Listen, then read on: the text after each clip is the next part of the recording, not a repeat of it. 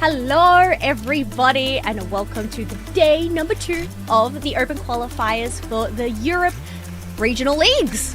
I mean, it's the start of a new season. I know, Soph, yes, we have Sophie, I'm Kello.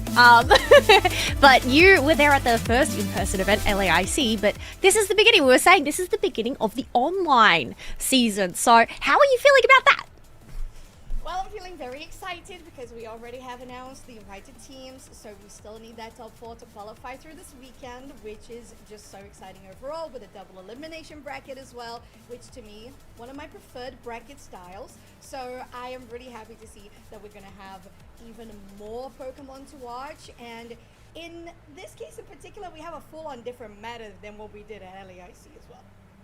Oh, yeah. I feel like some things would be the same, but then there's also going to be a lot of changes. I feel like we've had a lot of new additions in between LAIC and I guess now in terms of those Mega Pokemon and everything like that, but also just having those patches. So really interested. I know I was jotting down some notes last night while watching the matches, and I'm like, oh, interesting to see that coming back. And I guess that's not so surprising. So many of those moments, which I think is just pretty common with United Esports, isn't it?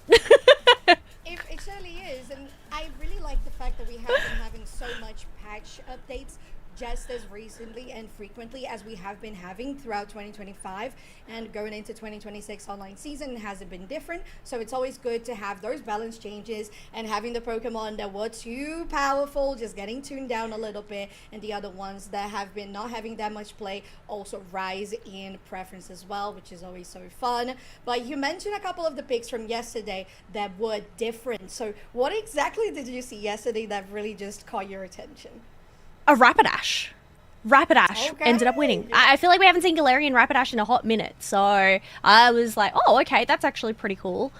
So that's one of the picks that ended up catching my eye. That was played by Avalanche, who has actually made top 8. So I guess for those folks that didn't end up tuning into day 1 and how everything is working in terms of the format and everything for Europe, well, we already have announced our 4 invited teams for Europe NA, and then the 5 invited teams for LATAM. So I guess just a refresher, if you haven't seen socials, BH3 Esports, Engage, Kamai Esports, and Team Peps are the 4 invited teams as part of the regional leagues. And because this is the open qualifier, the top 4 teams that make it out of day 2 here today will go on to then join those teams. So we have our top 8 there. I actually can't remember off the top of my head. Siobhan might be able to jot my memory there, or get up a bracket. I can't actually remember how many teams we began with yesterday, but it was a lot. So to be back down to the top 8 is just like, okay, there's some big cuts there. Yeah. There were a lot of matches we covered, so. It's true. Let me double check here. 1, 2, 3, 4, 5, 6, 7, 8, 9, 10, 11, 12. So it's around 24 teams, is this what I gather? Okay. So feeling pretty good from yesterday to today, like you mentioned, the top 8. And as we have here for the winner side, Guerilla Tactics, Rework Esport Core, and J'aime le poulet. I love that. I love chicken. And 5 a.m. gaming.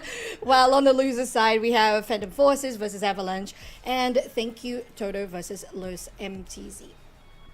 Gotta say, every year they come up with more and more creative names. I love the French names. The French names are very exciting every single time. I'm not gonna lie, I googled that one because I'm like, oh, I wonder what the meaning behind this one. And when I saw that it meant I like chicken or I love chicken, I'm just like, I am so rooting for that team just because of their name. I hope it's fried chicken. Do you think it's do you feel like it's fried chicken? Do you feel like it's like a full roasted chicken? What type of chicken are we talking about today? Well, I mean, to be honest, I feel like chicken is chicken. It's just so versatile. However you enjoy it, I mean, it's going to be good. So I guess in that sense, does that mean all of the matches for J'aime le poulet. I was like trying to practice this before broadcast, so I'm like, I hope I don't end up getting tongue twisted, and I got tongue twisted. It's true. But I think the matches are going to be good. Oh, they definitely Anyway, that was will. what I was getting at. Anyway. Yeah, if the team names are good, the matches are going to be good. That's an equal statement. Just the same as if you have good Hollowware, you also have good games. So that's usually how it goes as well. Is that real? I mean, look. That's how you don't my have to have mind the works. Hollowware. I do, or else I play bad. Okay, it's the placebo effect. Oh, Yeah, I look cute. no, I will don't- be don't- good. I don't will do be that. good. Okay. No, it's not the placebo effect. It works. I look pretty. I play good. That's just how it works. But I guess also for those folks that didn't end up tuning in yesterday, either to EU, we had all the broadcasts. So we had EU, we had Brazil, which is Bruno Monkey. We had Qatar Unite covering LATAM yesterday, and Steel Agent covering NA. But I guess the thing, because this isn't an official broadcast, one thing to note is we are doing these all through spectate mode. So in terms of breaks in between, they can be quite all over the place. We might end up watching one match here and then end up jumping to another set there and everything. So we want to try and get as many matches as possible here today to try and build those stories for each of these teams and get to know them. I guess, pretty much while we know a lot of these players individually, a lot of them have gone on to go and create these new teams. So just to go and discover this newfound synergy, as many matches as we can, just like we did yesterday. So yeah, just thought I'd let you folks know.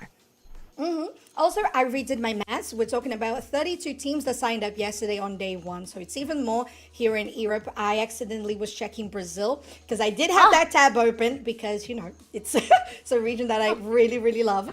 But 32 teams overall for Europe is quite a very nice turn up as well. But you were talking about the rosters and how we're going to be covering as the first match of the day is going to be Guerilla Tactics versus Rework Esports Core.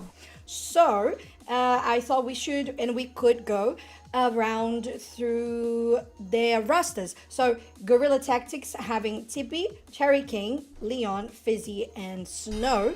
A couple of very interesting and known names as well. On the side of Rework Esports Core, we have Cascade, Japa, Azelito, Nododo, and Voxo.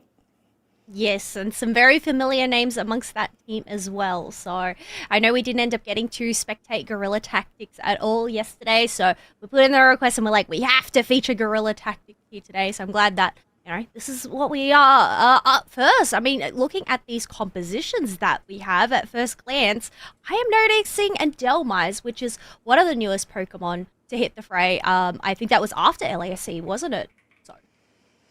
Yeah, exactly. I feel like it was during LAIC when it was released, and that's why we didn't have it on play. Yes, as we do have the moratorium for a little while there. But one other thing I noticed, Pormot is actually on the field. Well, poor me currently, who is in that central area for Guerilla Tactics. It's an all-rounder we don't really see very often. I did see one game yesterday, however, they did end up losing. So I'm really excited to see how this Pormot goes on the side of Guerilla Tactics. Oh yeah, I'm very excited as well because if I'm not mistaken, we did see at LAIC the Palmont on the hands. It was either DreamMax or Force Gaming, one of the two Brazilian teams, when they were playing for their third place match and trying to get that ACL final spot. So I'm very excited to see Europe also bringing this into play. They might have watched LAIC and thought this is a nice play, and Snow is exactly doing that as they wait for the first Pokemon to spawn there in the central area to take them down. As on the top side, we have a transition here from Japa just looking for the Swablu Altaria, followed up by that Palmont as well. Now they're going to go here, but not really forcing too much of a fight as they fully focus on the birds themselves. Now straight going for the Mimikyu on the backline though, Ghatlue, as they're going to get poked back, but it feels like they still need to be careful on the side of Guerilla Tactics because they're going low in HP. Yeah, they do not want to go up against Delmise, especially only at that Pormo phase. They want to at least get a few levels, get that full evolution before diving in, especially because they have that Clefairy at level 3, so unable to provide that support moving on forward up against that Latias that doesn't even need to evolve. It's true, and that's such a advantage here in the early game, right? With a 3-person rotation here to the top side, that Clefable has to use that EXP just to go into the goal and try to get that invincibility frame. 3 points scored, and they are going to get taken down. I think the downside with that spectate mode is we don't actually get to see what items everybody is running. But if it's a Clefable, I'd say they're probably running those special attack specs, which is why they're going in for those dunks. Otherwise, Rework Esport Core make quick work of that Reggie Drago for themselves. It ends up being Dodo picking up that buff. Whether they're going to actually have to go in to push this, we'll have to wait and see. Ooh, it looks like they're very hungry for this one. They take one down, and it's going to be that Mimikyu that guarantees it with a 1-for-1 trade, though, in this nice defense by the side of Guerilla Tactics. Although it was a 4-person push, looking pretty good. A brawl here on the top side, as there's still 20 seconds for the Reggie to spawn. Oh, but an X-Scissor is going to block off Leon there. They are using that follow me, grabbing some more balls to go and dunk in and stack up those, hopefully, special attack specs, but we have those objectives spawning in about 5 seconds here, so. Yeah, looking like this bottom Reggie is the way to go. Not going to be the Reggie Aleki, instead the Regice. And this part of the map is going to be fully dominated by Rework Esports Core, as they have had their Rock Tomb from the side of Caruso, really just creating now space. Now Clefable has to try to run away. There's a snapshot that could connect there. But, oh, actually, the Mew with the Solar Flare that could get them in the backline. And they continue pushing pretty well, though. Defense from Guerilla Tactics takes one down, as Rework Sport is still trying to get away from this. Although they really wanted to go for the goal zone, not even one single point was scored. And the mighty defense from Guerilla Tactics, they managed to take that one. While on the top side, Tibi is focusing on the Reggie Aleki. Yeah, Tibi's trying to focus on that, but Cascade is trying to go and interrupt them. Getting some backup from Fizzy here. They're going to try and shred down this Reggie Aleki, but I guess because Delmise is all alone waiting for this Latias to appear, they just want to wait carefully and are unable to get a steal on that one. So it does go to the side of Guerilla Tactics. And we know that Zacian is such a good Pokemon to solo those objectives as well. And for this Reggie Aleki, we have some advantage here on the top side for Guerilla Tactics. Although Rework Esport is just looking pretty good in defending this, as we have 130 points on the lead, make it 133 for Guerilla Tactics. Yeah, 0 points to Rework Esport Core, but they might make a move up in this top part that is at a healthy 80. Just a matter of whether they can take these members down. Mimikyu goes in with their play with me, but they immediately get knocked out by Chan. Ooh, and there's a chase that comes from Guerrilla's Tactics as well, as although that Solar Beam was able to catch a couple of them, it's just not quite enough to actually do enough damage. 3 KO streak going to Tibi, as Guerilla Tactics is very close to pushing out for completing this zone with a 25 over dunk as well, with a 228 points lead over 0 for Rework Esport. Yeah, the Rework Esport Core are definitely on the back foot here, considering they still have those 3 level 9s over on their side. Crustal now has their Unite, but they do have the resources available if they do want to take this next fight, in comparison to Guerilla Tactics, who only really have, they only have those 2 Unite moves available for them. And here on the bot side, as we mentioned, Tibi on the Zacian doing pretty well as soloing those objectives. There's a fight happening in the mid-central area, but Rework Esport has to be very careful. Their numbers are not looking pretty good levels-wise. No, not looking good at the moment, but just trying to regroup. Do they get a pick on the Umbria? No!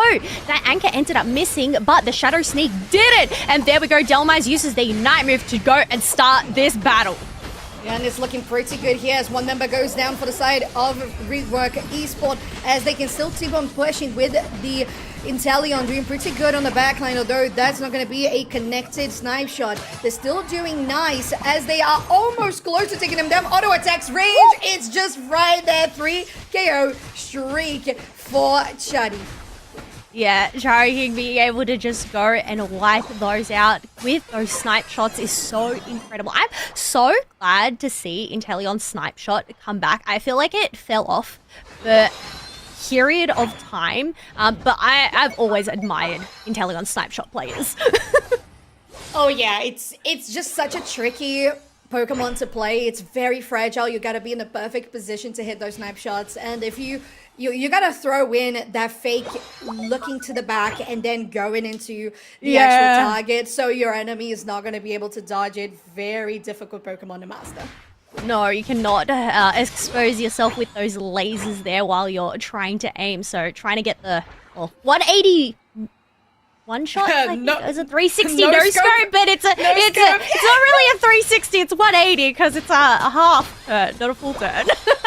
That's valid. It's also very 2D of a game as well, so it might as well just be 180. And speaking of those snipe shots, doing pretty good at chunking down on that Latias. Still 45 seconds for that Groudon, or actually in this case to spawn, as in the central area. We're still having Guerilla Tactics doing so good as dominating this area. Oh yeah, they're dominating the point board, they're dominating all of these objectives by getting all these secures. That final one being that Reg Ice to go and give the team that HP buff, heading on into Kyogre. Wow, that feels weird to say. Yeah, exactly. That's why I was like, Groudon? If they merge together, I guess that would be it, the fusion. Kyogre. Yeah, that's exactly how it goes. 5 seconds for that Kyogre to spawn, as you say, and Guerilla Tactics still doing so well at chunking down the enemies with the snipe shots there on from Chatty. Now, or actually, well, it is Groudon. Like, oh yeah, it is Groudon. Oh, they must be proud. There we go. We're playing Groudon. We did see Groudon last night. I should know this, not Kyogre. Been playing too much, well, not enough rank, but yeah. Anyway, we are going in with the fight. A great X-Scissor coming out from that Crustle, but they do get pushed back by that Umbreon.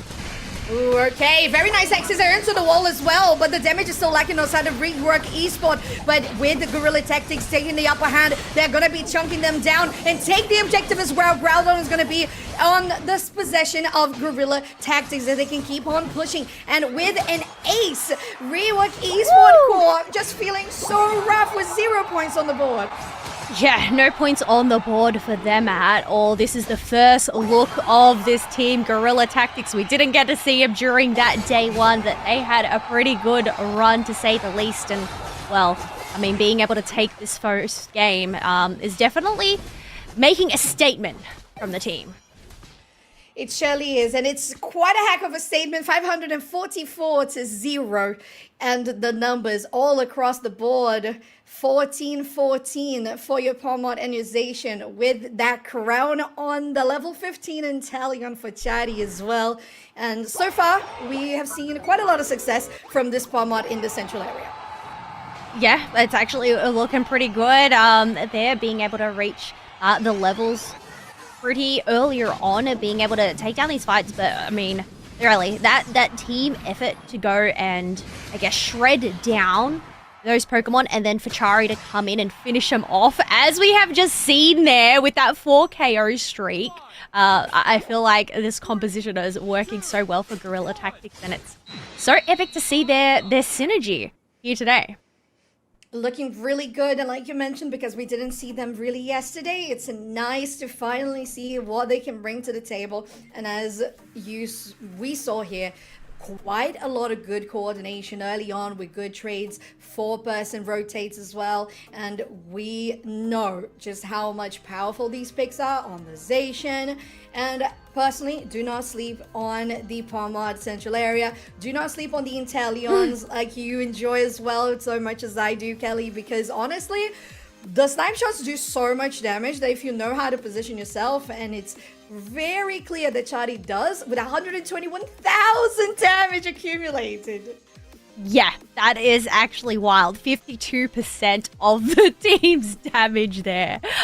So more than half. But as I said, you know, that was a team-wide effort for the rest of those melee characters to go and shred them down, and for Chari to come in with those big bursts of those snipe shots to just go and land those finishing blows is absolutely wild. So we can see as well, we do have our bans, which we didn't get to see at the beginning, but we had a Glaceon ban, which I feel like is pretty warranted, Miraidon, and a Mewtwo Y on the side of Rework Esport 4. Yeah, while Guerilla Tactics goes for that Mega Lucario with a Serena and a Suicune as well. Quite a lot of control that can be granted by their Pokemon. We know the strength of Mega Lucario, and Serena just been rising for a while, just doing pretty well in lane. Yeah, well, we did see think it was one. I think from the top of my head, one Zarina player yesterday. That was over on Team Avalanche. We did see a few? Or maybe we did see a few. Okay. But yeah, no, I think, yeah, given how many all-rounders we have in the roster, we're spoiled for choice, really. We are. I feel like we are spoiled for choice. So I feel like, you know, I feel like there's top ones like a Blaziken, or what else is there up there at the moment, so in terms of all-rounders? Oh, you put me on the spot there. The Megas. Let's think. Yeah, the Megas. Look. Oh my god, you put me so much on the spot. I totally forget stuff when I try to think about it. Let me just get the whole list. I think it's, I guess, because Zarina, I feel like Zarina always feels like it gets swept under the rug, if that makes sense. It does have its moments where it shines, but then I also just feel like it's one of those picks that you don't really see as often as, say, you know, a Blaziken in this meta. So it's always great to see when people actually come and bring that Zarina out to play. I'm always a fan of. Agreed. I think she's really good, and I think she's a good hyperscaler as well, considering the likes of those all-rounders sometimes being 1 or 2 tier evolutions. So just gathering here on a fresh reminder. So we have the Blaziken, a Shifu, the Zacian, the Scyther, which I don't feel like the Scyther is that dominant. Well, that's like a EU. Speedster, it's more like, I guess. It's Scyther true. being, this Sizzle being the all-rounder, so yeah. Like, yeah. So But don't really, as I said, don't see it background, in the EU Buzzwole much. as well. Yeah, we did see about a few Buzzwalls yesterday, actually, now that I think about it. There you go. But, yeah, anyway, having that Zarina ban, I'm wondering who over on that opposite team, because I feel like that would have to be a targeted ban more than one of those blanket bans, was more the idea that I was getting about before going down that other path. Yeah, I would agree for sure. Because, like you mentioned, it is niche, but it works out pretty well when it is played by somebody that's very well acquainted with the Pokemon. Yeah. So, like you say, it just makes more sense that it's a targeted ban. But I wonder if we're going to see any Megas today, because we already saw the Mega Lucario being banned. Because honestly, there was a lot of Megas banned in LAIC. But for example, the Mega Charizard, it really wasn't having that great of a time.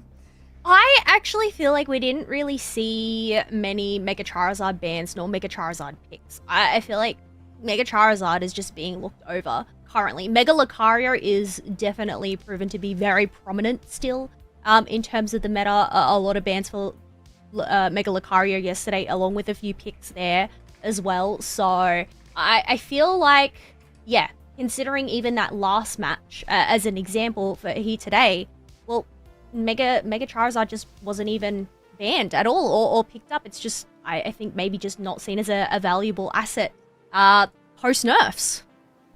Yeah, sometimes it's just too powerful, but when it gets nerfed, it just kind of gets completely taken off the board. Although, we were talking about all-rounders. We have a Suicune and a Buzzwole on the side of Guerilla Tag. Oh, or actually, we're going to... This is... Yeah, this is Los MTZ versus Thank You Toto. I got confused. Yes, so as we said, we are doing this through spectate mode here today, folks. So going to be jumping around between matches whenever they do pop up in that spectate mode. That way we can get a good view of what EU is looking like, especially considering there's only going to be 4 of them that are heading on over to participate in the regional leagues this season. Yeah, it's so exciting because we're already on the top 8, so that's half of the teams here are going to get taken out of the competition, completely out of the online season, and 4 of them that are going to make it into 2026 regular season. Now, here on the bot side for Los MTZ, we are actually not on this side. for Thank You Toto, they have an Alcremie, which is a Pokemon that LAIC personally didn't do that well. We'll see what's going to be the case here on the top side, because there's a lot of pressure already coming from their Leafeon, but they're going very low on health, and maybe the Salordan Raichu could capitalize on it. Still going out with those dashes, but they're not going to fully commit yet, just waiting for the 850 to get some help, and the Buzzwole has already returned. Yeah, they have come back just in time for those birds to spawn on up. But looking at Lost MTZ, two of those members were already half HP, but looks like Buzzwole gets caught out once again. Oh, but that headache was really good from Nayad. That it was just the perfect location to push them into their own squad and for Los MTZ to really take them down. Now, they're having good pressure and control across the map so far. They were able to secure those birds on the top side, as you mentioned, and just waiting for that Regidrago to spawn in the central area as well. Yeah, well, 15 seconds left to go until that one. We'll see which team, whether, if any, go and prioritize that, or whether it's just a matter of trying to get in some dunks. We don't actually know what items these players are running, but I'd say Buzzwole is most likely running that attack weight, hence that smaller dunk just there. Oh, yeah, but Los MTZ is really aware of this fact, and they're trying to capitalize on that bust while having the range from Bertillo as well.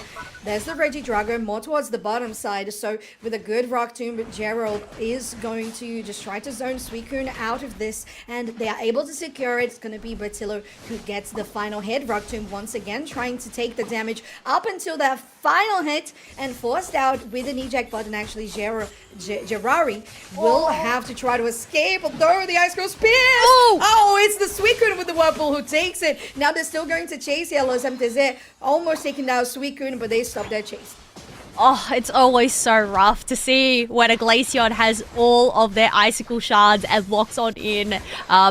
I thought that Crustle would make it on out, but I guess Suicune there having their back, making sure to go send in that Whirlpool to finish the job. But we do have these objectives about to spawn. Rock Tomb is going to cut off that Raichu, but they are able to retreat back into the back line, into safety. But I guess there isn't really much safety from Leafeon going and using their Unite move. But no, wait, Leafeon is the one that gets taken out. Yeah, they are. With the X's here on the wall, Jirawi will capitalize on the Suicune though, but it's 3v3 here on the bar side. Regirock is going to get blocked by the Rock Tomb themselves, but it's going to be the side of Thank You Toto who takes this one, as they're still going to try to escape, but the fully stacked Glaceon is not going to take no for an answer. Will take yet another Pokemon on Los MTZ down. I don't know if that was a misaim there, locking onto that Indeedee instead of going onto that Psyduck, but I guess that Indeedee was there to go and save the day. As I said, there's no escaping those Icicle Shards unless you have an ally go and body block them.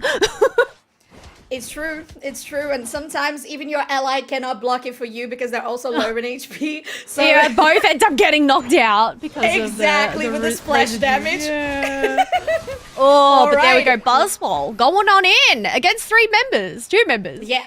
Yep, it's a very swole bug for sure, and even Reggie is low on HP on this Blastoise. They did use their rapid spin there just to try to dislocate the enemies, but Jirawi here on the bot side once again on low HP. Gotta be careful about those Ice-Cold Spears. Rock Tomb though, they go with his X-Scissor again, and they're able to at least survive for a little bit longer. That's the Meteor Storm as well with a nice knock-up, but there's your cake, and the party has started. Although on the top side though, Thank You Toto will take the Regieleki, as unfortunately Blastoise will go down and not going to be able to defend for Los MTZ's top side.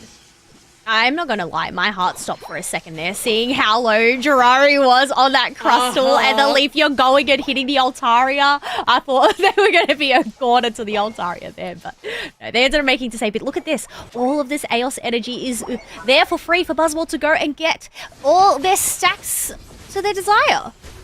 And it feels good for the Buzzwole if you're fully stacked on 6. Oh, careful there, Girari, once again, and showing that this Crustle is not as tanky as you would like. And Los MTZ's defender will go down, as now Bertillo also has to be careful. Forced to use that eject button away from that Whirlpool. Now with the Glacial Stage onto the board, this zone is being really threatened. Yeah, getting threatened, but Miraidon is doing a great job of defending there, utilizing their moves at the right time. Icicle Shard has locked on to that Leafeon, and once again, there is just no escape. Regirock is quite low, and it ends up being the Alolan Raichu to get the secure for Thank You Toto. But it looks like the fight is not over as Losimteze is still going to continue this one. But Icicle Shards from across the map, Brutal Hunter will take yet another victim here on the side of Losimteze as Thank You Toto is still able to not only take the objective but also secure a defense. Although Losimteze's bot tier 1 is still on 90 points. It is still quite healthy there, 40 points to 113 currently. So while Thank You Toto are in that lead, it's not much of a lead headed on into the second part of the map. But looking at these levels, we are looking quite even. 2 level 12s on either side, along with those level 10s. It's only that Buzzwell that's that level 11. But I think Lost MTZ, they're keeping up despite the point discrepancy.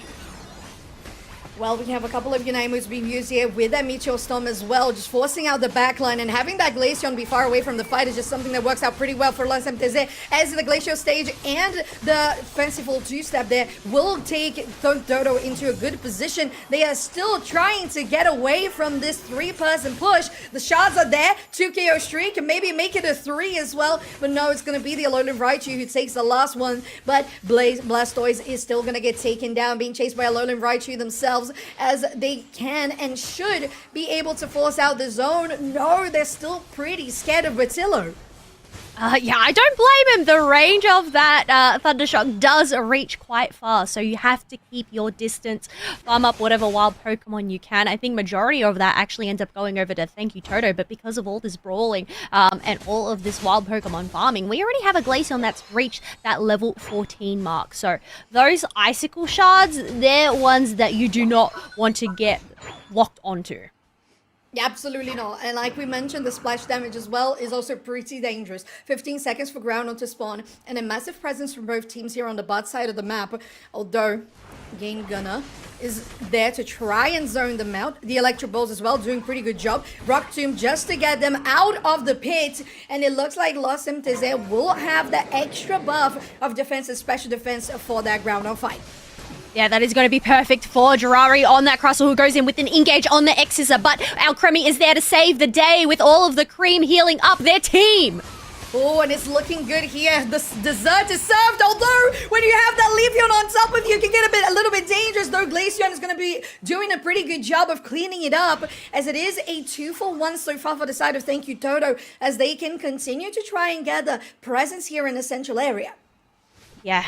Just a moment of reprieve as we have members trying to farm back their Unite moves or bait anybody that is left unattended. Buzzwell making a risky move, going up by themselves, making sure there are no back caps from Lost MTZ, making sure to just go and bush check. But we can see some retreats on the mini-map there. Leafeon has decided to go up into that top half, while the rest of them, well, are they looking for this second fight here, heading into that 1 minute mark? Oh, and it looks good with that Rock Tomb, although there's still going to be so much healed from the side of that Alcremie to help out Thank You Toto, Suicune. But they're going to be the ones to attack here. Losimteze on that Groudon. With those Electro Bows, though, they got to be careful about the zoning and the minefield that there is. Gunner's there. That Rebel Rouser actually doesn't hit anybody. Sweet Kiss is on the board, Whirlpool, just to try to zone them out as well, as Groudon is fully dominated by the side of Losimteze, and that's who they're going to take the objective themselves. Thank You Toto has to go on a retreat and try to defend this one, but it looks like Losimteze is going to be successful on this push. Well, they only need to get one dunk in of that 100 points, and now Lost MTZ have taken the lead 3-3-3 to 1-1-3 with only 15 seconds left to go. There is not much left that Thank You Toto can do. 5 seconds, and Thank You Toto. They were already 1 point down. Lost MTZ punching that ticket into the second round of today's day 2 of Regional League qualifiers for Europe with a 2-0 sweep and a very dominant performance. Although Thank You Toto honestly felt really good in a couple of fights. That Glaceon to me was a highlight, but Lost MTZ was able to notice that, really target the damage dealer from Thank You Toto and shut it down. Yeah, I think going in and ripping up that Groudon, getting able to get that secure, despite being on the back foot in terms of points, it really just comes down to that final fight when the points board is so close. And yeah, where Thank You Toto getting wiped out there, even though they tried to defend, it just wasn't enough. And I guess with that Groudon buff, it's hard to go up into those fights with that boosted attack. But yeah, I see the clicking on the battle data. Are we frozen? Can we not actually see the battle data? No. Oh, it feels bad. It feels bad. It's okay, it happens. It's okay. All within the constrictions that we have currently watching through spectator mode, but that's okay. We know that there was so much that was done by the Leafeon on the side of Los MTZ. We also know that the presence from that Crustle was really good. Those Rock Tombs were totally on point as well, and all of their squad's effort really well coordinated all around. When you pointed out, Kelly, that you had the Buzzwole, or actually the Leafeon that was going to the top side and just trying to get some presence there as well, guaranteed that if there was something to score, that they could do it. And the fact that they stretched out that final stretch, just leaving so little time for, yeah, we have it on screen, but leaving so little time for Thank You Toto to actually defend, it worked out beautifully. Yeah, I think that's the thing. I mean, it's obviously a risky play there for that team, is wasting pretty much half of that final stretch. Trying to make a move, especially when you are the ones that are behind in points, to try and rely on securing that Groudon. That way, even if they do end up getting it, like there's not, or they get knocked out while risking the dunks with that Groudon buff, there wouldn't be enough time for Thank You to Toto to go back and get those dunks themselves. So it just really worked out in their favor. But I mean, just their team composition in general. I think Jiraiya worked really well. That Rock Tomb paired so nicely with Bertelo's shred there on that Miraidon, and also the Hydro Spin with that Blastoise as well, paired really well. But I mean, yeah, it was definitely looking brutal there. Having Brutal Hunter on that Glaceon so fed and so strong at that level 14 mark, but hey, I guess sometimes you've got to make these big plays to try and make waves. You do. And speaking of big plays, I feel like even the Leafeon on the side of Los MTZ tried to do a couple of those, even 1v4 sometimes. So they were bold. They were aggressive, and it paired well with how they were playing. You mentioned not just the Rock Tomb, but together with the Rapid Spin, getting not just the wall, but the other displacement to get people pressed against the wall with the X-Scissor as well. And especially Battiller on the Miraidon with the charge being 100,000 damage. It was just constantly chunking and shredding those defenses.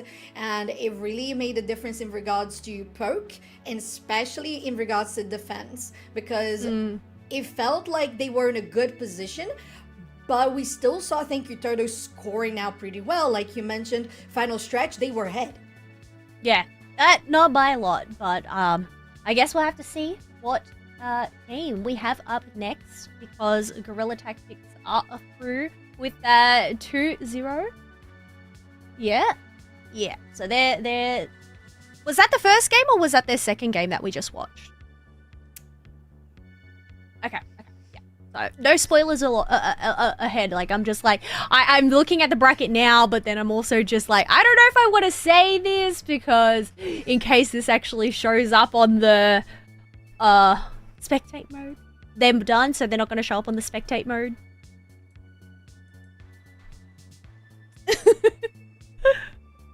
Yeah, true. Okay. Well, so we can give you a bit of an update of what we have on the bracket right now.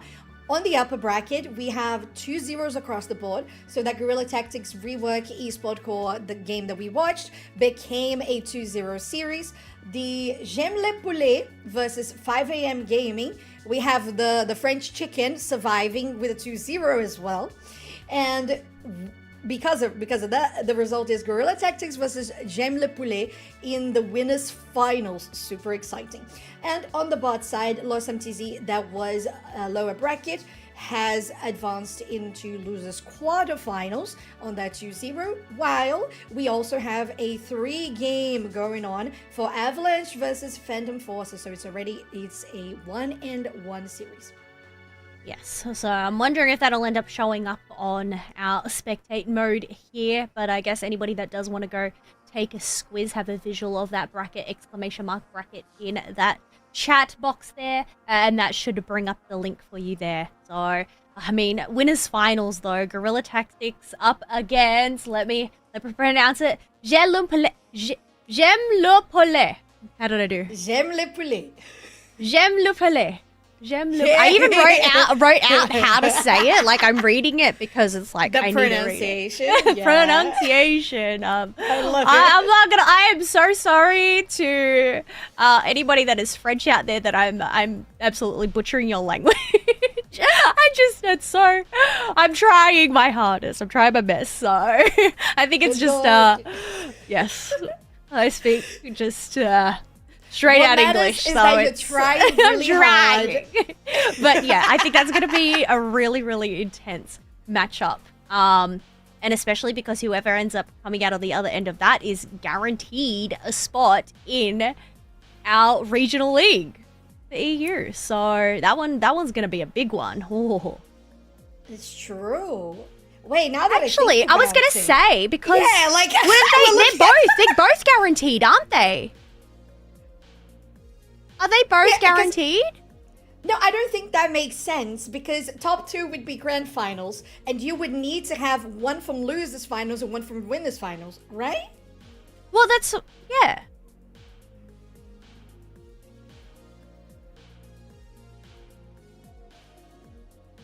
Oh, okay, so everybody's in. Okay, mathematics. So we have Guerilla Tactics and J'aime le poulet. I think I did that right. I don't know. But they're both guaranteed for the regional because whoever ends up losing goes down to the losers finals. But that's still top 4. Anyway, the losers finals still top 4. So they're...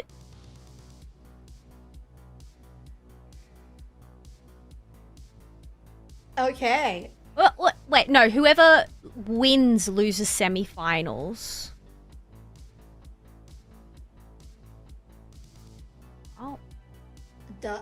Do they? Is that? Yeah. Oh, yeah. Because losers finals would be. I don't know. This is confusing. Oh yeah, you're right. Yeah. Okay. Yeah, we get it now. So it's the top 4, which means the two teams that are in winners finals right now, Guerilla Tactics and J'aime le poulet. We have your announcement. Guerilla Tactics and J'aime le poulet are in the regional for Europe 2026 Unite Championship Series. Oh, it took a bit to work our brains, get the cogs turning there, but hey, we got there. So yeah, actually, massive congratulations to them. But hey, no relaxing just yet. Okay, you still have to do your winners final. Okay. The winners final and the grand final. And the grids, yes. Well, we were talking about this earlier before broadcast, and it's like, are they actually going to play it all the way through once we have our top 4? But I guess we'll have to wait and see how this all ends up working. I do see up on the start GG, it did have the little bell, so which is like, I think they're calling, but the timer has started. The timer has started, so I'm guessing they are going to be playing.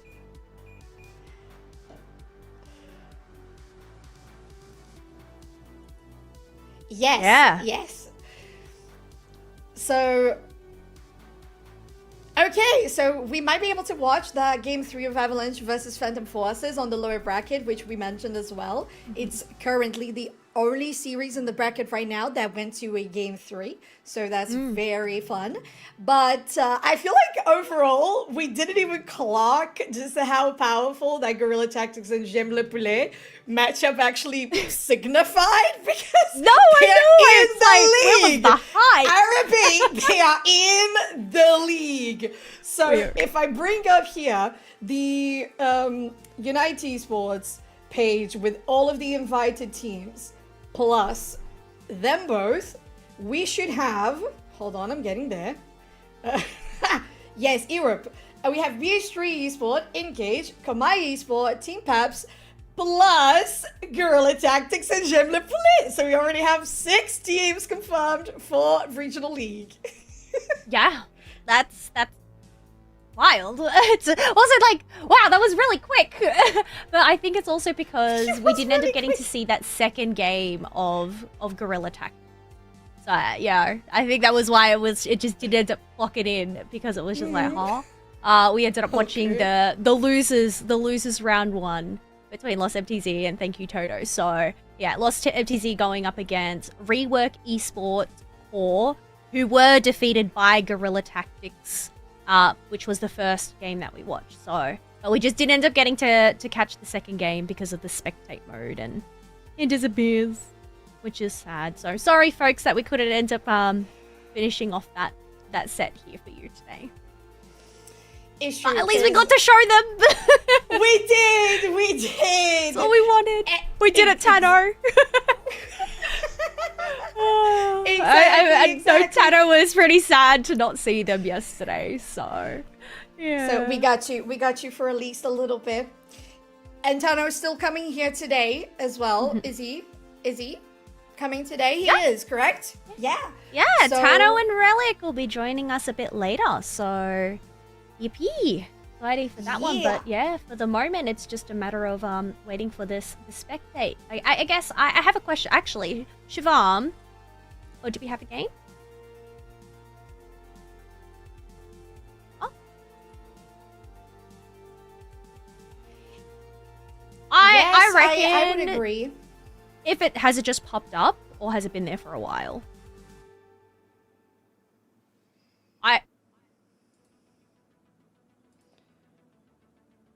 Okay.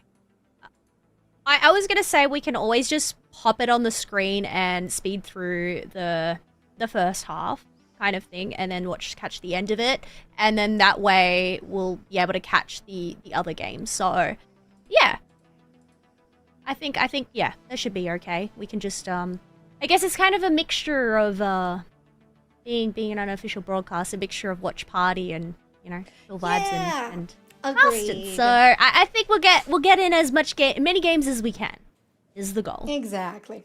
So this one on your screen is the start of Rework Esports versus Lost MTZ. As we have watched both teams already on the stream today, so now they're facing each other, which is very interesting as well. We have a couple of repeats, the Latias for Lost MTZ. Well, actually, was it Lost MTZ who got the Latias before? I think it was Nayat, wasn't it? He was. Nayat was on Psyduck last game.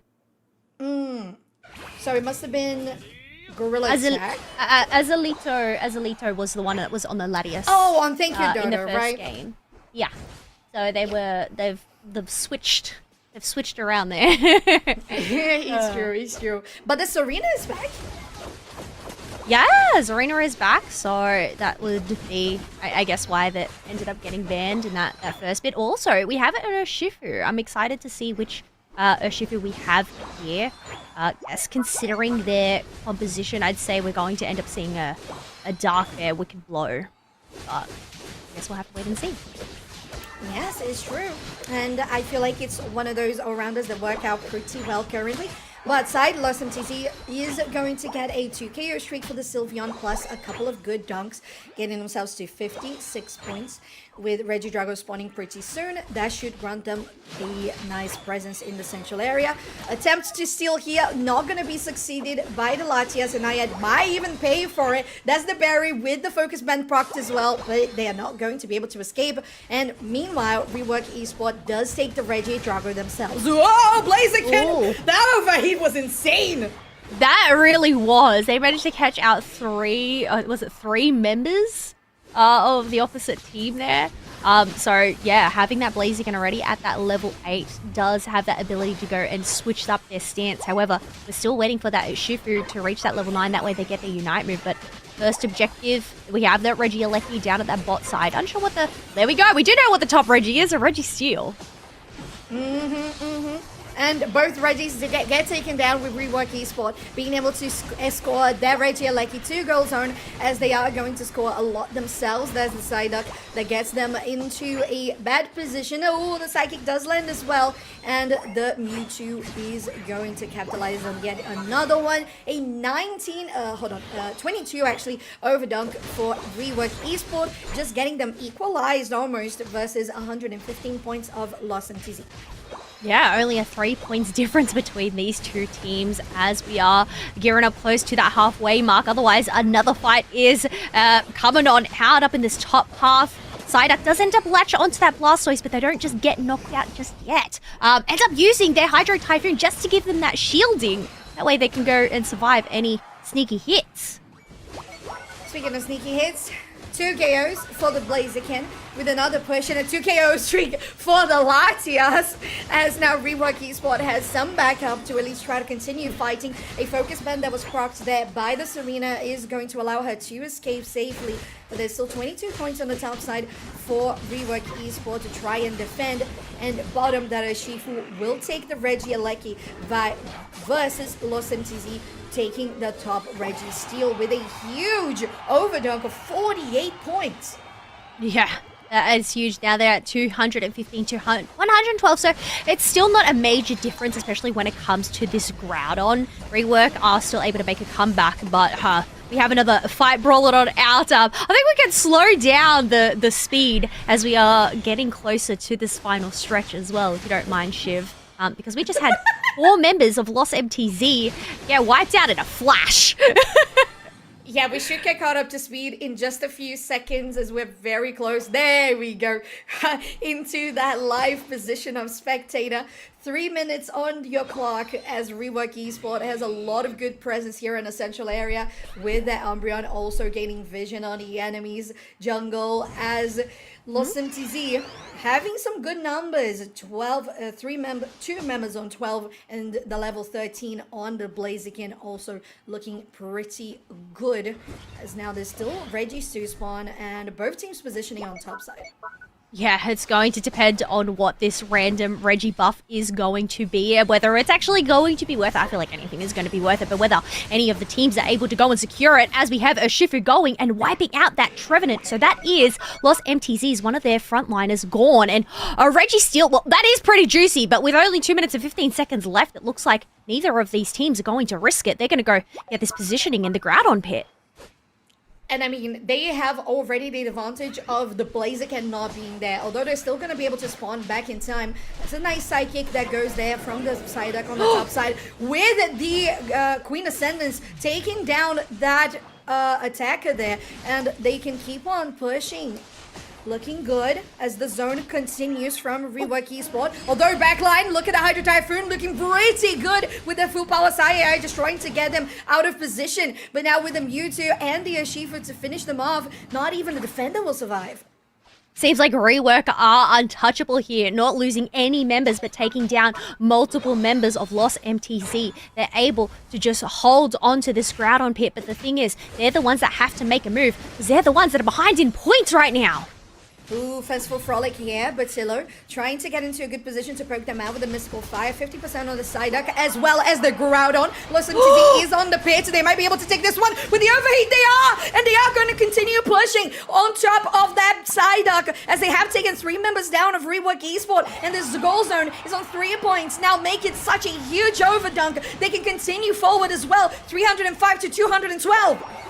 I know the saying is slow and steady wins the race, but I feel like Rework Esport waited a little bit too long, knowing that they had the numbers advantage but were behind in points to go and make a move on that Groudon. They had the chance, but they just didn't take it, and Lost MTZ was able to come in and steal it away from themselves.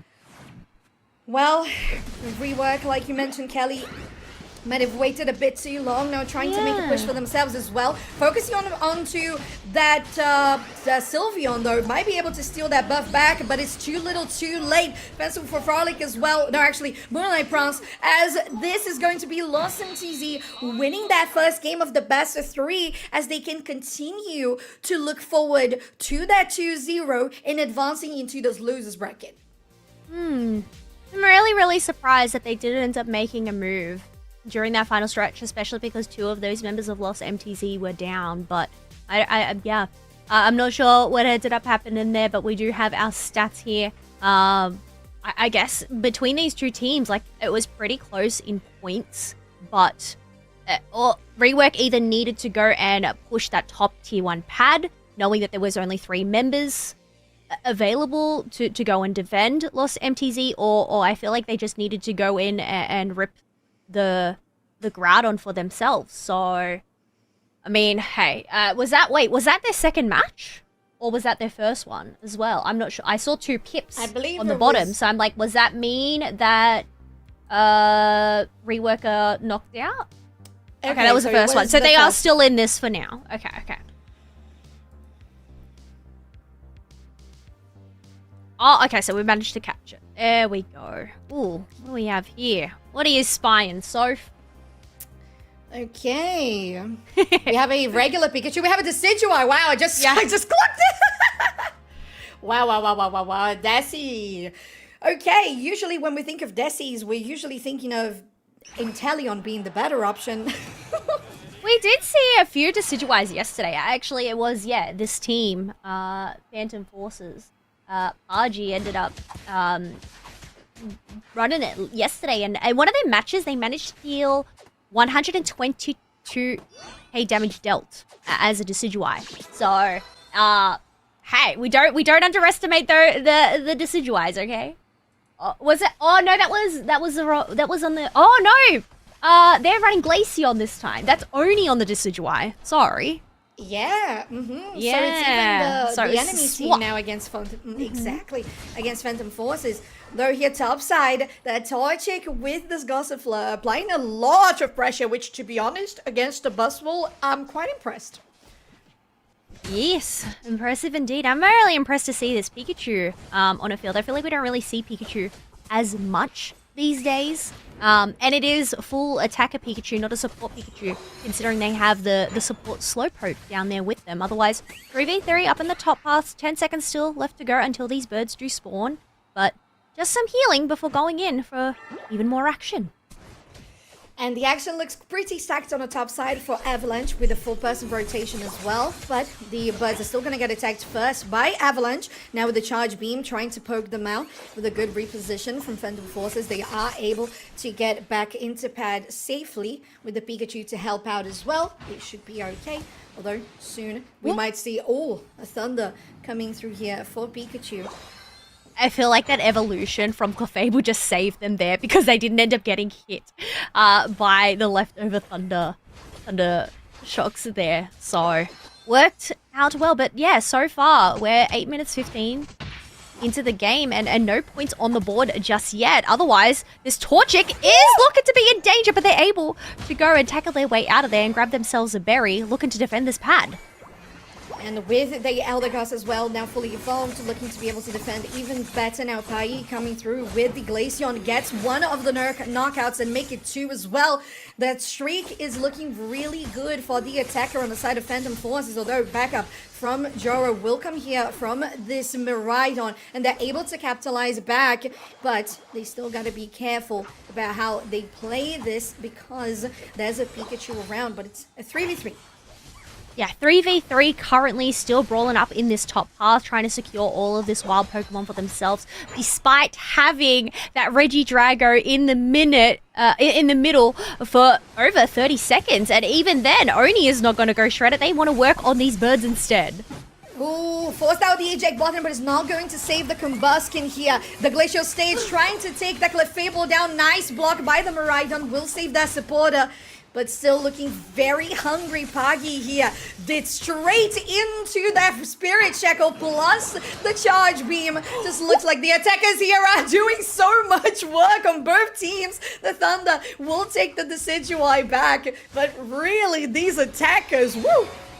Oh, I know the name is average here on this Pikachu, but these Thunderbolts, Thunder Shocks, they are not average in the slightest as they landed on the Regirock, but it ends up being the other Thunder Pokemon, Electric Pokemon Miraidon. to secure it for Avalanche instead. Charge beams are really good at that. Oh my god, with the rock tombs as well, the setups are huge. And Pikachu is not going to continue standing, although it is a trade of objectives with Phantom Forces taking the bot side. Regieleki just looking to have it score, and it will hit the pad. It hits the pad, allowing them to go and empty out all of their Eos energy. We finally have points on the board. So 88 points to 64 currently, and some more stacks coming in from Blue on that Blaziken. But finally, at that 6-minute mark, Regidrago has finally been taken by Glaceon. Well. Oh, Super Swole Slam trying to get 3 members there, but the Meteor Storm will get them up into the air. Just to zone him out at this point. Now Overheat goes into the back line. 1v4 even on this Blaziken as it gets super powered into their enemy team. But they're still able to escape. Pollen Puff will keep them steady. As now Phantom Forces continues to defend this bottom T1 really well. No points scored. I think that was a really risky play, but a really great play from Blue on that Blaziken there, knowing that Knock had been popped up by that Decidueye to just run full force at them, making them actually stop mid-Unite move. That way they couldn't actually go and knock down any of those other members on the pad. So very, very well played from them.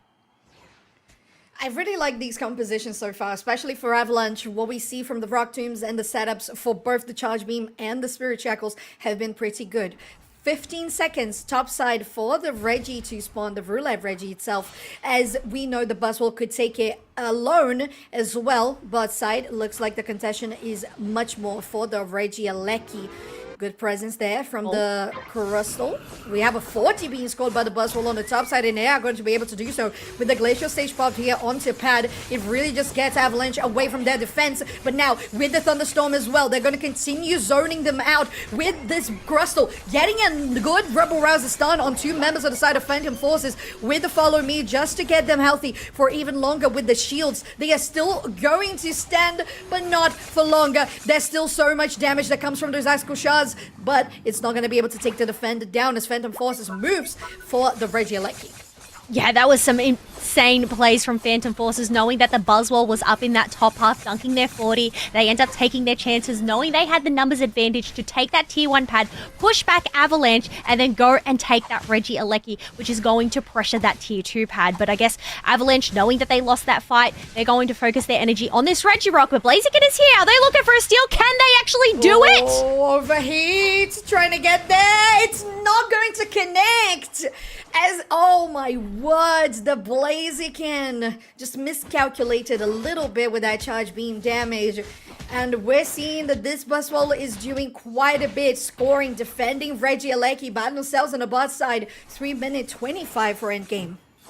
Oh, but there we go. Icicle Shard is going to shred down that Crustal because there is just no one there to go and defend that defender.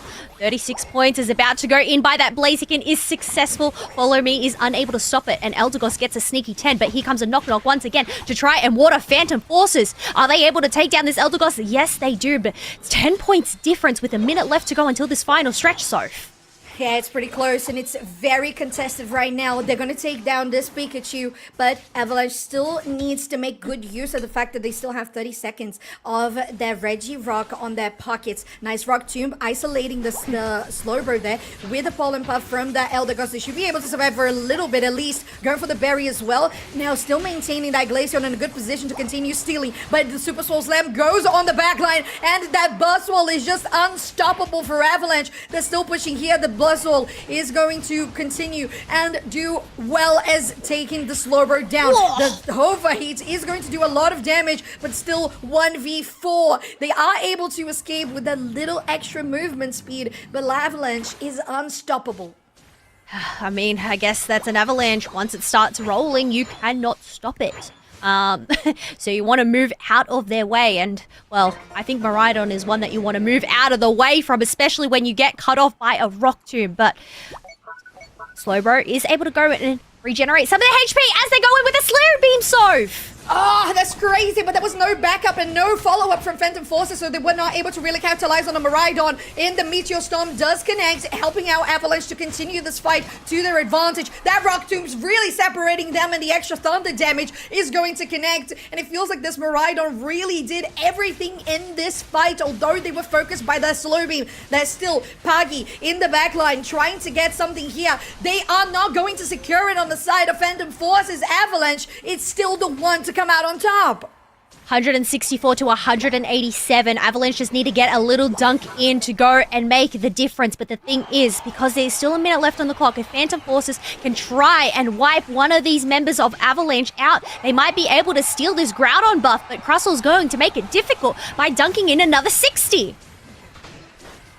382 to 187, 1 minute left to go. Plenty of damage that was done there by the Pikachu, but they're still not able to really finish anybody off to steal their Groudon buff back. But the Charge Beam is able to do so easily, as they are still pushing here. The Sidgeway with the Spirit Shackles, just getting them slowed down as well with all the chunks of damage that is necessary. The Super Soul Slam doesn't even connect to anybody because their teammates were just too good at chunking the enemy's HP bar, as they are 422 points, making Avalanche 2-1 in this series, advancing into the losers quarterfinals.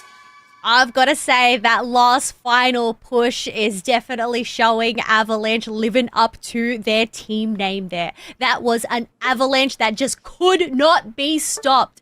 The shred on the Miraidon, the Spirit Shackles from Decidueye, Karake diving in with that Buzzball, but also these Rock Tombs were absolutely insane. And look at Nax with this Clefable healing, 128k. That is absolutely wild. We know how much Moonlight is prioritized as a move. Moonlight is so good. And it's not to discredit the Eldegoss as well with the 58,000 healed. It's just the fact that you have that consistent overtime healing with the Moonlight.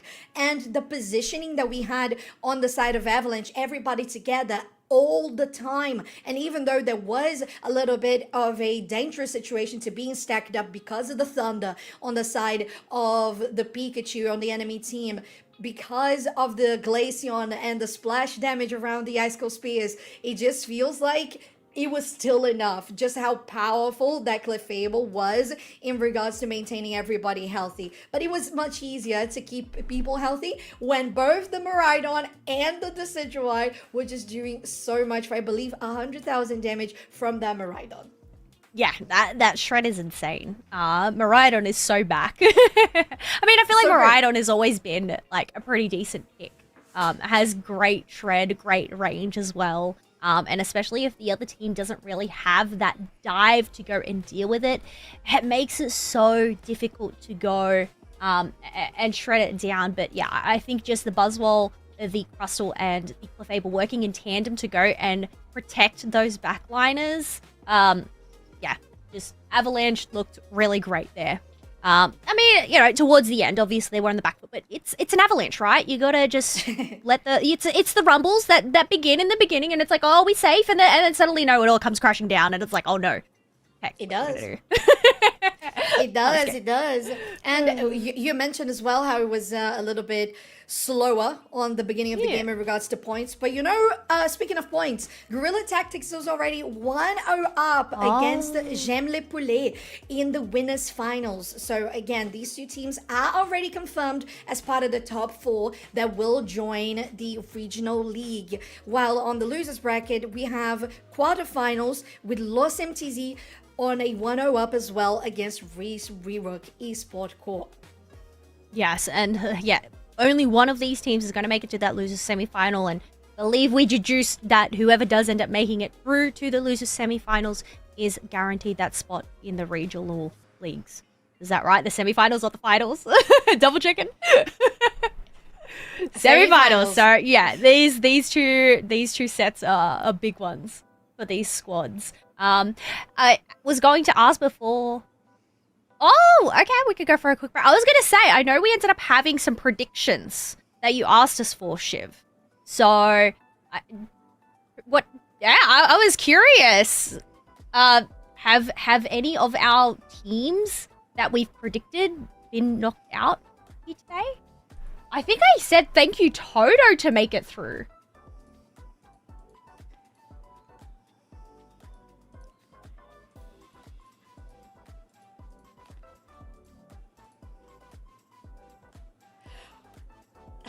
Wait, can chat hear you right now? Or can we only hear you, Shiv? Do I have to go and repeat that to them? Oh, we can only hear. Yeah, I was going to repeat it anyway. Yeah, it's all the voices. Okay, so wait, so we audience can hear you or can't? No. Okay, so basically in regards to predictions, Siobhan was saying that they had Rework Esport and Lost MTZ on the predictions for for today. But unfortunately, they're both playing against each other on the lower bracket, which means that only one of them will actually survive and move forward. Oh. Well, there we go. I also had Spicy. thank you. Oh yeah. I know how.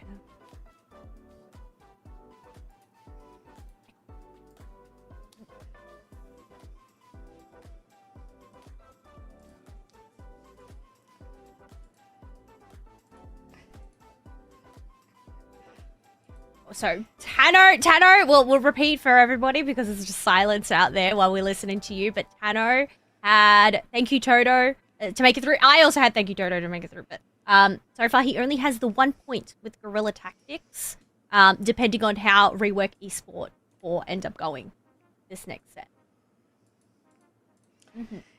Exactly. Well, we know the Guerilla Tactics are pretty strong, so a good point for everybody that predicted them. As we have Lost MTZ versus Rework Esport on your screen, 1-0 up for Lost MTZ. If Lost MTZ end up winning this set, I also end up losing a point because I had Rework Esport 4 on my top 4 as well. So, Lost MTZ. And they're like, nah, Ghatlue, we're going to show you. I shouldn't have doubted them. It was hard. I'm going to say it was really, really difficult choosing a top 4 out of this 8. Yeah, I agree. I personally wasn't feeling really well this weekend, so I didn't get my predictions in. But I see you guys' predictions, and I totally get what you chose, especially on the Guerilla Tactics front, the Rework Esport Core 2. This is such a hard match to watch because both of these teams have played so incredibly well. But one of them will get eliminated. It is a match point for Lost MTZ right now. So we'll see who's going to come out on top. Azelito back on the Latias for this game, Keller. Also, we have double Lucario. Obviously, one of these is going to be a Mega Lucario, which I just... Oh, there we go. It's Rework Esport Core that have Mega Lucario because it has the additional little symbol on there. We don't actually see it on the other overlay. It's only when you pan over to them. So, yeah, it's just so weird seeing Lucario up going against Lucario it's like there. My mind. Pick, just regular, like season 1 blind pick, double picks and stuff like that. Yeah. I feel like the only moment you actually can see it in the portraits is when the Pokemon Mega Evolves. Then it does look different in a portrait. But when they are just regular and they haven't Mega Evolved, then it's just the same. It looks like it's the same thing. But top side, Lost MTZ feeling really strong with this push. 17 points left on this top tier 1. Yeah, 63 ahead, 0 points from Rework Esport Core so far. Scyther just circling about, considering there is still 20 seconds left until that Regidrago does spawn on in, but looks like we have a bit of an invade here from Bertolo. Wait, they both have a blue buff. Who ended up actually getting that blue buff there? So I'm confused. Which one's new? Which one's old? I feel like I blinked and I missed this, so I couldn't tell you, Kelly. But we have a presence from Rework Esport in the central area there, as Regidrago is already on the block. Getting some nice damage on 70% here on the objective, although Jirari is caught in a very bad position. That Water was going to get taken down by the Leafeon. And it's the side of Lost MTZ that actually takes this objective down by pressuring them pretty well with that Scyther push.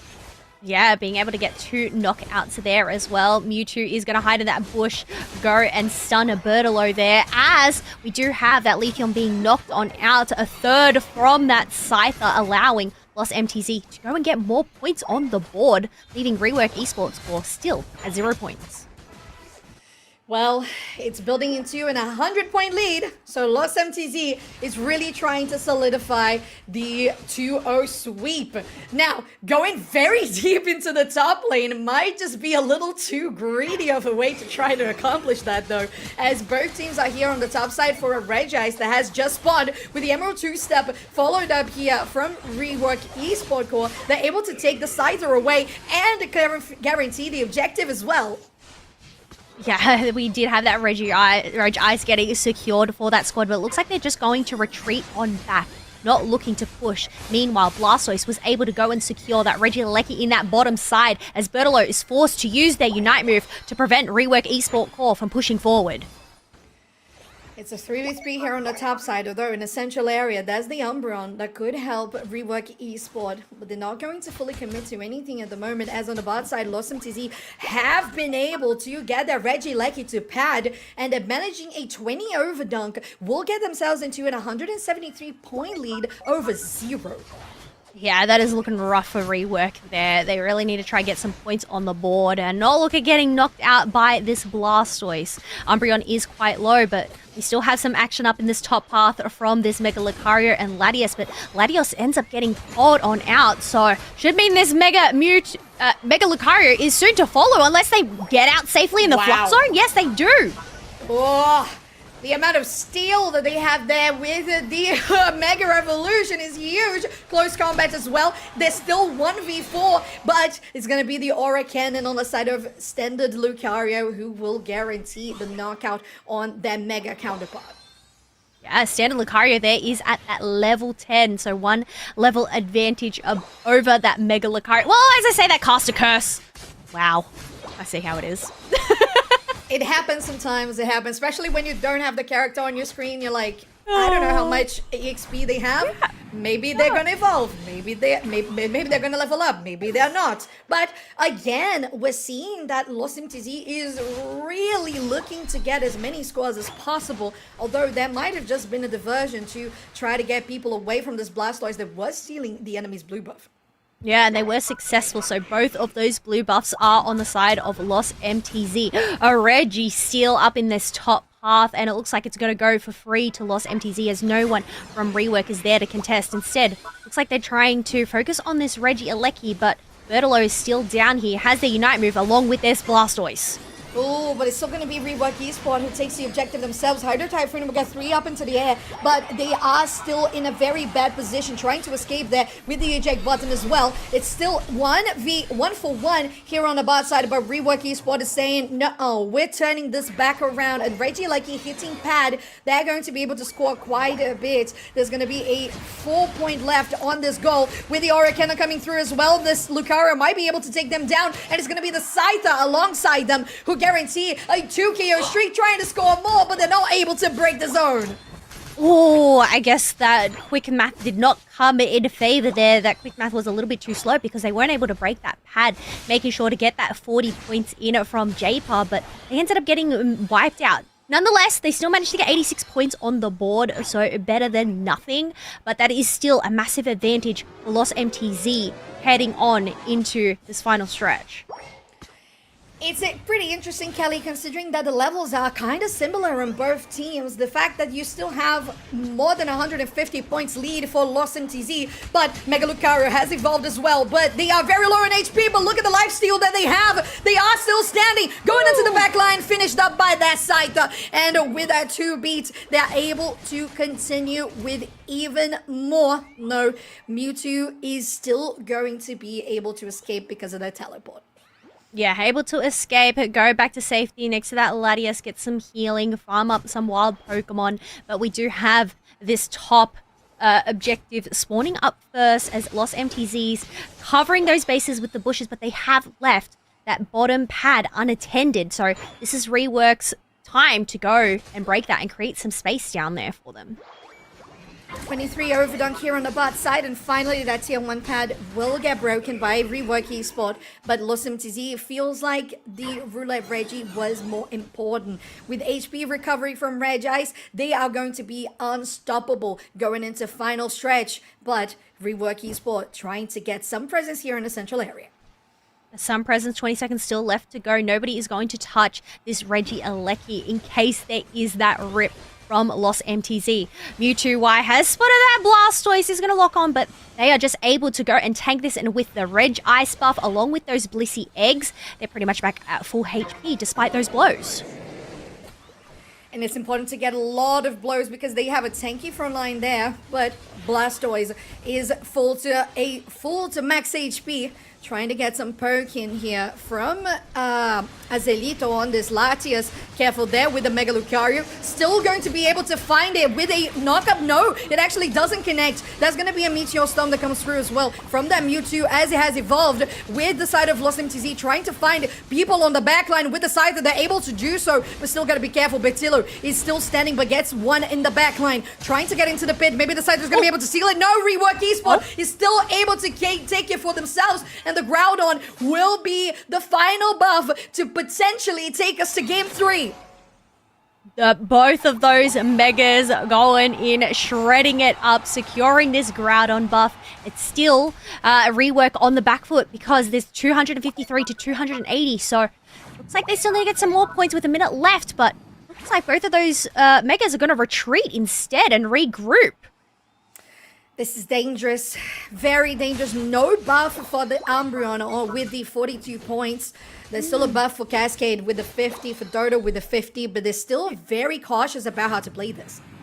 Do they know? They would know they are behind in points, right? They would have to go and collaborate together. You can see Lucario, well, is going into that bottom path, but yeah, Umbreon looks like they're just trying to get vision while the rest of the team is trying to run down that track towards this bottom tier 2 pad. It's 25 seconds left to go. Wait, but Lucario's going a little throw back at themselves. Whoa, maybe it's going to be enough for Lost MTZ with a big push here for Rework Esport. They're able to score and goes on 309 to 280, making 409. And now Rework Esport with 10 seconds to go. They are going to be able to take us into a game 3 as Lost MTZ's back cap was not enough. And our Rework Esport core is going to buy themselves another chance to continue in the slower bracket.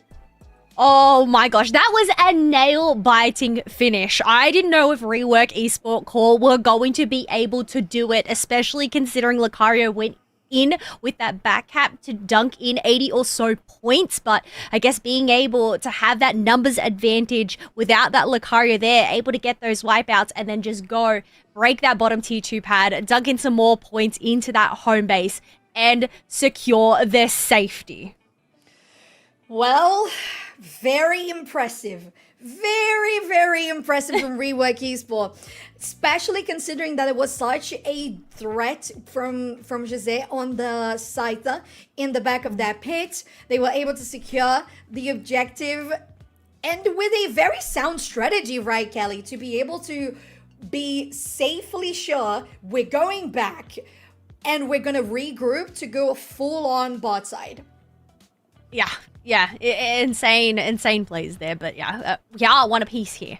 So whoever does end up winning this final game is going to make it on through and secure them a spot in that league. But I guess before we have any more action on your screen, folks, we are going to take ourselves a quick breather. So be sure to go get a snack, hydrate, because I feel like these next couple of games, well, there's a lot on the line here. That spot in the league is going to be very, very valuable for these teams. So be right back very, very soon.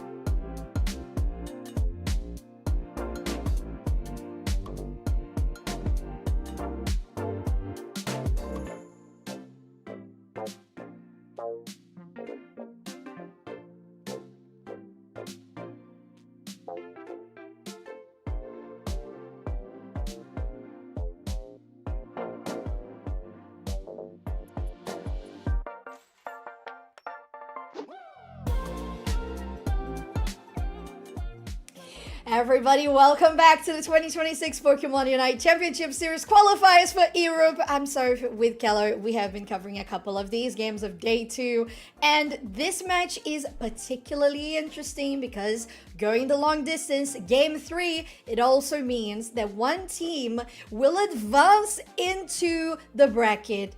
Not only that, they are advancing into the league. Going into loser semifinals means that you are inside the regional league. So these two teams are fighting for their last chance of survival.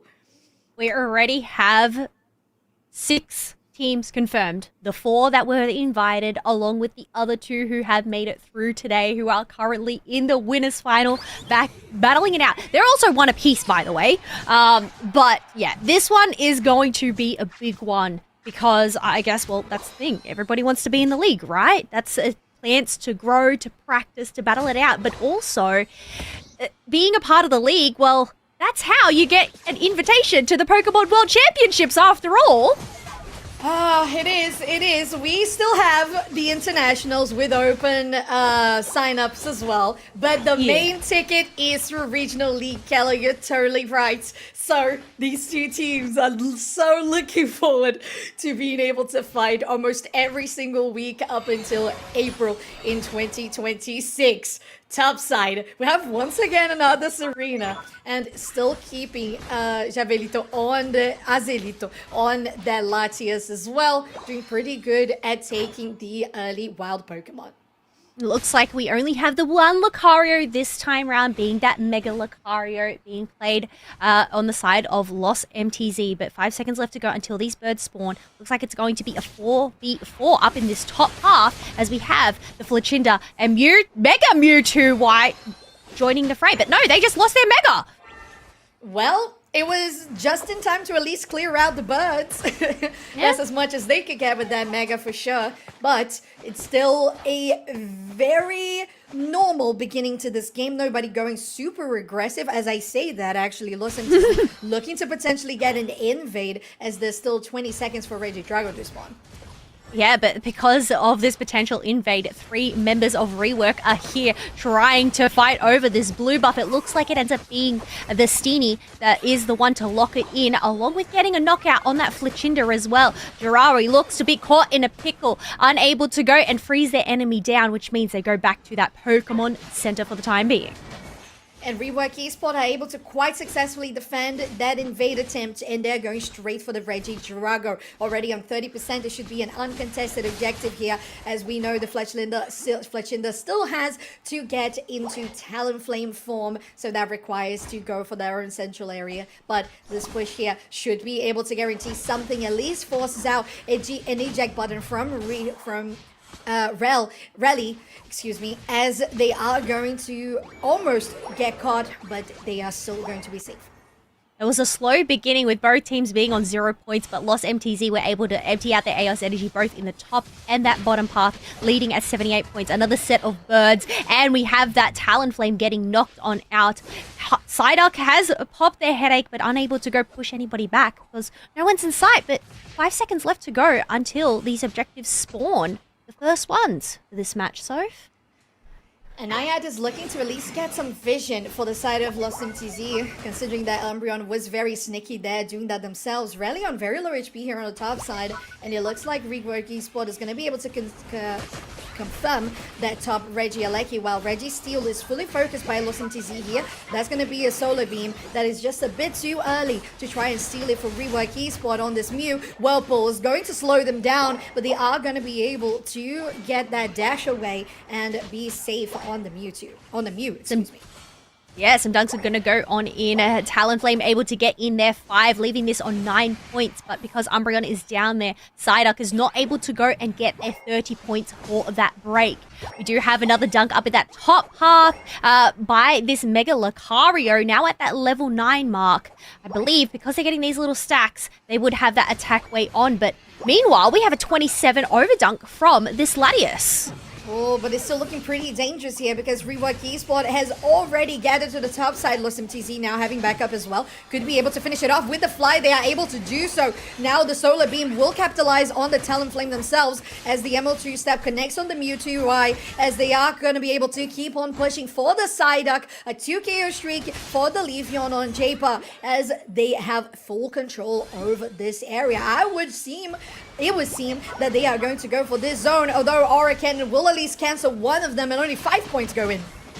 Only 5 points, 1 knockout being that Leafeon, and this isn't going to stop that Mega Lucario who's throwing those punches, being able to go and knock out another member. Looks like they're going in for a break of their own. 24 points over dunk from that Mega Lucario, making the dream work here for them. 164 to 138, as you say, with Los MTZ building a nice lead, but it's still very, very close in the matter of 5 minutes on the board.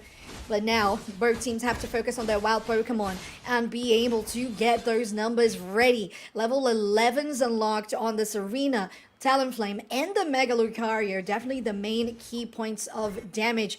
And Rework Esport just waiting to do the same with this Leafeon. Speaking of, it's going to be Rework Esport on the Regieleki with Regice getting taken by Los MTZ. Both objectives traded apart.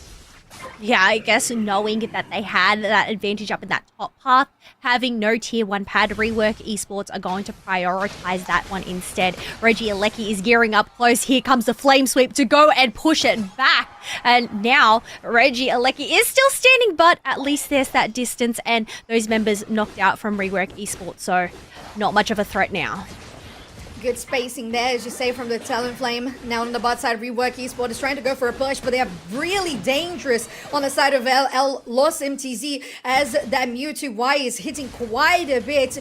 They are able to Mega Evolve, but they're choosing not to do so because those auto attacks are just enough as the moment right now, and they know they don't want to really expend anything too valuable. Getting back into the later stages of the game, there's still one knockout that gets guaranteed with a 50. That just in the nick of time will get confirmed by Jose on the top side with this Talonflame. Going back with the fly, with the rest of their squad to help as well. Los MTZ is looking to capitalize on Cascade. Now getting a nice Grassy Slide to get away, or a Torpeak actually, as Rework Esport is joining to fight this one back with the Mew getting at least the Mewtwo Y down. Yeah, I'm going to say that was a great snarl foul play from that Umbreon to catch out 4 of those members. They only managed to get the one though, and the rest of them were able to go and escape. But Jirari making sure to just push check, making sure Umbreon doesn't push on 4th, and well, both of them are going to actually retreat, considering, at the moment, it's a bit bare bones on the mini-map. So we do see some wild Pokemon spawning on up with those yellow dots. And immediately they're taking down Kelly. Just how focused both of these teams are to guarantee their experience as quickly as possible. Though Mega Lucario is going to get spotted here on the top side grass as they are moving Rework Esport to capitalize on the Suicune. Now the Mewtwo Y actually Mega Evolving with 30 seconds for Groudon to spawn could be a bad position for them to be. 24 seconds left on the clock. This Regieleki is about to get secured. Meanwhile, Los MTZ are going to focus on the basement objective again. Being a Reg Ice uncontested, that is going to give them that HP regeneration heading into this team fight. But, well, look at Rework Esport Core. They're still in their central area for the moment. And Los MTZ, as you say, having control at least over the Groudon pit, with Azelito trying to get some presence on the bot side of this pit, with this straight into the Moonlight Bronze from that Umbreon, the Snarl Foul Blade, there we go, from Voxsho, doing quite a lot, but they're still going very low on HP, although 3 KOs, almost taking down Voxsho, and they managed to do so. Now Rework Esport is focusing on the Groudon themselves, but they are still on the 3v2. They still gotta be careful about the power of this Mega Lucario. There's the Electro Ball with the boosted auto, and it feels like Dodo just might be the last savior here for Rework Esport. We're very close to taking this Groudon down. Nayad is there, but what can they really do with no Unite move either? They're not able to steal it, and Rework Esport is just this close to securing their regional league spot. The thing is, they need to try and get these KOs going, get these dunks. Unite moves are flying. Talonflame takes to the sky with that Queen Ascendant. Does end up dodging that boosted attack, but we have the freezes coming on in. You don't want any more points to go on in, but there we go. 100 from Toto means that Rework Esport Core now have the lead at 376 points. And 3 members here on the bot side with a Groudon buff as well. And it's a very difficult task for Los MTZ to try and defend this with the points lead that Rework Esport has built with this Groudon push. They know they don't need to overexpose themselves, just leaving the Umbreon around to have vision and understand what the enemy is doing. Psychic will connect onto Voxo, which is going to grant the Groudon buff for Jose. Oh, but the thing is, they only have 45 points on the board. That is still going to give them the attack buff. We have 32, almost going in by Naya, but does end up getting interrupted. KO on the Zarina. Umbreon is also down, and now we have a 2-point lead. But wait a minute, we have Dodo going and getting another dunk. So I don't even know because the scores have disappeared. But if 42 ends up going in, I believe Los MTZ are going to take the win. This is too close. I don't really know. It might have been like 2, 5, 3 points, 10 points, because it was 100 that was scored by Dodo on the back line. But Los MTZ also got it. They managed to take it back.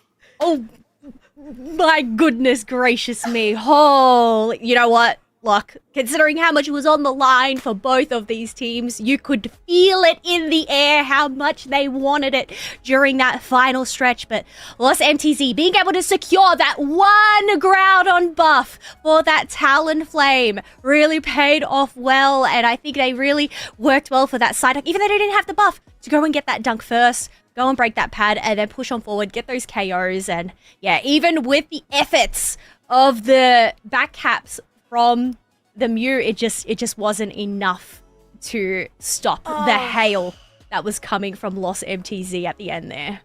Oh my word, what a final stretch. And as you said, Kelly, it was that one pick on Voxo getting the Groudon buff, at least to guarantee some extra damage, because Jose wasn't able to really score, at least on that bot tier 1, but it was still Rally, Naya, Jirari, Batillo, who were able to score their points that were just slightly lower, 30 points, 35. And it's just that difference in how long it takes to score that made it happen. And Los MTZ have punched that ticket into Europe's Unite Championship Series Regional League of 2026. Congratulations to them. And, well, look, they worked hard for it. You could definitely see that was an intense match indeed. But, you know, that's not to discredit the hard work that Rework also put in there. Another nail-biting set. I mean, looking at the damage numbers, though, I guess in terms of... There were a few big fights, but it wasn't, like, as... It wasn't really a lot. I feel like during that, it was a lot of just focusing on the wild Pokemon, right? There was a moment during that match where it's like, okay, it's bare bones, but pretty much within an instant, they were gone. Those yellow dots were gone. So I think, yeah, that's the thing. Focusing, knowing how much is on the line, it's just got to come down to that final fight and how close it was. It was just insane. It truly was, Kelly. And honestly, you just spot on, right? It wasn't about a lot of fighting. It was about taking EXP, taking down wild Pokemon, especially the objectives. We noticed that they were traded constantly. There wasn't that much of a fight for objectives. They were mostly just trying to avoid each other. If you take this, I'll take the other one, and I'll just deal with the strategy that is given to us. Although I feel like in different points of the game, Los MTZ was dictating, okay, this is my objective, so you take the other. But sometimes Rework Esport were the ones that were saying, no, this is mine, you take the other objective. So it was very back and forth, and it's just crazy how it felt like Rework Esport just totally had it at the end with the Groudon, but the push from Los MTZ, it was relentless, it was unstoppable, and it was honestly amazing to watch. And specifically on base zone, there was that one play from the Psyduck, getting the full power Psy and the headache to push people away and get that final score in. That was mind-blowing. Headache, mind-blowing indeed. That's pretty much. It's just that mysterious power coming into play from Nayat there to go and clear the way. That way they could go and make those dunks. But yeah, I think even with Jose on the Talonflame being able to get that last hit on that Umbreon, like it actually worked so well out in their favor because of that additional damage buff. That even though they have that additional quick scoring, they didn't really use it for that. They used it to allow them to get into the back line and clear the way for the rest of them. But, well, that set is over. We still have one more set to go here. So it is going to be 5 a.m. Gaming up against Avalanche. And, well, we'll have to see which is the last team to go and join the EU regional leagues for 2026. Yeah, and right now we have Avalanche on a 1-0 up in this series. So, again, match point or a possibility for 5 a.m. Gaming to take this to a game 3 as we get yet into another Talonflame and Decidueye game this time, both together. Yeah. Both birds over on their side. Otherwise, we see a Fennekin over on the side of Avalanche. I feel like this is an attacker that we don't really see very often, considering how long it also takes to get online. It doesn't have that great secure in that early game, but I guess paired up with that Snorlax, as long as they are protected, able to get these last hits and get online, if they end up going that fire spin and get it early enough, it can just be so annoying to deal with. It really can.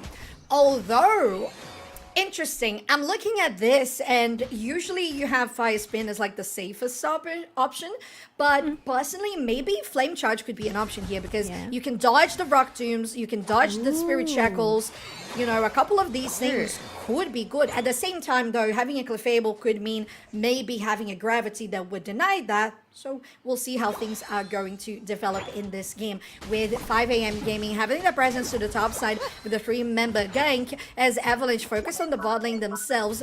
And yet another case of teams just not looking to really face each other in a same numbers type of fight.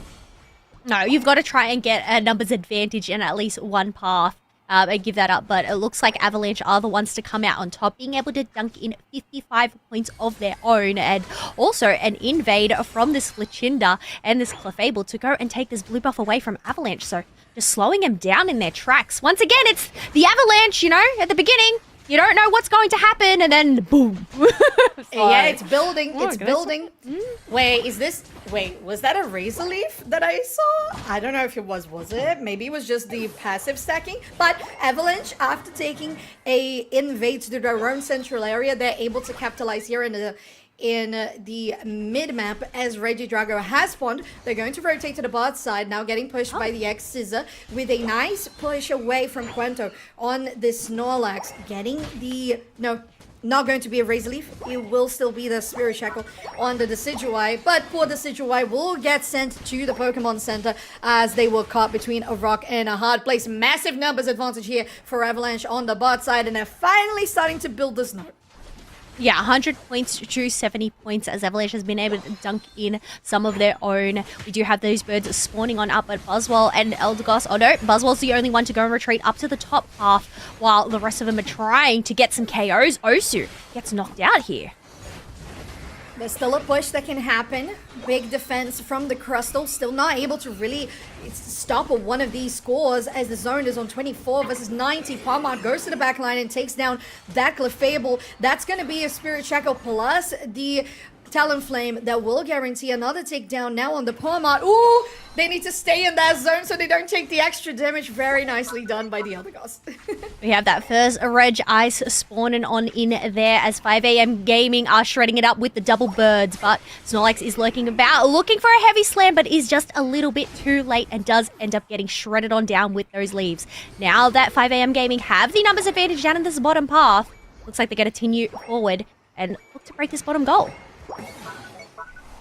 And it will be a 174 point to 105 for 5 a.m. Gaming, even before the 5-minute mark, which means that they have priority for the Regidrago as it's going into the central area.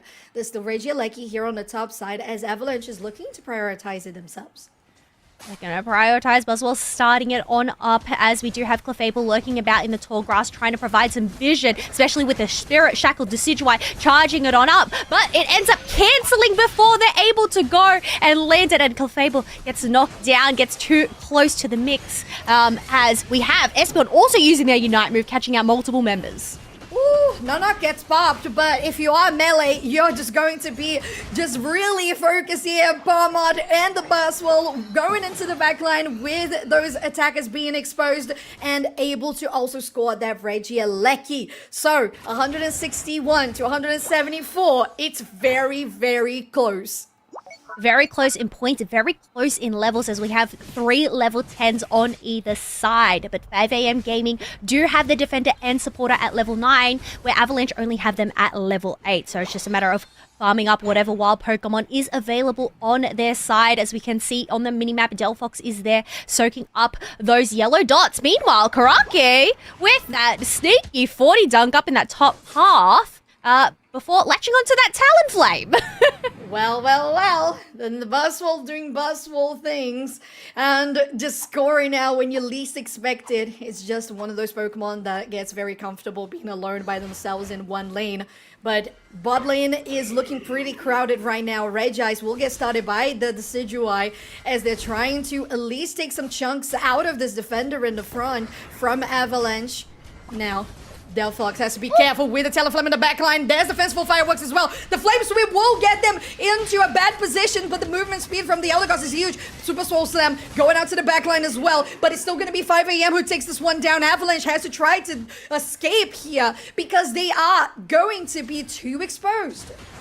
While 5am Gaming was split there, they all had a role and they played it well. But the fight isn't going to stop as we have Talonflame being able to take down this Buzzwole. Snorlax going in for a big old nap, but Oni is trying to fight back as this Pawmot. But they end up getting punished. 2 KO streak to Talonflame there.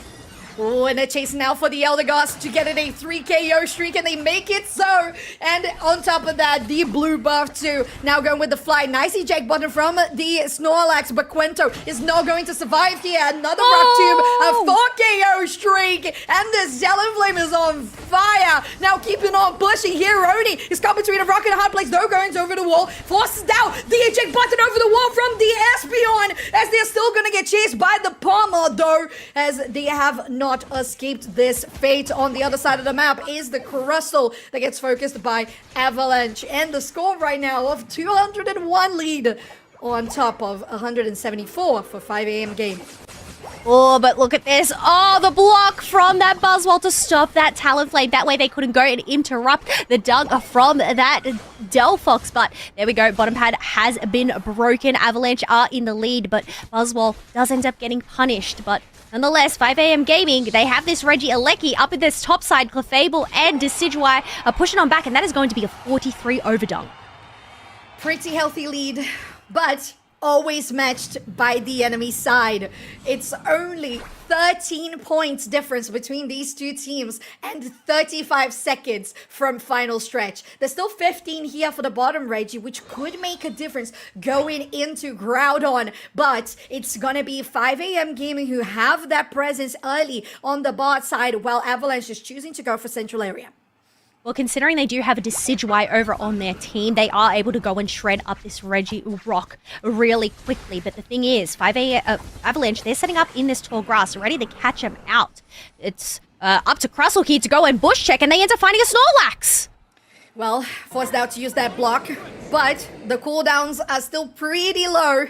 When you're talking about basic abilities, that power nap is still available. All Unite moves available from all of the sides. That flame charge, which we mentioned, could be a good dodge, a good dash against those rock tombs. Going into the backline, Palmer though finds out the back with that Decidueye, could be able to take them down, but there's the Clefable, not enough to steal it and to heal it up with the Super Soul Slam, but it's gonna be counted out by that Psychic Solaire as they are pushed up here. Avalanche is able to only capitalize on one person, now going back in. A nice power nap on 3 members, getting them up into the air with the Talonflame going to go for the backline with that Eldegoss, but they're not able to finish them off. Palmer though will pay for it instead.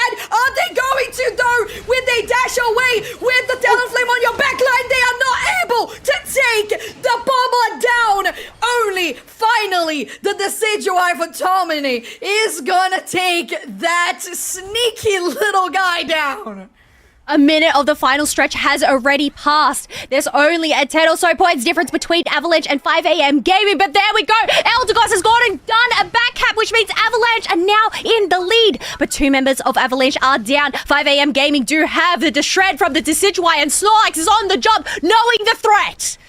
Well, it's gotta be dangerous here because Joro's still there to try and poke them down, but they're in the pitch, knock to get popped as well, trying to get them outside of range to get Delphox to safety. Now still focusing here, it's gonna be the side of 5am Gaming who takes it down, and they are just so close to flipping the score. 20 seconds to go. They have a lot of Hundleburgers to go through. 100 here with the Decidueye gets interrupted, and it's gonna be the Bustle that starts the defense. It's still going to be 5am Gaming who are in the lead, and with 10 seconds to go, 5am Gaming will take us into a game 3 and that final chance to make it to Regional League.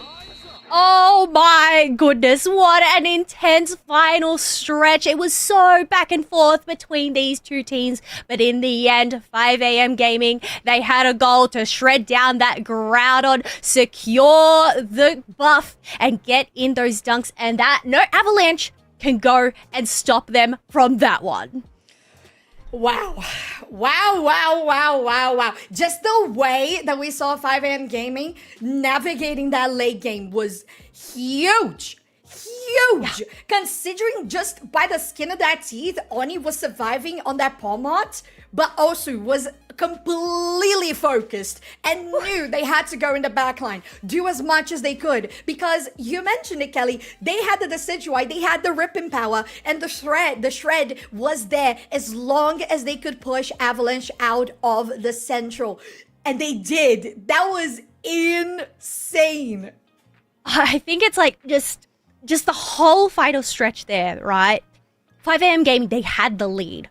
They had I was going to say they had it covered, but they ended up getting pushed out by the Palmot. But Nax on that Eldegoss, that is what made that momentum, made 5am Gaming kick into gear and push on forward. And despite the roadblocks that Avalanche tried to put up there, the back cap, but also Quento on the Snorlax with the block, to go and push back 3 of those members was insane. And for a moment there, it looks like they were able to go and hold their lead, but the shred from those 3 members, especially that Decidueye, was just too much for them to handle, and it just, one hurdle down, able to do it, another hurdle down, and then once they've just overcome all those hurdles, it's just that final sprint towards the end. There was just no stopping them, and it was just everything when I think of everything, it's insane. It makes me very, very excited. I miss this. Me too.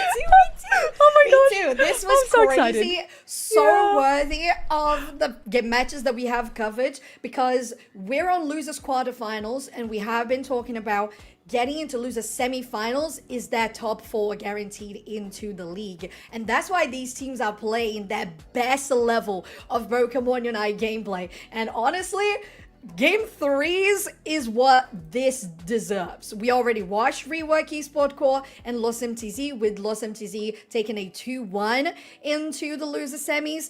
So this one only deserved so much as to get a Game 3 as well. And like you said, it was very back and forth in that final stretch. And it was too close for comfort as well. 20 seconds to take objective plus score. Too much. Yeah, but I think also, I'm trying to recall, they ended up setting 1 member down in that bottom path and then the rest of them up in the top path there. So I think having those bases covered to make sure that they end up getting those goals and make up the difference that the Eldegoss ended up going and getting that back cap as well, really, really worked in their favor. But yeah, it's not over for 5am Gaming just yet, as they just clutch on to that lead and take this to a Game 3. So, I mean, what better way could you ask, though? The fact that both of these qualifying sets go to a Game 3 is just really exciting. Also, I've just taken a look at our update here. Not only did we have the bottom 2 sets go to a Game 3, we had the winners final between Guerilla Tactics and Je Le Poulet also go to a Game 3, but Guerilla Tactics have defeated them 2-1 and have landed their spot in the grand finals. Yeah, we had already mentioned Guerilla Tactics and J'aime le Poulet. They were already confirmed for their top 4 into regional league. But of course, having this whole double elimination be played out is just something that is going to leave not only the casters, but the audience and the teams themselves knowing exactly how strong their enemies are. And Guerilla Tactics being the first team here to be confirmed on grand finals is definitely a boost in confidence, and they deserve it. Again, these teams and these games going the distance on game 3 really shows just how intense these sets of series are, and I'm just so excited that we get to watch this game 3 for 5 a.m. versus Avalanche, because game 2 was already it just had me on the edge of my seat. I was just like speechless. I was like, oh my god. Oh, this is why we love you. Pokemon Unite competitive, right? It's the way that it gets the heart racing, and just that adrenaline rush of just not knowing what's going to happen. But I mean, you know, as we wait for this game to show up in spectate mode, we are heading on into our 5th year of competitive Pokemon Unite, and I feel like watching EU this weekend, heading on into that 2026 season.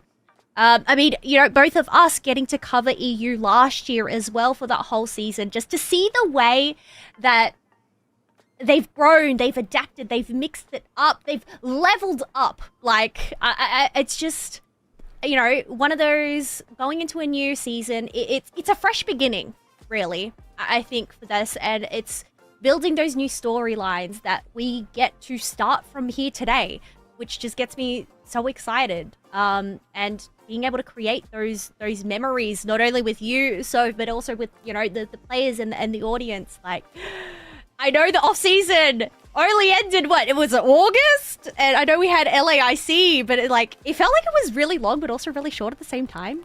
It did. It does. It does. I mean, I did LAIC, and I think it was too long ago, but at the same time, it feels like it was yesterday. So it's some crazy feelings that we have, but I feel like they're totally valid, and I shared those with you. Absolutely, Kelly. But we're getting into game 3, 5 a.m. gaming versus Avalanche, the qualifying game of this series of losers quarterfinals. Woo! Are you ready? I am ready. Ready as I can ever be. Look, I feel like just, who needs caffeine? Because honestly, this just provides the adrenaline rush as is. Even though it's, what, 1 a.m. in the morning. We're fine. We're good. We're totally fine.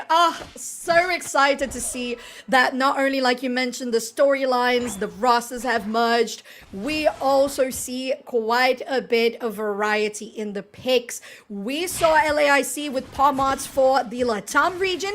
Palmarts Central have been a staple today for Central area.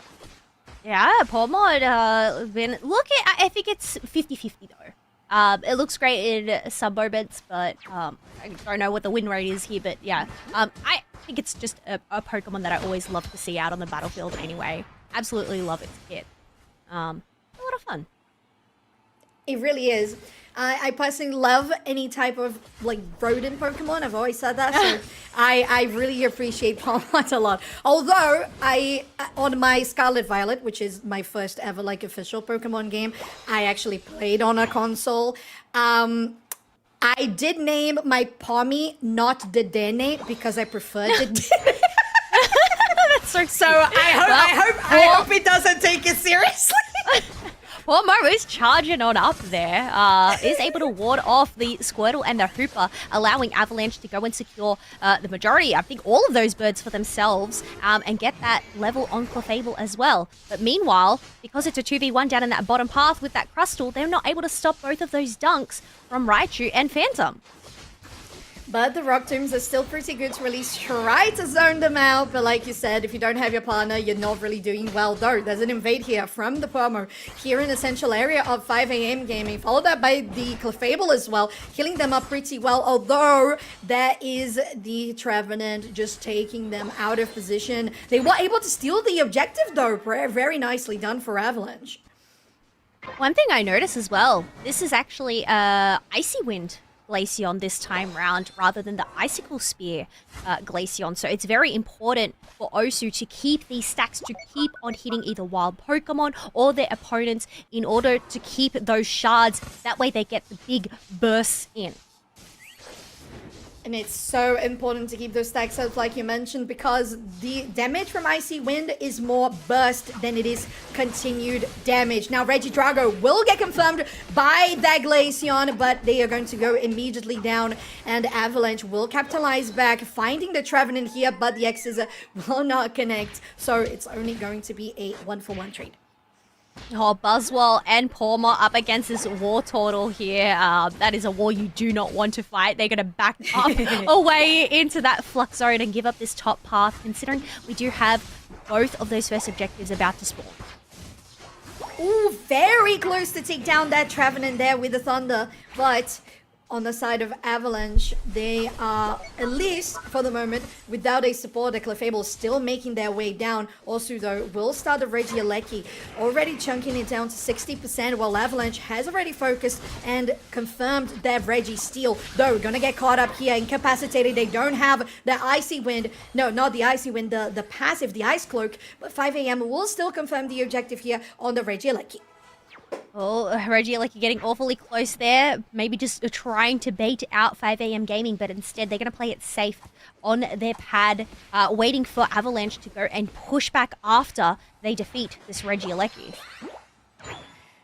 Big presence on the bot side, 5 AM Gaming, but Avalanche is there, ready to defend whenever necessary. The freeze dry, just to get them away from this area. 90 points out of 90 on this bot tier 1 for a 5 AM Gaming. So they're very much focused on defending this base. Doing some damage there on the Clefable. Gets a nice Rock Tomb here, but Avalanche and Quento might be going down. Although Palmard going to the backline will guarantee 2 KOs there with the Pikachu's help too. Now the Buzzwole will meet the Blastoise in the central area and will get the defender away from this bot tier 1 defense. And Avalanche is very close to guaranteeing a lovely overdonk here. Yeah, despite 5 AM Gaming waiting in the tall grass, having that prime position, they just were not able to stop Avalanche there from going and pushing that tier 1 pad. It is now left at 7 points with an additional 4 from that Clefable, but they end up getting Horn Leeched back. Follow Me able to give them a shield, and they are running back to safety with their X-Speed, and a little dance, circle. Wait, for the moonlight. Dancing in the moonlight. Dancing in the moonlight. Oh, yeah, that's exactly what they're doing. I love it, Kelly. I love it. 20 seconds around for both Regis to spawn here. And Avalanche has built an insane lead right now at the half-minute mark. 181 to 29. And they have been able to, at least on the side of 5 AM Gaming, set a couple of Electro Ball traps for the enemies to not be able to get into this Regieleki pit. But they're still able, Avalanche, to find some space with that Crustle. They have the Rock Tomb looking to go in with the Clefable plus the Pikachu as well. The Bombard has arrived too to potentially go in the backline. The accessory is absolutely huge with a Rubber Rouser as well. Look at the chain of CC and the Thunderstorm will finish them off. Avalanche looking unstoppable. There may be no snow in sight, but that felt like an avalanche with those move combinations. Insane work from that Crustle to get that setup, and Pikachu to follow on up with their Thunderstorm was absolute menace, but you know what? It worked. Regieleki is pressuring this tier 2 pad, keeping 5 AM Gaming at bay. Meanwhile, Buzzwole is trying to battle this Blastoise once again, but looks like Regieleki is not going to make it on through this time around. Doesn't look like so, although Avalanche has focused their attention now to the top side, and they're able to take at least the Blastoise down. But with backup, 5 AM Gaming will scare Avalanche away from their own top tier 2, there we go.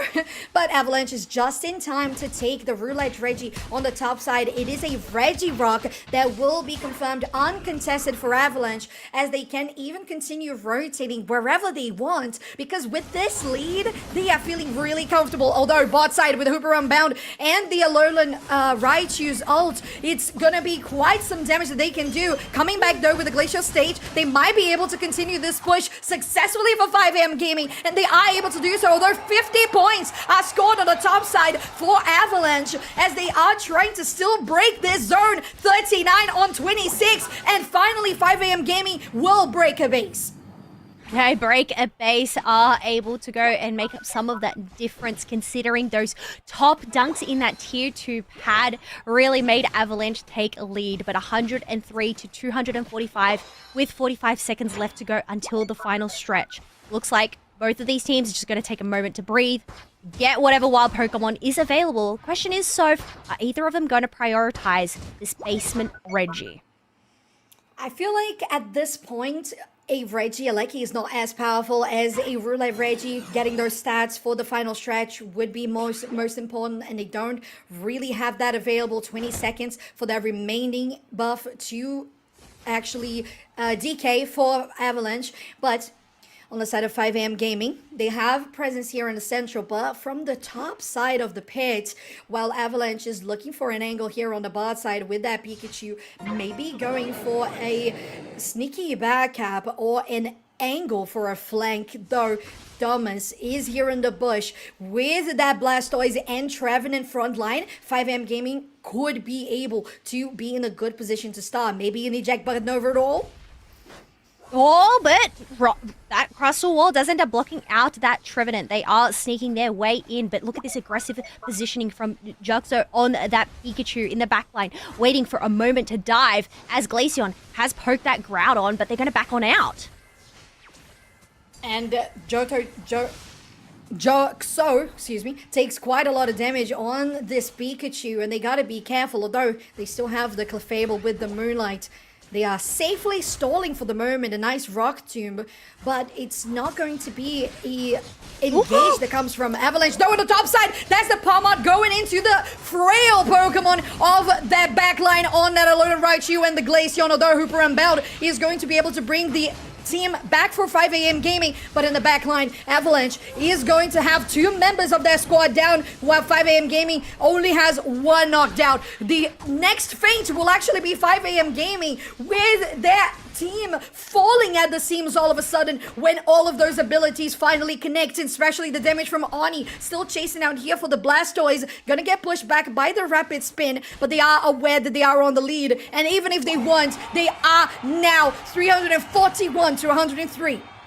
25 seconds left on this clock. Hooper is really low, needing to use their Phantom Force out of there. That way they don't end up getting knocked out. But looks like 5am Gaming, they're not going to give up, even with their 15 seconds left. We have Trevenant trying to shred down this Groudon, but with only 2 of their members left standing, it wouldn't even matter. They don't have the shred. I mean, it is a lone tree in that forest. And does that make a sound if it gets knocked down? Well, I guess not, because it is left standing. But, oh my gosh, Soph, there we go. After, I feel like that wasn't as an impactful ending from 5am Gaming and Avalanche. We have our final team locked in for the EU Regional Leagues for 2026. Avalanche is confirmed as the top 4 for the Regional League of United Championship Series Europe 2026. With a 2-1 series on the lower quarterfinals, and a very dominant performance in this game 3. The way they really set up everything well, especially with that early points lead, it made such a huge difference. Yeah, the double Thunder Rodents there. Palmot and Pikachu, 61k and 72k, able to go and defeat the other Rodent on the opposite side, being the Alolan Raichu. But great teamwork there from that squad. I think Quento played an incredible Crustal game, being able to get setups not only with those rock tombs, but also that eject button X-Scissor combo in that bottom path was chef's kiss.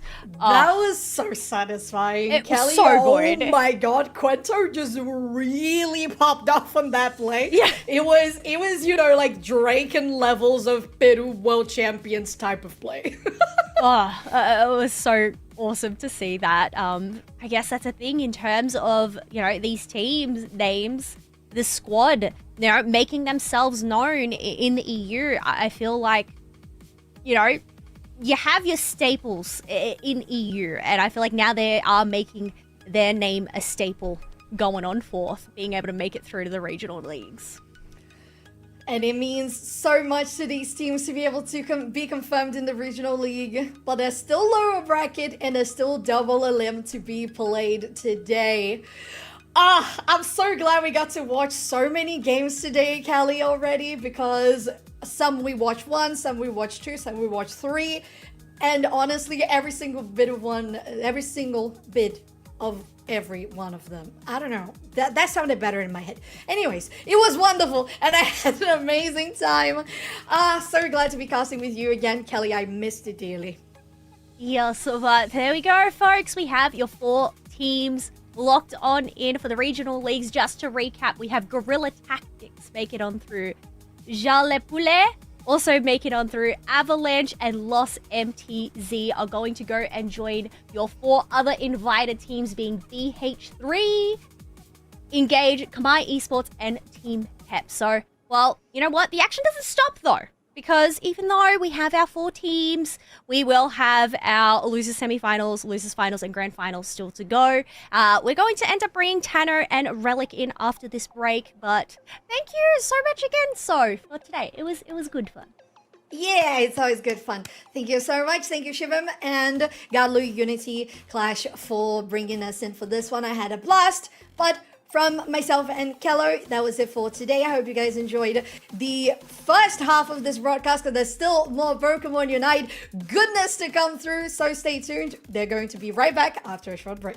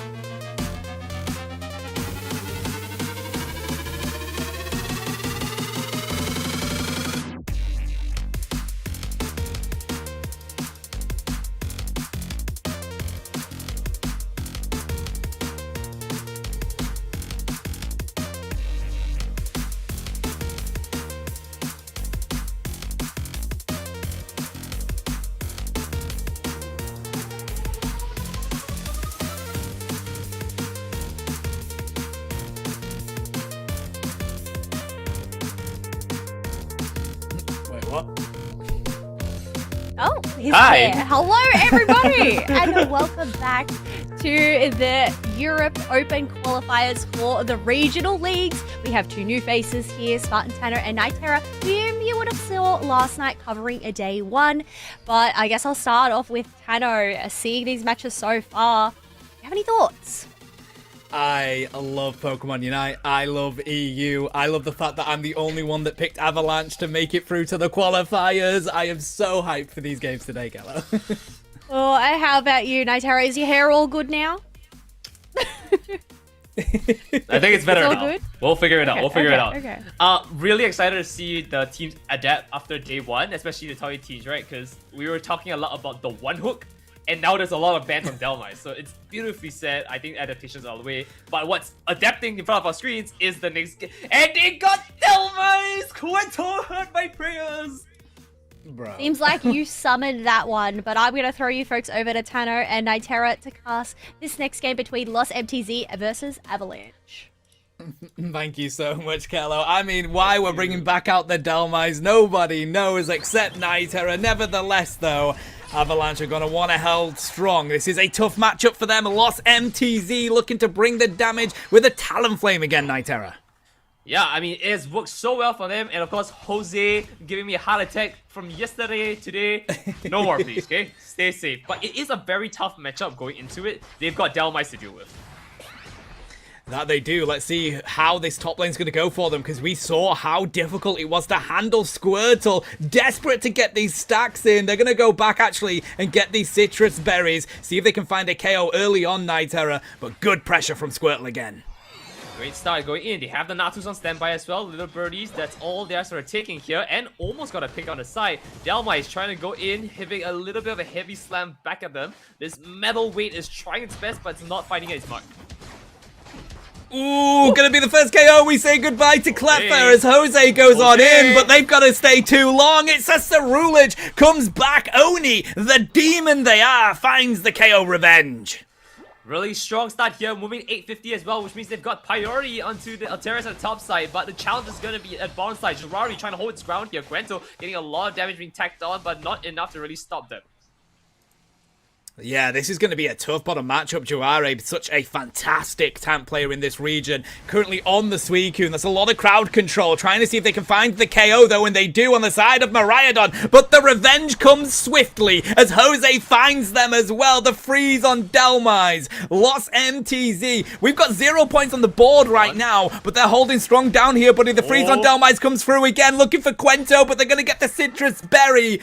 Oni is tough to deal with this Cerulege.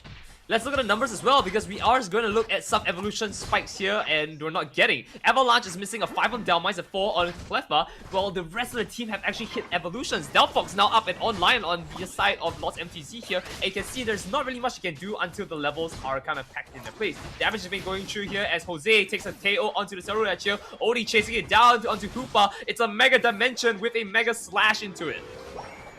And it's going to be Avalanche that score the first points of this game. So we know if it comes to a tie, it'll be Avalanche that take it. But they're going to keep on pushing with this pressure and try and capitalize on what they've already built up so far. We got 10 seconds before the 720s spawn on in. Avalanche putting so much importance on this top lane.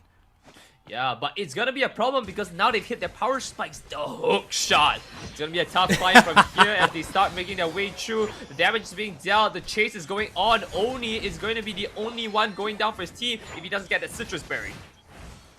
Ooh, they're going to get back. That Delphox now at a level where it's going to be a bit of a concern. God does have access to that flame charge. We'll be able to move about this Sphere Sky Ruins with quite a bit of space. Getting close to that fanciful fireworks. Diving on in with the Talonflame. Jose walks into the arms of Buzzwole as they are answered very quickly. And now Avalanche going for the rip on the Regirock. They've got Blastoise there, ready to see if they can find the stop. The spin comes through. Revenant Ren to lock it in from Omi, though. They take out the Regirock, looking for the damage on Relly. Avalanche looking to smash through this goal, and now they have a decent lead.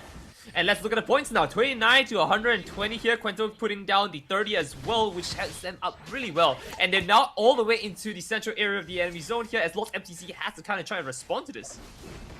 One hook! I'm loving this play. The one hook for the buff. We do see Jose coming in to steal it. And they do get the KO on Delmise, but we also say goodbye to the Talonflame as they go back to Nurse Joy. Avalanche pushing this T1 pad here. Night Terror, Bright Future, Meteor Storm, buying the space for Avalanche to get out.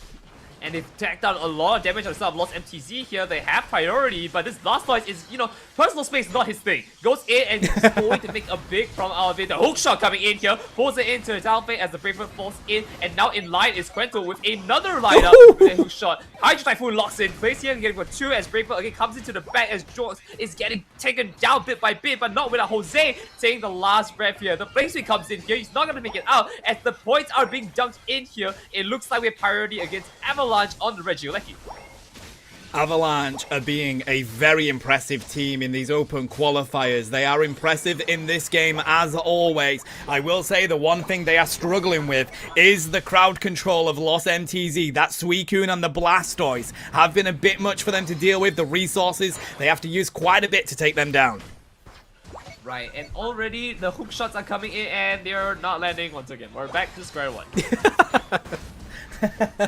Back to yesterday, Night Terror. Let's see if Quento can find some more, though, as they're going to hold strong here. Show the vision, trying to see if they can get a good pick onto these squishies, but they've made the wise decision to rotate out of that now, as Avalanche are looking to take this top objective. Right, scoreline 29 to 216. We're on the 4-minute mark here. It's going to be a little bit tough here. Of course, we have the Edic Reggie here, the trio. Let's see which one it is in just a bit. Looking for the bait there as they do manage to get the first Brave Bird out. Going on back with that trick. Phantom Force. The flank from Oni is next level.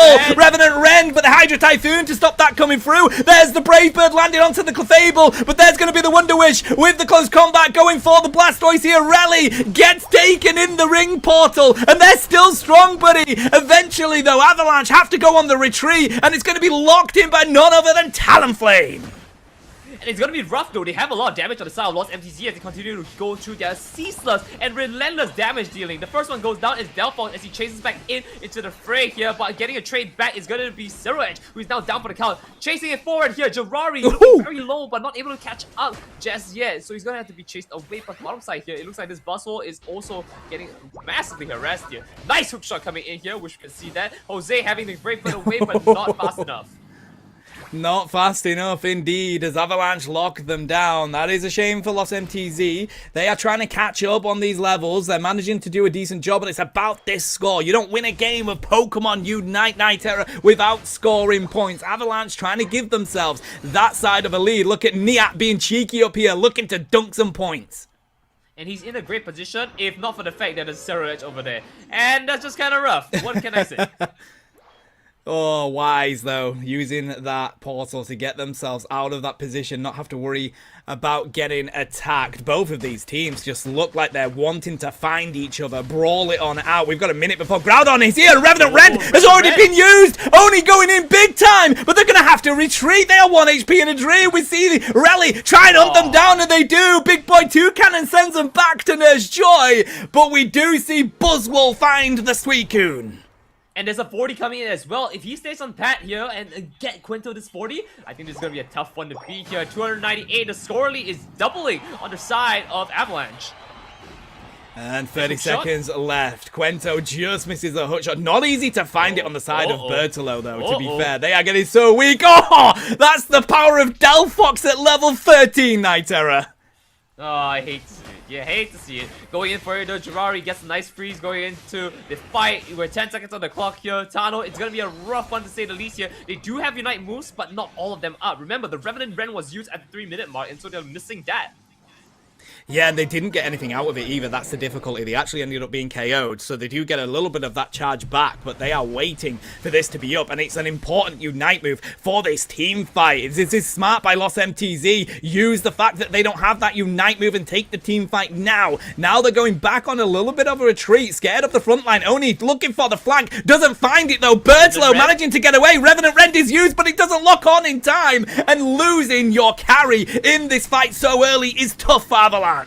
Now hold on a second here. We still have Quinto carrying the team with his anchor here. And we also have a very strong Miraidon who's waiting for it. We do have the Mega Dimensions opening up right now. The rings are bound here as Quinto is taking a chunk of damage here. Slowly but surely not making his way out. It's going to be Jose finishing it off for the pickup. And the Bright Future Meteor Storm to actually set himself up for a bit more damage. Hydro Typhoon is invested here to get a little bit of shoes as they knock out into Jose. And that's a beautiful setup here. The damage is being dealt and they're continuing the onslaught here as Shox is going to be knocked out in just a bit. But Boss will come in to save the day with that. And the Endless Ice Spikes coming in. This is going to be ceaseless. It's going to continue. The damage is flowing through. They barely make it out with the Delphox here, but a trade back with Girari, and now the numbers are evening out again. 1 minute on the clock here. Chano is looking very rough for the side of Lost MTZ.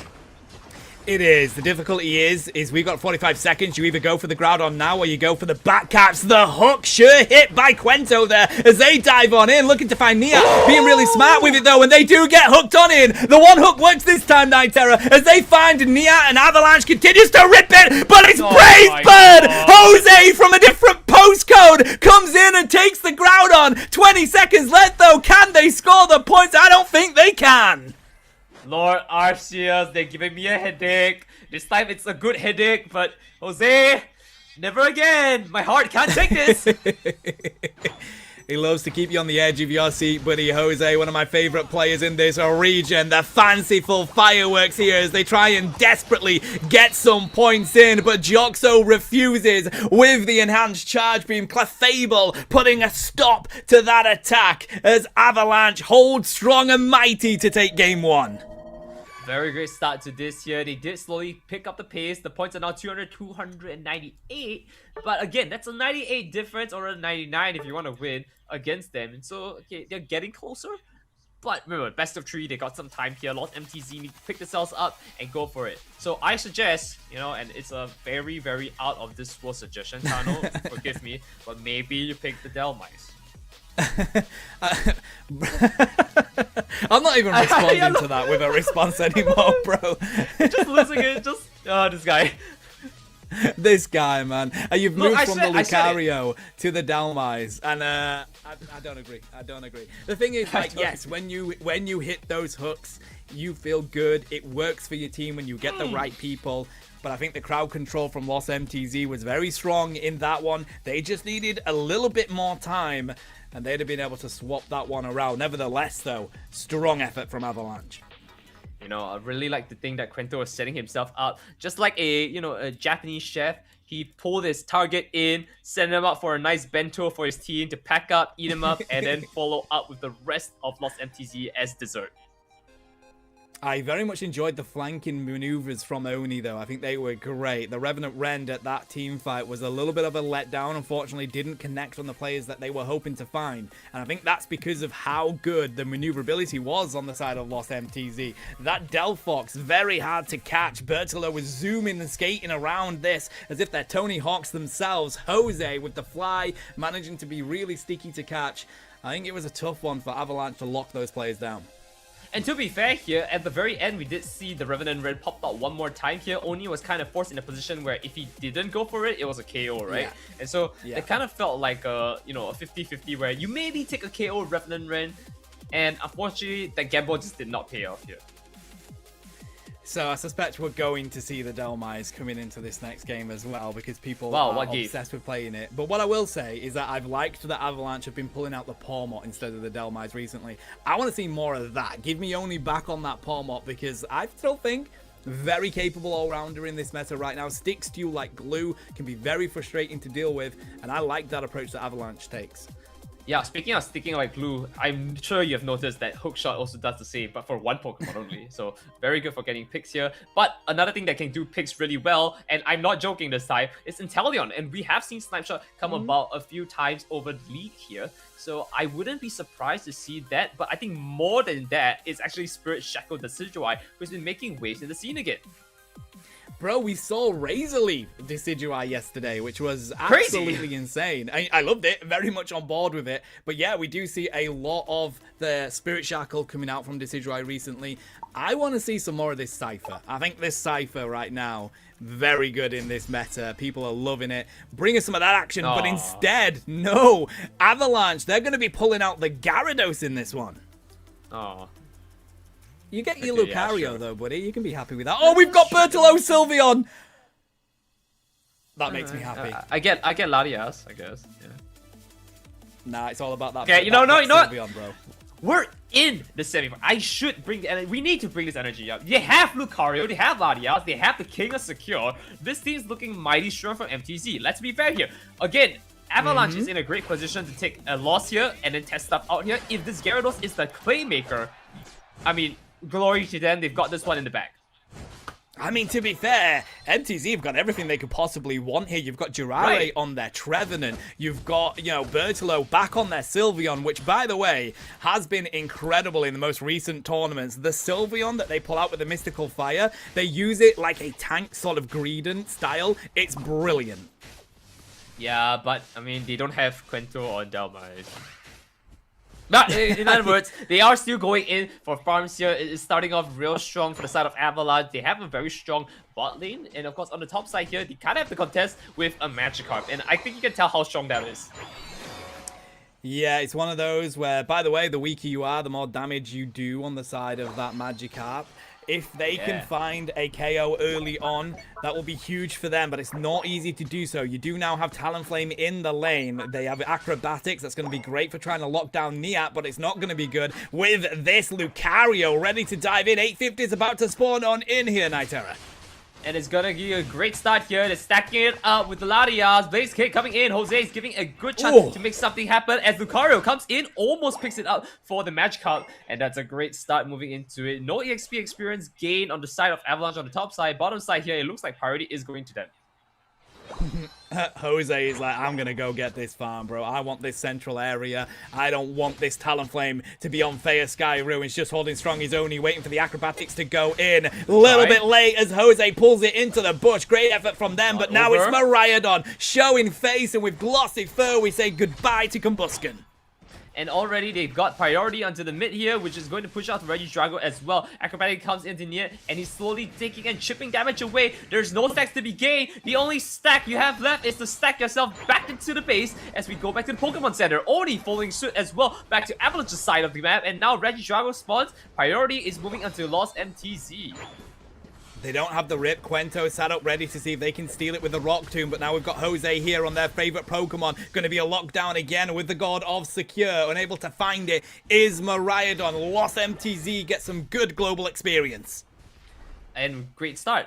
Scoreline 38-29 here. Not too big of a gap, but we are going into a very interesting stretch of the 720 here. We gotta see which side is spawning the Regi Trio and which side is spawning the Regi Lucky.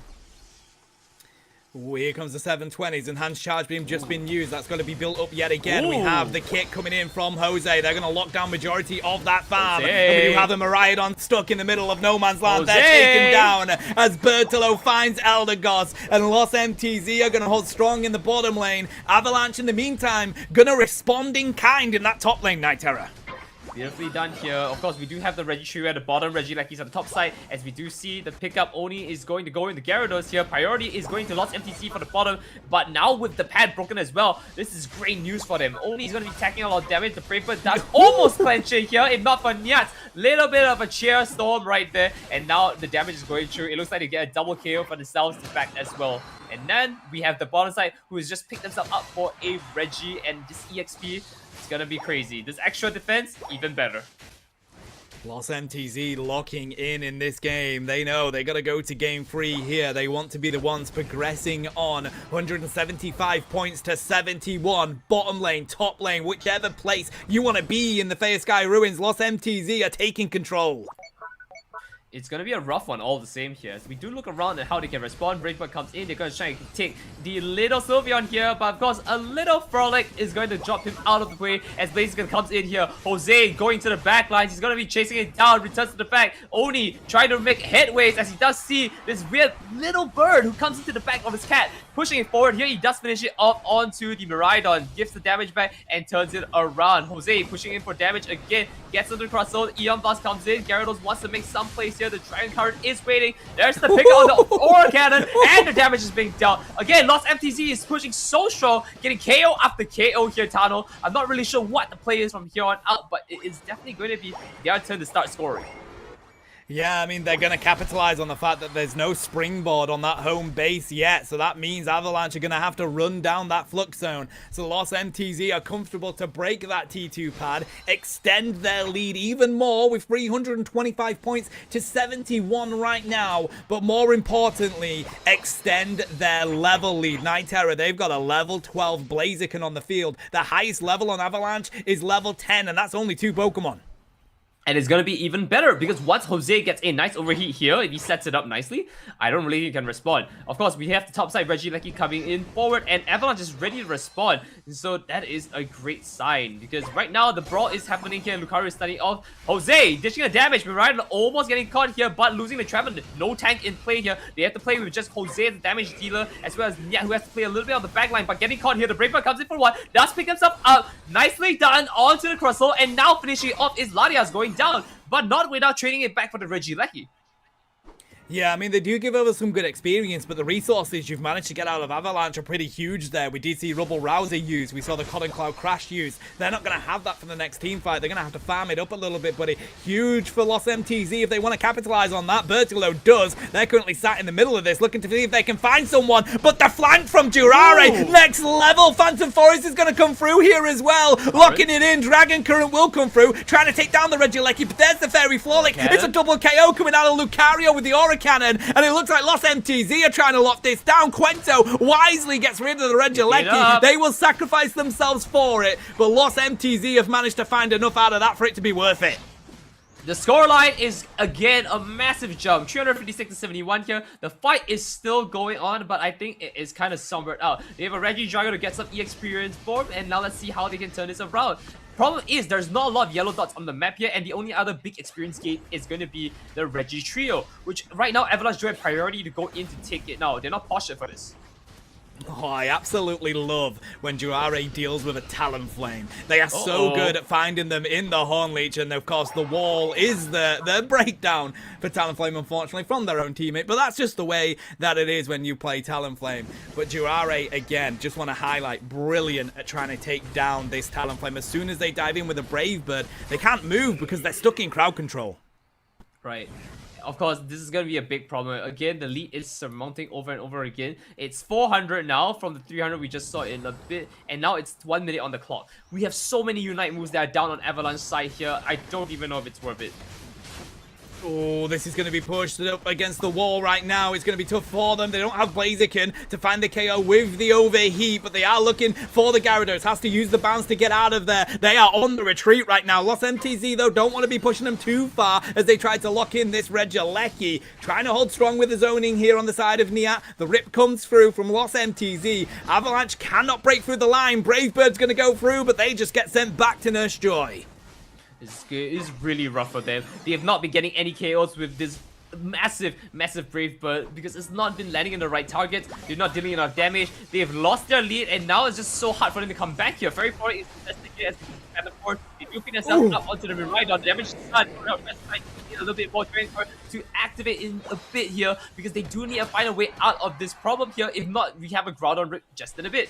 This is the great big problem. Brave Bird coming in to dish the damage here. I think there's a jump here. There's the bounce. The Flame Sphere returns and gets KO'd again. Nothing they can do to stop this as Dragon Card is being infested here. We are not seeing a KO. We're not seeing the pickup here. Blaziken finishes off. It looks like Lost MTZ is going in for the goals here. I gotta say, Nightera, this feels like night and day between Game 1 and Game 2 for Lost MTZ. They were dominant in this game, and I think it does play into the fact that they've got their very comfortable Pokemons online. Durare on that Trevenant, Bertolo, Sylveon coming back out again. We need more of that. Jose, so dominant on this Blaziken, so good with their maneuverability on that Pokemon. It has just been Lost MTZ's day here as they look to break the Thousand Island dressing, scoring more points. Right, and again, it's going to be a close match to the Thousand Island dress-in here. 980, they have a minute on the clock. You know, I like the fact that Avalanche has not decided to surrender just yet here. It's a little bit of a sportsmanship play. They have time to review their games as well as we get into the next one later on. But now, looking a little bit rough here. The question is, Tano, how can Avalanche turn this around for themselves? Oh, I mean, one, don't give Durare Trevenant. Durare is the best Trevenant player in the EU region. It's crazy to give them access to that Pokemon. But two, it's a bit tough. I think Gyarados didn't have a fantastic game in this. It was very tough for them to... I think you've got to look at your all-rounders and you want to find something that's pretty good on its own. If you can... We don't know what the bans are, obviously, which is tough. Mimikyu or something like that would be quite good against the comp that Lost MTZ seem to be consistently bringing. Yeah, I would know of a Pokemon that they could really bring in to stop this entire problem because they needed picks, right? And so I do believe that maybe having a longer range Pokemon over Miraidon. I know you thought I was gonna say Dhelmise. I am getting to that, okay? Maybe we'll actually pick up a Pokemon like a Snipe Shot here or a Spirit Shackle. So either the Decidueye or the Inteleon. And instead of playing Dhelmise, haha, no hooks this time, right? Maybe go something a little bit more Metagrossy, right? A little bit more Bruiser, a little bit more up in their face so they can't really push forward. If Blaziken comes to the backline, Metagross is in their backline. Yeah, I love the idea of a Metagross. I think Metagross is a great Pokemon to pick up to deal with those 1v1s, especially versus Speedsters, especially versus All-Rounders. So you make a very valid point, Nitera, and I'm glad we've moved on from the Dhelmise because it didn't do as much as I've seen these teams wanting it to do in this entire open qualifier. But no surprise, we are going to a Game 3 here. These EU qualifiers have been massive this year, and so many Game 3s have been coming through. Yeah, but of course, ultimately, at the end of the day, even with all these picks, it really comes down to the teamwork and the synergy they have, and no other Pokemon accentuates that better than Dhelmise if you get a good hook. So, yes. And this is going to be a crazy one to go into it. So, let's take a look at how they go. See, they even banned the Dhelmise. They knew how strong it was. It is a thing, okay? You cannot like it. I told the call is to ban Dhelmise or pick it up. And they did. And they got punished. MTZ got punished. I mean, that's a smart bans for MTZ. Get rid of the all-rounders realistically, and I do feel. Yeah, but the Pawmot and the Buzzwole just as strong. Do you know what I mean? And so dominant. But we've got Nightera. We have to talk about Bertolo, Sylveon, because nobody else in this region is playing Sylveon. Never mind the way that Bertolo is playing it. Keep bringing out that Pokemon. Teams do not seem to have an answer for dealing with that just yet. And it was running Mystical Fire, which has a special property if you didn't know, right? Aside from the fact that you don't have to aim it, it also gives you the ability to lower the attacking stat of a Pokemon here. So it's going to be very good. Now, question me this, Tano. Did you know what stat is actually lowering? Let me remember. I believe it's special. Yes, and remember the highest damage dealer on the team is Miraidon, and look at the damage it's dealing even after all that. And that is the power of Quento on the Crustle. The problem is they didn't really have a chance to go in because of the damage is being dealt forward from Jose. And so, Bertolo could just run over and just stop Juxo from doing even more damage. This could have been a 120k damage game. That's very true. That is very true, but I love the way that it's played because people look at the Sylveon and think, okay, it's an evolution, it's an attacker, it's going to be squishy, but it ain't. And it is so difficult to catch because those Mystical Fires, they're going to lock on whatever movement you take to either get away from the Pokemon or try and take this Pokemon out. The amount of times that we saw Bertolo just moving out of the way of the Brave Bird there and continuing to stick to the Talonflame, it's so difficult to get away from. It's kind of used like that sort of nuisance Pokemon like the Galarian Rapidash or the Greedent style. And I think it's brilliant to have Pokemon in that attacker stance being able to do that with Bertolo on it. And you make a very good point, right? Because one hit KO onto Eevee is, or at least on Sylveon, is nothing to scoff at. It's really easy to do, but draining kills just makes it a little bit harder to go in, right? That's another thing we have to note as well. On top of the fact there's a Fairy Frolic, which is Unite move, which is a get out of jail free card. So, I mean, after all that and you still can't take the KO, honestly, at that point, you're just hoping to get knocked out as fast as possible so you can just take a fast reset. It is probably for the best that you don't delay it. It's the fact that it's one of these situations where you don't see any other team here using that Pokemon or that way of playing. And I like that. You've got an identity as a team. And I love that. It's so rare to see that kind of stuff. So being able to have that on the side of Lost MTZ is huge. And I want to see more of it. Right, and of course, as you like to see more of it, we're gonna get into it very soon here. We'll know whether the pick and bans have gone through in just a bit here, but I'm very sure we're gonna see a Dhelmise, and the Dhelmise will get the pick of the day. You know, there's the thing like the fish of the day, right? Like you get a good catch. That's what we're looking for today. So Dhelmise was going to be our fish of the day, but instead of getting a fish, we got a massive anchor. Is what we're saying. We pulled out a massive anchor, and absolutely. I don't know, bro. I don't think it's as good as people think it is. It's like Mega Charizard X. Like, people think that it's such a dominant Pokemon.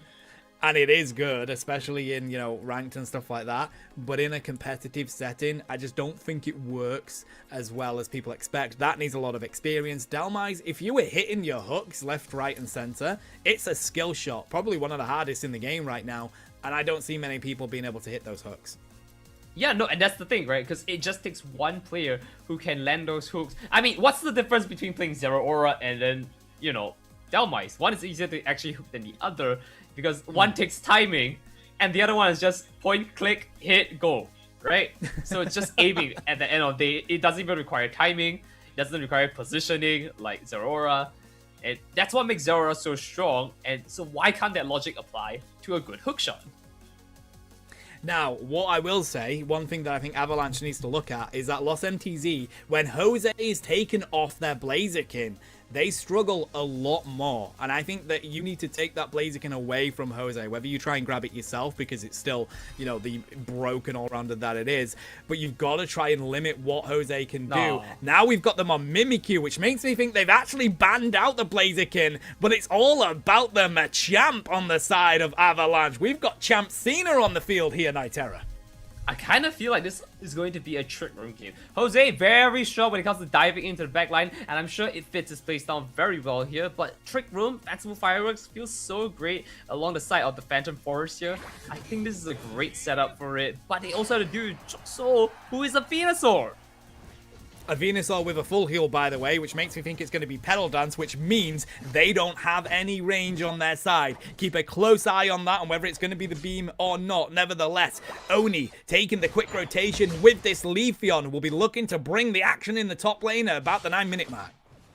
And is already starting it off. Lucario coming into the back here. He does see that little Machop. Not gonna let it go away unscathed. 50% HP down. Look at the Dwebble as well. Quento taking so much damage. And Jirari is gonna be challenging him. We've heard of what Jirari did yesterday. It happened. And now it's gonna be a big problem if he can do the same on this Trevenant.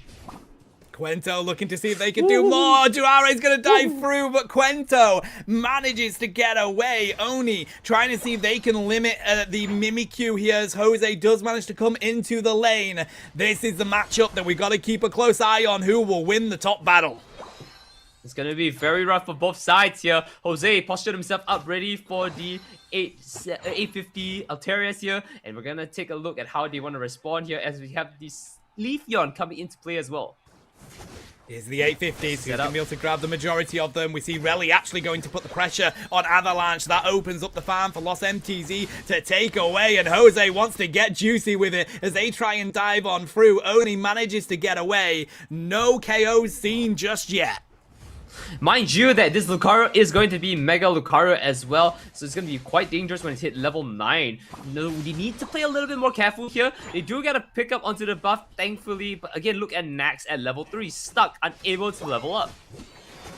Okay, so it is Giga Drain on the side of this Coming in. Venusaur Jiraiya trying to stop them getting the Citrus Berry. They just sneak it through, but Lost MTZ have found a way to get some advantage. 31 points now on the board. They are pushing this big time. Jiraiya again with massive hooks manages to around and finds the KO with their team. Disruption coming on through. Here's Joxo, tries to stop them scoring. Quento doing whatever they can with the poor little Dwebble. Does stop a couple more scores, but it ain't enough here. Night Terror, 67 points unanswered. And that's a big issue here. Regidrago has already spawned. It's been 20 seconds. They need to go respond to that. And right now, the score lead is 67-0. In fact, it could be a good chance to actually just get points now and then hold and defend. Because they need to break that lead. It is the last game here for them to qualify. They need to win this. I love the build that Jose is coming out here with that Shadow Sneak and the Claws. This is going to be huge. It's so tough for Avalanche to get away from that Mimikyu when they are that strong. Right now, though, it's going to be Relly bringing the damage as they say goodbye to Oni. Lost MTZ are doing what they do in multiple games. They get themselves a point lead and they try and keep this aggression up. Right, going in slow and steady here. Crosso needs to look for an opportunity to see if he can help his team go for Reggie Ice, but the rip is so fast. He's coming in. I think he's opted to just play it slow. Quento going for the Rock Tomb here. Not enough speed, not enough time, and there it is. Listen, you miss 100% of the shots you don't take, buddy, so absolutely try and go for that one. Bertolo's going to grab this Regieleki uncontested in the bottom lane while the rest of the Lost MTZ showing face up here, seeing if they can get something into this T1 pad. It will mean that Regieleki is going to push onto the bottom T2, but there is the Venusaur there. We've got the Machamp diving on in here as well. There's Relly coming through. Emerald two-step looking for the KO, and they managed to find Lucario. Woo. And it's going to be an onslaught here, going on for it. Damage being pelted across there. The Festival Firebolt is infested as we do see Jiraiya trying to find his way back into the pad here to heal up. Damage is being dealt across the board here as we do see a final pickup with Latias. The assistants going in for a KO here. Scoreline is 126-29 here. Points are slowly going further and further away. What and it I will do be. like... Yeah, this is it. They're going to continue to score here, buddy. This is tough for Avalanche. They definitely need to get a little bit more on their side. We don't have Machamp yet. We need the Unite move on the side of Eldegoss. But what I do like is Lost MTZ's rotation onto this Delphox. Going to be very hard for them to catch, especially when they hit those later levels. Eldegoss has been taken down now. The maneuverability that Lost MTZ have is next level, and you need it to try and get away from Joxo. Right, as the damage keeps falling through here, Joxo is just sitting pretty at the back. He has no reason to really force his way forward without a team. He knows the opportunity is nigh. He just needs to bide his time, hit the level 13, and maybe a miracle will happen. This is definitely going to be... Oh, Emerald two-step. two-step recognizes that they ain't going to make it home. Trying to see if they can find the KO onto Relly. They don't. Citrus Berry's stolen, but Bertolo is going to find them anyway. Or in fact, no, Jose does. They were just delaying the inevitable. Niat here trying to stop the scoring on this T1 pad. Jiraiya shows face, so Avalanche go on the retreat. Unfortunately for it, they have almost gotten the Horn Leech there and getting Quento, but unfortunately for that, it looks like they're gonna get a KO on the side of Jose again. And top side, look at this Mega Lucario who has finished up this Registeel. The global experience is actually pushing them out another level. Highest level on the side is Jose at level 12 here, returning into their lowest levels, level 8. That's a big gap. MTZ are picking up where they left off in the previous game here, trying to make sure that they keep in the lead and really take control of Faya Sky Ruins. Avalanche wisely going back to just grab the experience that is on their side. Let that Lecky get taken. They can defend it. They need these levels and they need to build them quick. Ooh. It's gonna be tough to go around this. You do see Lucario trying to pop his way down, but this Machamp kind of stopping him here. Waits for his opportunity to invest and go for it, as you do see the damage fly through. The Verdant Anger connecting here. It looks like there is a Lone Fox who needs to get KO'd here. And now Regieleki is being pushed away. Thank goodness.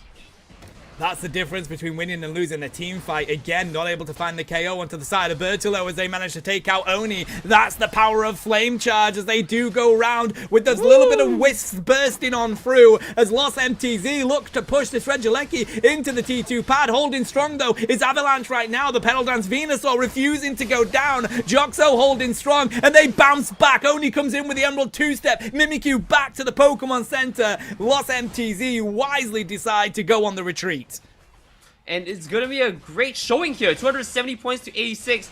It is tough for them to really match up. Avalanche is taking a landslide of a point gap.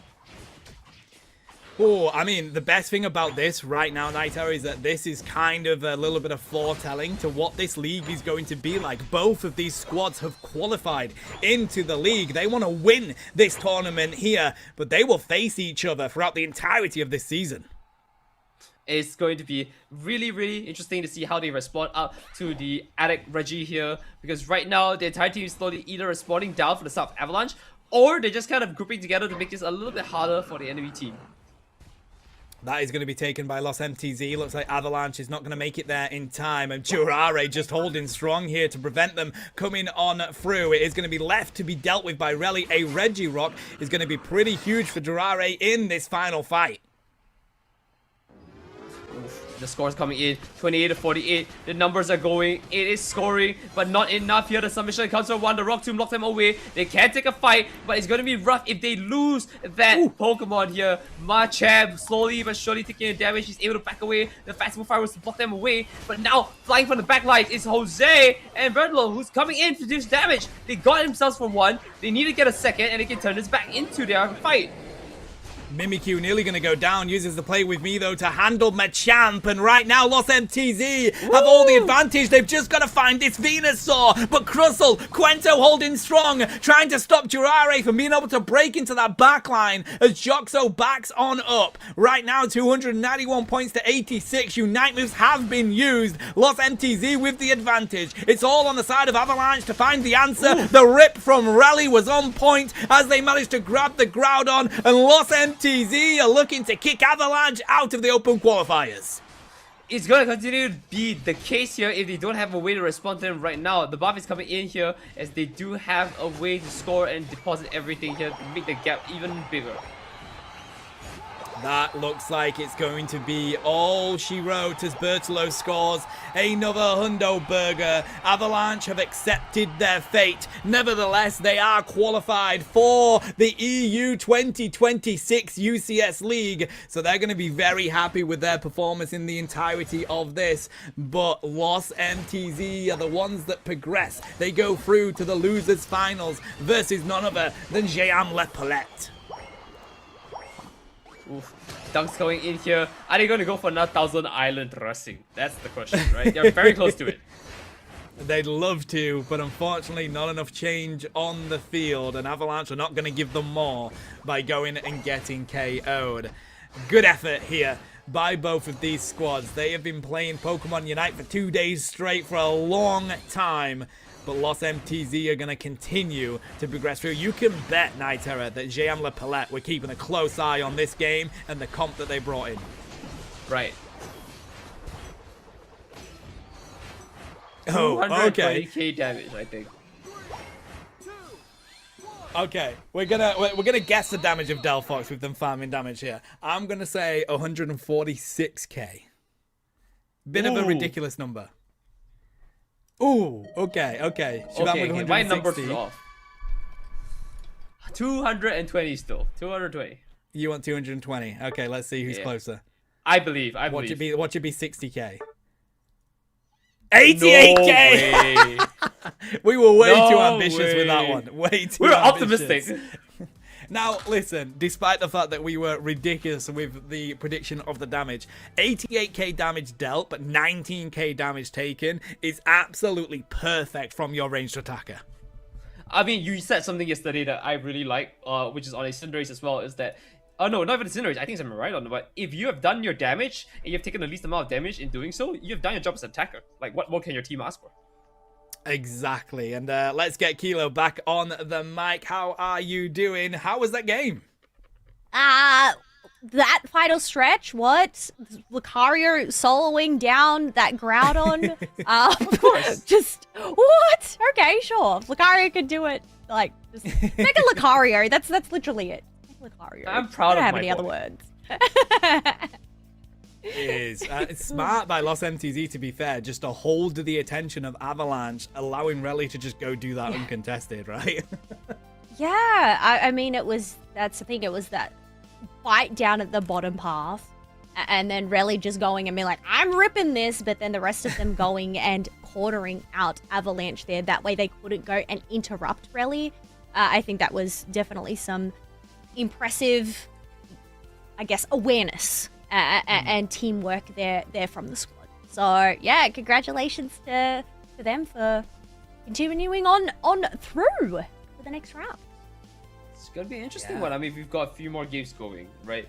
So maybe I think we should take a break first. I think, Toto, we've had a very good long fight. I think it's time to analyze why they didn't pick Dhelmise. I'm sure, Kilo, you can come and join the cult of Dhelmise with me. It's gonna be fun.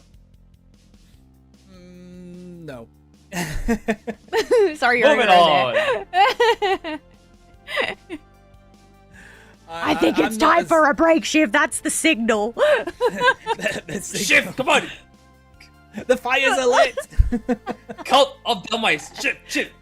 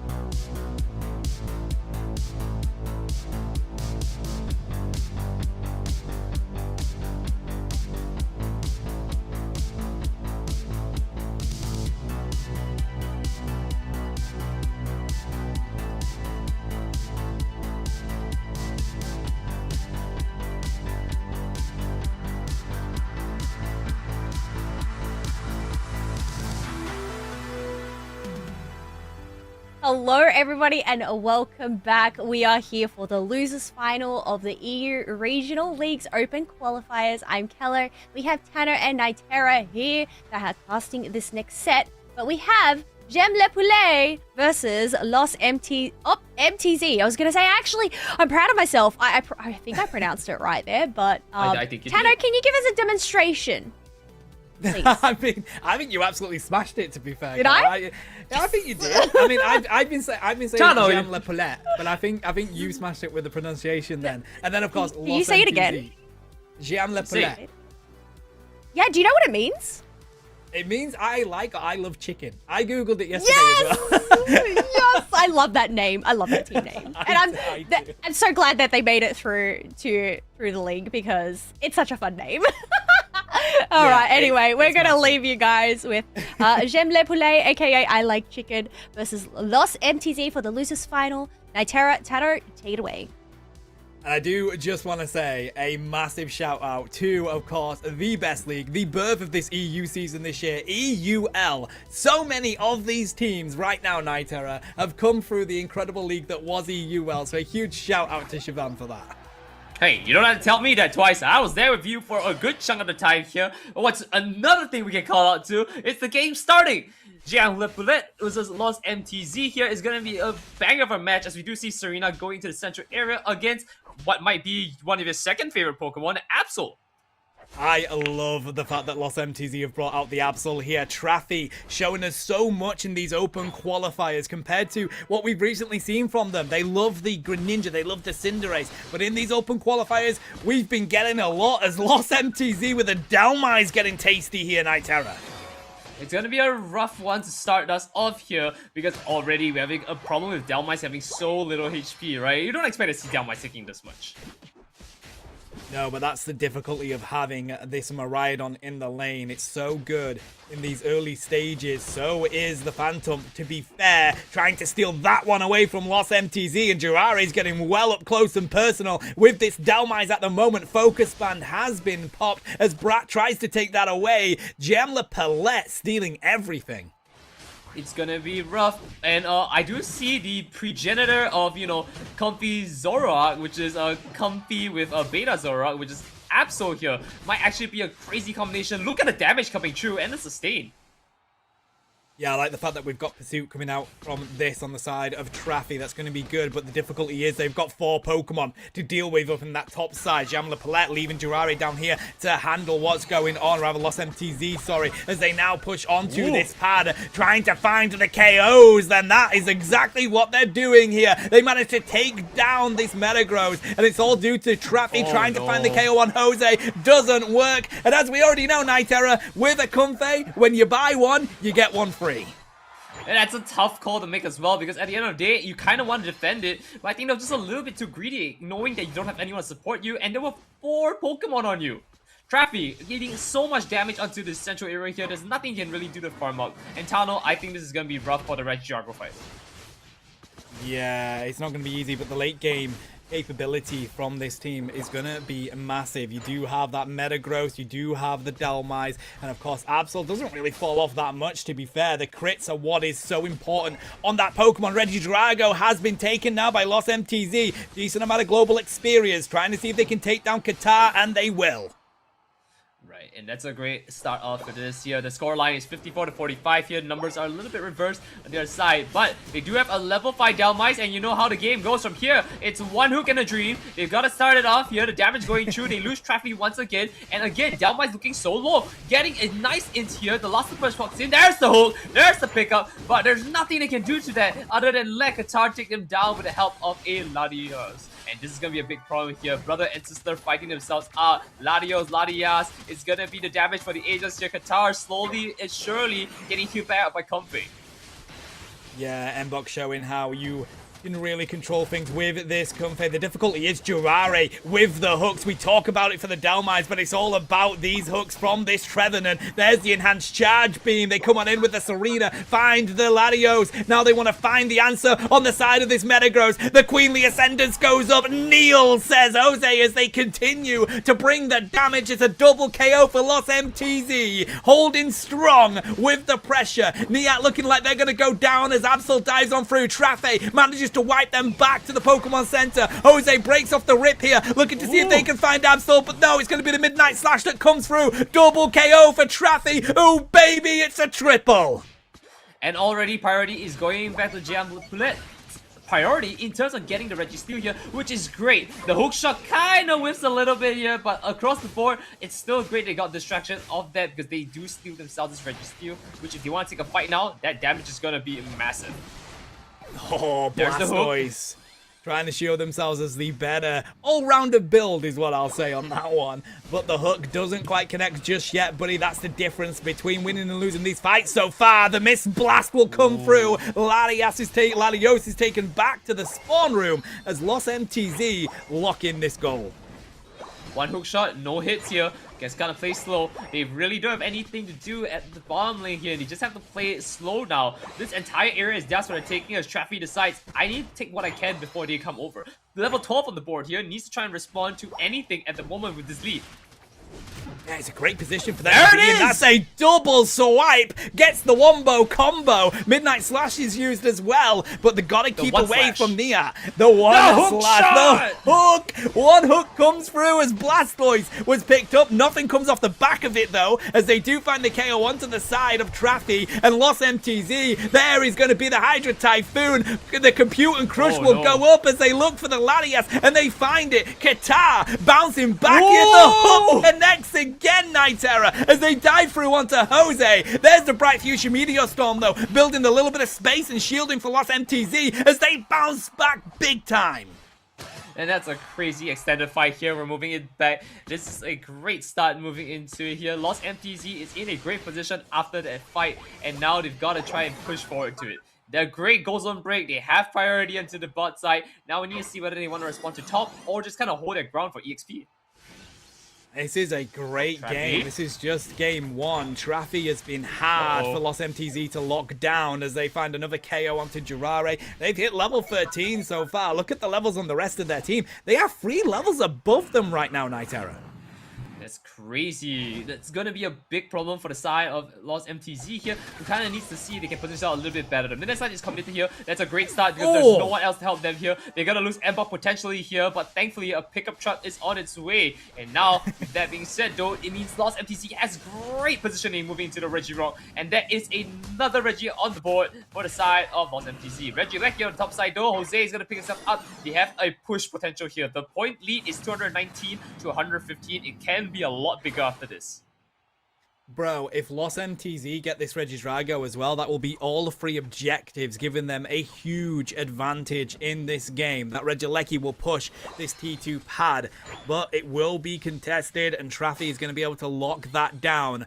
3 objectives on the bounce for Lost MTZ, but they're getting too confident here, but as you see them trying to push this Lecky. Ooh, and again, they do have a little bit of space to pick up the Altarias here. Don't want to overextend right now. In fact, nobody's actually there with Traffy, so this is a great time to maybe overextend if no one's going to respond. There's the start of the pickup here. 3 of the members are together as the rest are farming out the side lanes. And now the problem is, can they get a pick? It is going to come down to this one Dialmize and one hook. I mean, they will lose the Regirock buff for Groudon taking to the field. You want to wait a little bit before you find that pick. If you find someone now, yeah, it'll give you a little bit of experience, but they're just going to be back for the Groudon. So get yourself the positioning that you need. Both T1s are up on the side of Lost MTZ. You are well within being able to win this game. That was a good hook. That was a good fish. That was a good fish. Just buying a tie. Traffy, a little bit off position right now. No one's there to kind of cover him. They lost their position for the ground fight here. 90 seconds on the clock. It is looking a little bit rough. Let's look at resources here. All Pokemon have their Unite moves, and so this is going to be a tough one. That's a great hook shot. The damage going to Jurari. He's forced to have the back here and might be late for the fight. But, it could be an eject hook. We don't see the eject hook. He's going to be the back cap from Traffy as well as Mbot. They're going to be able to get this score lead cut down even more. But Jean Lepelette is still on the back foot right now as they do go for the approach on the Groudon. And here we go, buddy. They're going to come on through. We do have the Psycho Cut connecting. Hydro Typhoon connects. Doesn't find anybody just yet, though. Niat does manage to find her, though. That is some strong pressure coming out from Lost MTZ. They take down Free. Looking for the more here as Mbok dies onto the side of Dhelmise. They're going to be able to get out. But Lost MTZ going for the rip on the Groudon. They annihilated the front line of Jean Lepelette. They take down their carries. And now the Groudon goes to Lost MTZ. And this is a great and beautiful start to something new here. Lost MTZ getting themselves out the Groudon means they've got time to score this, push the lead even further beyond. In fact, why do they need to score that lead? Maybe they should just defend. It could just be a different thing altogether. Right now, this is going to be the plan. If they get the score, they just need to take a good fight here, and they do have no Unite moves. That's the problem. Well, the thing is, Lost MTZ wouldn't be Lost MTZ if they didn't want to continue to score and be aggressive in these games, buddy. They want to extend their lead here. They know they've got double the points of Jean Lepelette. They don't have to worry about this anymore. They push, they score, and now they recognize that and go back to hold down this game. Right, so with that being said though, I think how can we respond into this for the next game? Looks like the Dhelmise actually was working well as compared to like the previous game we saw. And in fact, I think the problem is that there was too many good hooks now. Well, the difficulty is with these hooks is, one, you've got to be good with your target selection. You've got to get the right Pokemon with like it. That. Two, you have to land them. Yeah, if you get that Miraidon, Not like massive that. for your squad. But you need the rest of your team to back you up with it, buddy, as Lost MTZ are just going to clean up Jean Lepelette at the moment. This is why I'm not that impressed with the Dhelmise, but I did like the pick onto the Trevenant. Force them to go back and heal because you've taken so much damage off them in that fight. Gives you the advantage. I think that's the very important thing at the end of the day, right? Because it is not that we're saying Dhelmise is a bad pick, or at least not in my eyes. Because I think at the end of the day, it's just such a high skill cap Pokemon, and you know, Dhelmise has not been out for that long, competitively speaking. So a lot to look forward to, but it's gonna take some time to ramp up, and I do hope to see it come in again and potentially make a big play. Look at the damage taken here. We're pushing in a little bit lower. Dhelmise could be a little bit more frontline. Yeah, and what I'm noticing here is Bertolo yet again, 75k damage dealt, 18k damage taken, the lowest in the game. Means that Traffy has not been able to do their job. Despite, trying to dominate the front line of Lost MTZ, they did have the pursuit, so they were able to find those crits really well, and they managed to really out-level everyone on the map. But Bertolo was uncontested in that night era, and that is tough if you want to win a game. Yeah. So with that being said though, I think we're gonna have to go into the next game to really figure out what's going on there. I don't know if we'll bring Hello back, because I kind of want to get her thoughts on the Dhelmise. The Dhelmise, I mean, I also do, because genuinely, I don't know. I think it's one of those where people feel like it's so strong, but in this, you've called it, it's such a strong skill ceiling Pokemon. I think there's other all-rounders that can give you more. I mean, to be fair here, after watching Days of Dhelmise, yes, I am a believer since day one of the league. But yeah, Dhelmise has this issue where his hitbox is a lot smaller than you think. And so it can be a bit of a problem here. I've seen other games where the hitbox is at least a little more generous than that. Yeah. Nevertheless, though, Lost MTZ are going to give themselves 1 point up in this set. It's all down to Jean Lepelette to really push back because, of course, this is the losers final. We have Guerilla Tactics sat up there pretty in the grand final, waiting to see who they're going to be coming up against. Right. So, at this point here, let's take it as time for Jean Lepelette to kind of figure out how they want to turn this around and make it their 500 points to win, rather than, Lost MTZs. In fact, team to beat here, Lost MTZ is going to be the last of the MTZs around in the map here. This bracket has been really strong. They've got themselves up in here. I think it's time for Chicken Supremacy to take over. Jose is going to see maybe potentially a chicken come out, What I do like about this is, oh my god, Jose's bringing out the Zorak. No, I'm sorry. Here we go, chat. Here we go. Bertolo back on the Miraidon. Jurare on their Trevenant. This is comfortable for Lost MTZ, but Dhelmise is back on the side of Jean Lepelette. They do now have that Raichu, the Espeon, coming onto the field. This could be the decider if they can try and use that stored power and that Psychic Solaire to reduce what Jose can do. And I think that's kind of interesting because we had this problem where Dhelmise wasn't going too front. Now Zoro is going to be at the back, right? So you kind of have priority when it comes to like, you know, getting a good hook. If it's a lot shorter, you might actually be able to hit Jose, and all you need is that CC rather than actually pulling someone down. Yeah, because the biggest thing about this Zoroark is that you have to disrupt their combos. The reason why Zoroark is so good is those combos. If you can disrupt them, that is how you limit what they can do. But it ain't an easy task. Of course, zip zapping across the map is what Night Terror, what they're there to do, Night Terror. Yeah. So let's take a look at how this one pans out here. It's gonna come down to how the Zoroark is going to play out later on here. But if not, at least we're getting to a great start. Raichu's into the field. He's gonna start disrupting really, you know, and it's a great start, but not too much to really spot them. Yeah, gonna see who can squeeze in some of these stacks. That's the most important thing, as we see both of them just trying to get their experience. Nothing untowards going on just yet. We do see the Miraidon rotating up to the top side as Los MTZ like to get quite aggressive with it. Jose is here on the Zoroark. Hello, friend. No response yet from Jose though. Jose comes in, finally comes into the back, takes the damage, pulls it through, has got the EXP, it's time to back out, but no, not without returning with a KO. First pick out on Bertolo is gonna be on the Miraidon here, a little bit shaken, but not stirred. Rara is going to take that farm as well. Very close to becoming Trevenant. Will need it if they want to deal with this Dhelmise. Espeon is going to find the KO, and we're going to say goodbye to Jose for the moment. Jirare takes it, and now we have one meaty fight in this bottom lane. It's gonna be a rough one as well. No hook shot to there, but Jiraiya's looking very low. Manages to back away with a little bit of a dash and a eject button. Nicely done. Gets back to the pad, gets those citrus berries. Top lane though, looking for their Evo is Qatar. Nia gonna put the pressure on with Rally. Not an easy lane to deal with up here, especially as JM Leplet is still looking for that Evo onto the side of Mbok. But here comes the Raichu. Stored power assistance, doesn't find the KO just yet. And it's gonna continue to go on and on and on. It's one hook and a dream. Level 5 on the board here. Just needs to get it. Jiraiya dishing the damage, taking it out of his team. Gets the one hook here. Pulls it back, but Miraidon finishes back off onto the Red Drago. And right now, priority is onto the side of MTZ to try and make a play here. They do better pick out on the Traffy. Dishing the damage, but not enough. Jiraiya will make it with just a little bit. Qatar not going for it. And now it looks like it's so messy. They've come out on top, but look, they've lost so much more than they can actually talk about. There you go. Jose loses their combo, has to go on the retreat. That's the difference between winning and losing a team fight. They're going to dive back on in with it, though, and they don't miss that one. They take down the Raichu. They take down Eldegoss, who managed to sneak out a KO on the side of Jamla Palette as they try and push on in now. Lost MTZ. They are pushing back this Espeon, but the stored power Psybeam is going to work well for them in these team fights. Already going in for it. Regieleki is in a weird spot, and that's on the side of Lost MTZ. I'm kind of hoping that GM actually picks it out here because they needed a little bit more EXP here. Numbers don't lie, the levels are not leading, the damages are going through from Lost MTZ, and nothing is on the board for them to pick up because Zoroark's just so fast on the draw.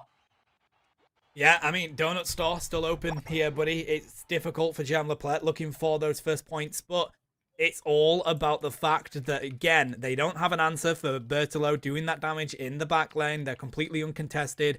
Jose continues to dominate on this Zoroark. They haven't found a way to lock them down yet. Oof, and it's going to be interesting to say the least here. I'm not too sure how it's going to pan out. Tano, I do believe we have an issue here. It is the beautiful bug itself. A Sableye has crawled into your system. Yeah, please do bear with us, chat. Of course, there is currently a bug going on in Pokemon Unite where we do get a lot of DCs and all that kind of stuff. It's an issue with the game at the moment, so they're doing their best to fix it, but it does mean that we may have a couple of these issues come on up as they do. Nevertheless, the difficulty here, Night Terror, is that Lost MTZ are giving themselves a decent amount of momentum from this early game. When that happens, it can be a very difficult position for your team to be in.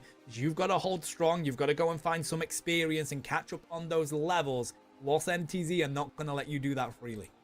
It's going to be a rough across the board kind of situation, especially when you have this kind of VCs where we just can't really look at the matches. And I hope we don't lose this match because this is kind of the deciding factor whether GM Flat actually bows out of the tournament. Yes, they've got qualified, but bragging rights, right? Like, if I win with Dhelmise, I look so good. There we go, back into it again. I would like to see the stats of how many teams have actually won with Dhalmais in this, but nevertheless, it's going to be a huge Hydra Typhoon coming on through here as they manage to grab free Lost MTZ, taking down Ghatlue 1 by 1. The one hook is going to connect, pulls in Niat, doesn't find the KO for their efforts though. And again, Bright Future Meteor Storm by Bertolo builds the space that they needed to break that pad. Bill, slow but steady here, slow but steady. They're gonna get bit by bit the damage through before they can do it. The numbers are looking a little bit more stable now. They're pushing their 9s, they're hitting their spikes, but lots of MTC are already respawned. 218 points unanswered currently. Lost MTZ very comfortable with the lead that they've given themselves, but we are starting to get this late game online for Ghatlue. They now have Mamoswine on the field. They're very close to getting their Dhalmais Unite move, but that's another thing. It's this situation with Dhalmais where they've kind of thrown it in the support role realistically, wanting to use that pull, and it has meant that they've not got their Unite move until the 5-minute mark. So we gotta continue to see how this pans out here. They do start off with a quick KO on the support. Here, Ladia's getting sent back to the base. But of course, with that being said, they have a lot of momentum in the bottom lane here. Regieleki prowling down bot lane as you do see Dhalmais and of course the alone Regi try to respond to this. Yeah, knowing that they're level 9 is just going to sacrifice themselves to get a little bit of vision on where Ghatlue was. Now Lost MTZ know that they're actually in the central area and bottom lane. So they can go for this top objective as you see them already trying to zone out. Ghatlue rotating up here. We do have Jirare just dealing with them in the middle of this central area. The rip on the Regirock is already started. Right, and there's the damage coming through here. They're taking a fight into the wrong side of the field. Yeah, it's a little bit off position. They do pick up for 1, but it's not going to be enough for them if they cannot get away. They have to stop overstaying. They got their lead. Let's play out. Bro, that's a support Pokemon that Nia is just being so much of a nuisance to Ghatlue with right now. As they take down Dhalmais once again. Looking at this entire set so far has been dominating on the side of Lost MTZ. Ghatlue struggling a little bit. Psychic Slayer will come through. Doesn't stop the combo from Jose though, as they do manage to break themselves out. Cotton Cloud Crash was used as well. Mammoth Mash will come through. Bright Future Meteor Storm by Lost MTZ buys them the space they need again. Nevertheless, though, going on in is Blastoise. Right, and already there's a little bit of a problem now. Again, levels are not there. They lost their Unite moves. Of course, they're still a minute away, so they are in a great spot. But again, it is going to be a big problem when you have a 200-point disadvantage, right? How are you going to bring that gap back? That's tough. I mean, your advantage is the fact that both T1s are up for Lost MTZ. We know with Groudon that scoring is more difficult. It's not unstoppable anymore, but having the T1s up gives you a huge advantage because you push that as a team and you can get easy points in. The T2s are a lot easier to defend for teams, so it could still be a close one. It's all about the final battle, Nightera, which is exactly why we see Ghatlue just going for the farm here. But that's a big problem as well, because MTZ now actually has priority to push down the bot lane, and it's gonna hurt them a lot if this Regieleki goes in. In fact, I might say relent to just give it up, but it feels so wrong as well. Yeah, you've got to give it in. up. There's Good hook there. But this hook. is it. This is what I talk about, buddy. You get the one hook. Now it's on cooldown. Your team wasn't there to get the KO on Niat. They're just going to go back, heal, and come straight back in before Groudon spawns. I don't even know if it wasn't the team wasn't ready to respond. It felt more like the team just didn't have the damage. A nice hook shot there to see if he can fish anyone out of the bush, but not enough. There's the job for 100, like we said. Here, the points are still manageable if they do grab Groudon with 5 players, but it's gonna take a while. No hook again, it's on cooldown, they gotta play it slow. Jirari comes to the back here, puts it off Qatar, no Mammoth Mash to save you. There's a little bit of heal coming in, pulling it back, finally getting onto the Zoroark here. The first of many, it could be different. Mammoth Mash coming through, cutting in through the grass, gets onto Rally, they might turn this around. First off going in, Hydro Typhoon, the damage going through, Bright Future Meteor Storm, the Psychic Slayer, and it's trying to test them out. They do pick us out the Groudon, and finally, we are seeing Ghatlue pick a score on the board. Moving forward here, it looks like they're gonna have to start dropping points. It is going nuclear, Tano. It is. They're going to find the KO onto Blastoise as well. They do have the enhanced charge beam from Bertolo, but the difficulty is 300 points are needed by Ghatlue. They do have 2 T1 goals that they can push. Looks like they're going to take the approach of splitting up at the moment. Lost MTZ will have the entirety of their team back just to hold strong here. They could give up 1 goal, but they want to defend all of it. Right, and obviously that's the better play, right? At the end of the day, you have two T1 bans. You don't really have a choice. It's just too far for you to respond at all if you wanted to. 4 players on the top here, the 5th one coming in. There's the first 50 coming in, 100 points on the board. That's very close. 238, you have 40 seconds on the clock. The response coming in, Nyat's going for the 50. You kind of need to drop 30 more points in total here. And that goes Zero going into the damage. Dishes out, does not get the KO here. Traffy walking out scot-free, but Miraidon's still alive and going ham on this. Typhoon for the investment here as the charge speed is going to lock. Yet returning the favor here, we drop a 1-pointer, and that's the drop for the 50. 202 to a 438. 20 seconds on the clock. It is one long pad here. Cloud Crash gets the healing here. Mammoth coming in to try to stop them. The Psychic Solaire, Thunderstorm Aerial. Can they drop another 100? That's gonna be the call. First pick up here. Not getting in. That's the drop. 45 points then left. There's the drop again, but not enough. And it looks like, I do believe we have ourselves a winner, Tano. We do. A brilliant push on the home pad from Nyat is going to lock in that extra hundo. Burger and JM Lepalette.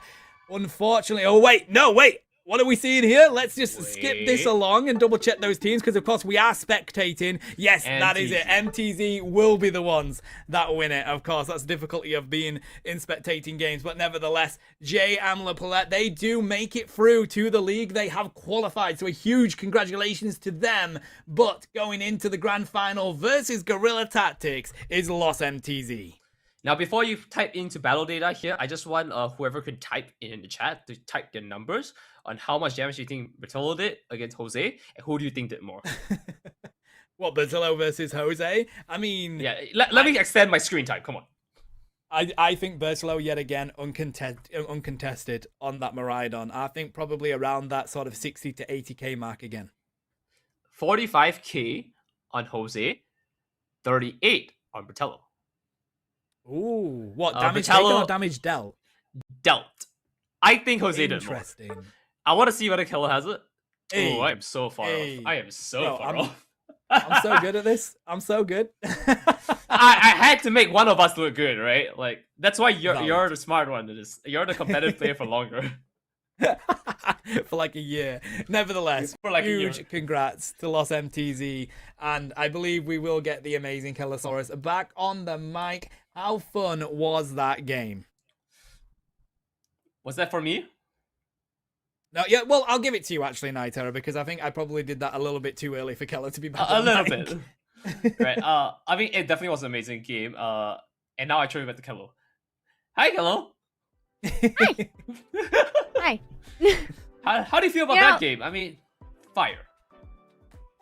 Oh, yeah. Honestly, one thing I noticed, and I'm very, very just surprised given how long they... I was gonna say Qatar and the Memo Swine, just the escape, Okay. the way that they survived. But I mean, but yes, also Delmise. Yes, Delmise. I don't know. Am I starting to be converted? I don't know. No. Usually we don't like to say it's a convert. I feel like it's more of a welcome. I don't feel like maybe not. I don't know. I think you're still alone in that boat. I'm sorry, Nightera. Oh. Let's go. I love Delmise, but it's just no. I love the Pokemon, and I love the design of it, and I like that they've brought it to Pokemon Unite. Cool. I just, in tournament play, it just ain't it at the moment. I'm sorry. I feel like it's not hitting the expectations. It's not hitting its I was mark hoping it to. Yeah. And I don't know whether it's just because I wish it had longer range. I think that's my thing. I wish it had longer range. Mm-hmm. Yeah. Asking a lot, though. That's a lot to ask for. Imagine Praise our Unite gods. Give us longer range on Delmise, please. Okay, Do we really want that? Thank you. We need this, please. Please. Imagine how broken it'd be if they gave it the thing where, like, you know, with Mimikyu, where like going through the bush extends the range. Imagine if they gave it something like that. That would be so cool. I'd be okay with that, actually. Insane.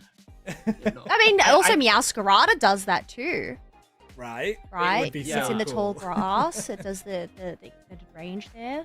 So That's nice. Hey. Because, you know, Delphites wouldn't be so strong across the board, but it'll actually need a position better. I think, actually, Tano, Are you the director Sorry, of wait, Pokemon do Unite? we want this? We're on Groudon map right now where there's not much tall grass, but could you imagine that on Kyogre map? Oh, you're absolutely right. Hold on, guys. Bring in the skill shots, That sounds bro. kind of Wait a minute. busted. There's grass everywhere. Taking touch grass to another level here. I'm not too sure if we want to get a hook line and a real sinker here. Hook, line, and sink. I see what you did there. Okay, thank you. Smart. All right, I think all right, it's my time folks. to go. Yes. I'm sorry, I'm sending you off on the boat all alone there, but thank you so much for joining us again today, Nitera.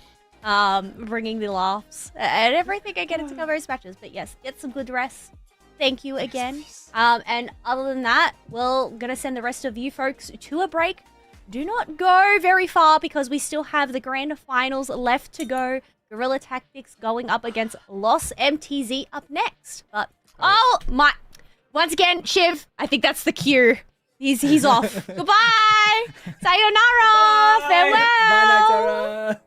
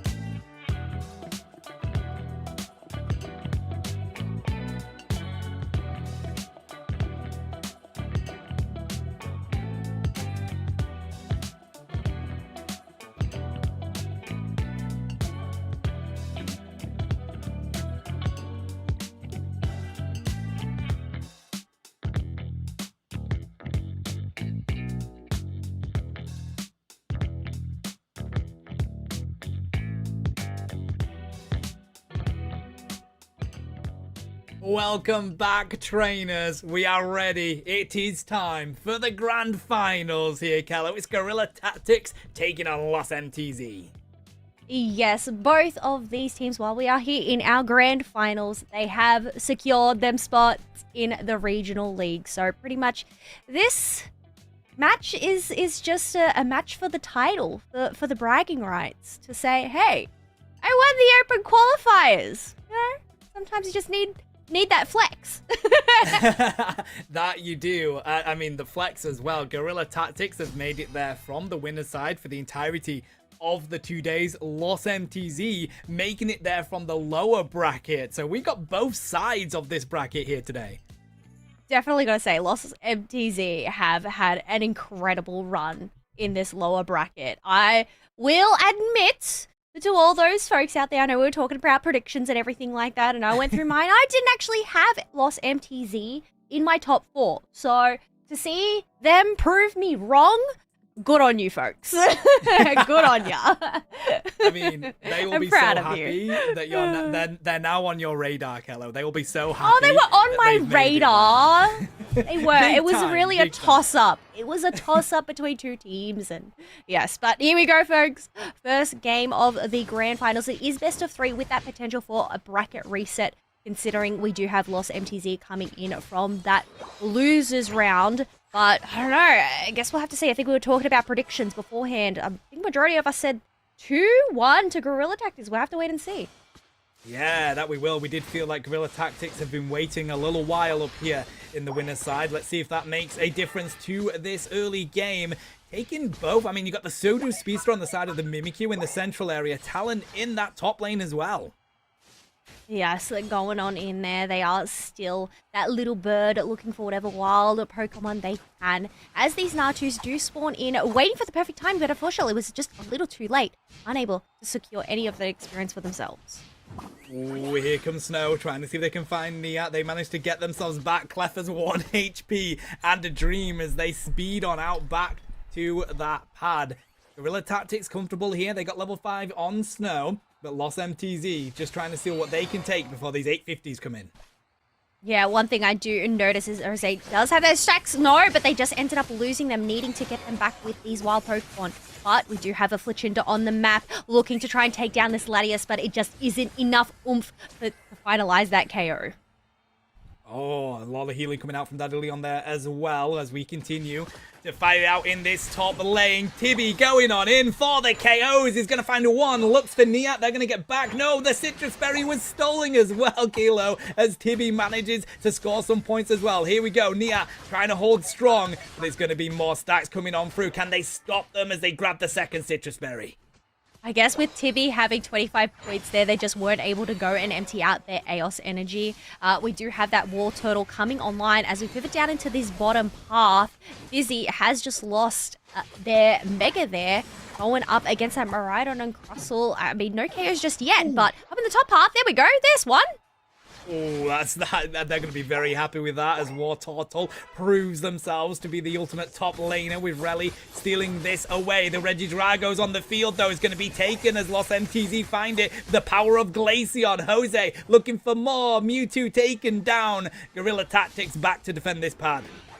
Well, knowing they had that numbers advantage there, Lost MTZ are going to empty out their Eos energy, leaving this on 30 points. Glaceon is forced to use their Glacial Stage just to put out more damage, but also survive what was coming towards them. Getting back in that back line. The front line, though, has been knocked on out, but I don't know. Can Mewtwo, Y, and Latias go and get any more KOs here? Yeah, especially with that Glaceon, because when you keep yourself at range and those spears are just going to continue to land, you've got Bertolo, who we've already seen is so good at being able to kite around the opposition. Niat has been a nuisance to others. They're going to go on in here. They do get pulled on through with the power of that Mewtwo, but now the rip comes in. Lost MTZ looking for the Regirock here. The zone in coming out from Jiraiya here. They do manage to grab that. It's going to be huge for Crustle.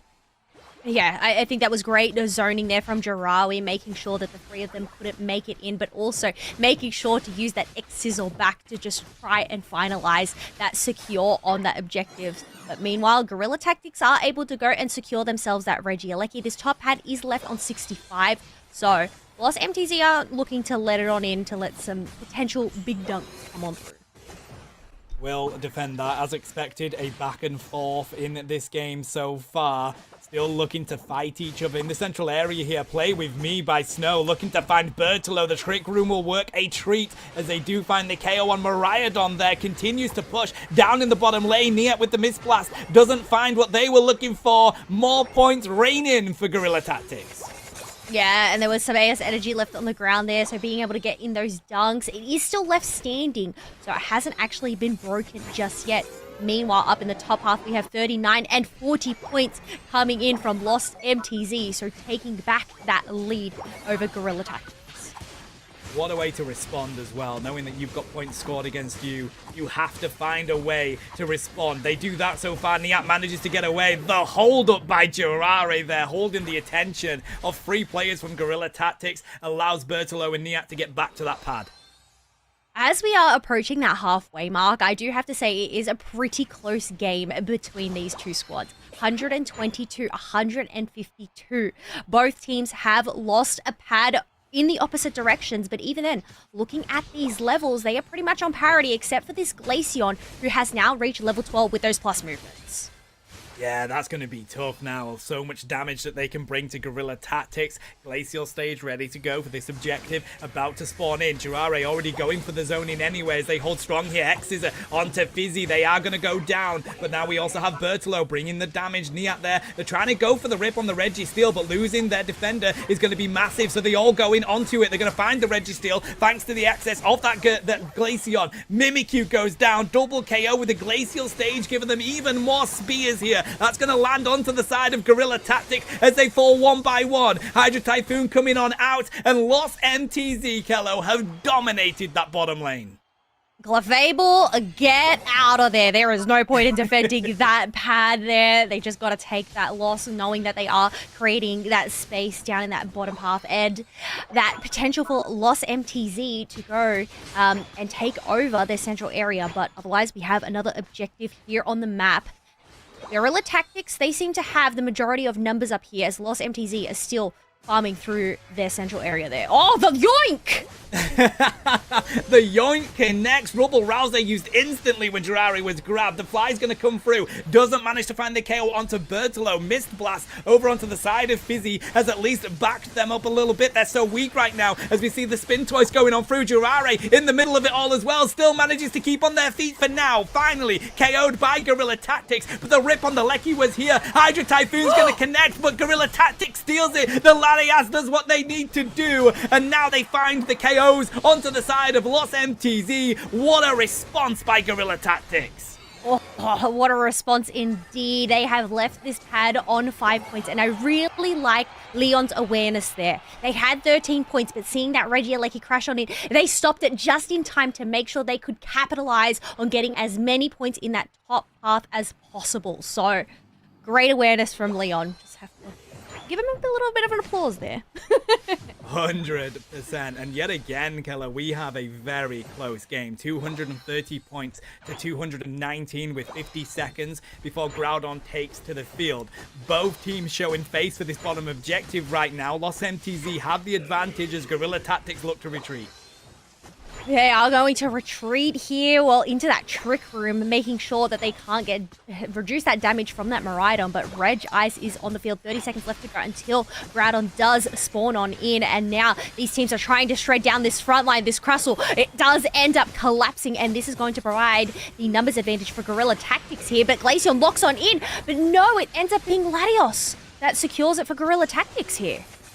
Good secure by Chari King. Lost MTZ wisely don't give anything else. They go straight on the retreat. They don't want to give over any Pokemon, knowing that Groudon is about to spawn. Guerilla Tactics, though, going to get really aggressive with it. Trick Room into the choke point here as Lost MTZ look to bounce back. Giari doesn't find anybody with the Rock Tomb just yet, but it's this enhanced charge beam that continues to be a nuisance. Rubble Rouser will come through. There's the fly, looking to see if they can find Glaceon, but they don't. Spin Toys will come through. Bright Future Meteor Storm connecting as well. Clefable being taken down. Lost MTZ with the advantage as Jose looks to get the rip on. Doesn't find Mimikyu though. Callow X-Scissor will connect, but they don't take down Chari King. They hold strong, but it's Glaceon finding Mewtwo X, and now they go for the rip on the Groudon. Double KO coming on through as Lost MTZ want to lock this objective down. Hydra Typhoon trying to see if they can find Snow, but it's so weak right now, and it is going to be Jose that finds it, but they're responding in kind on the side of Guerilla Tactics.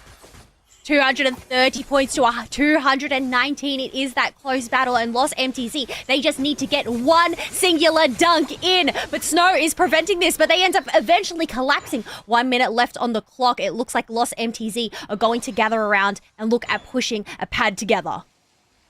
Oh, this is tough as well. Table is about to spawn back in.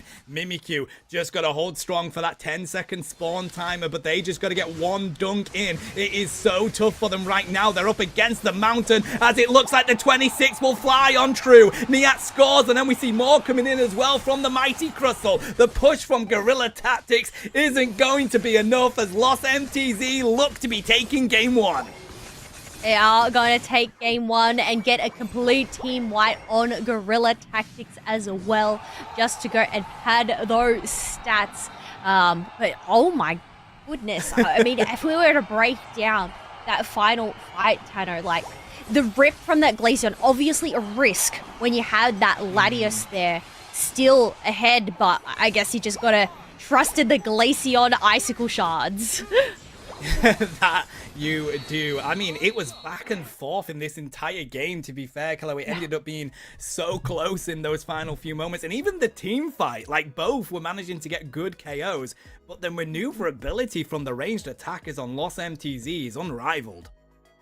It was really paid off well in the end there, allowing them to go and get that shred. But in the end, 230 to 715 points.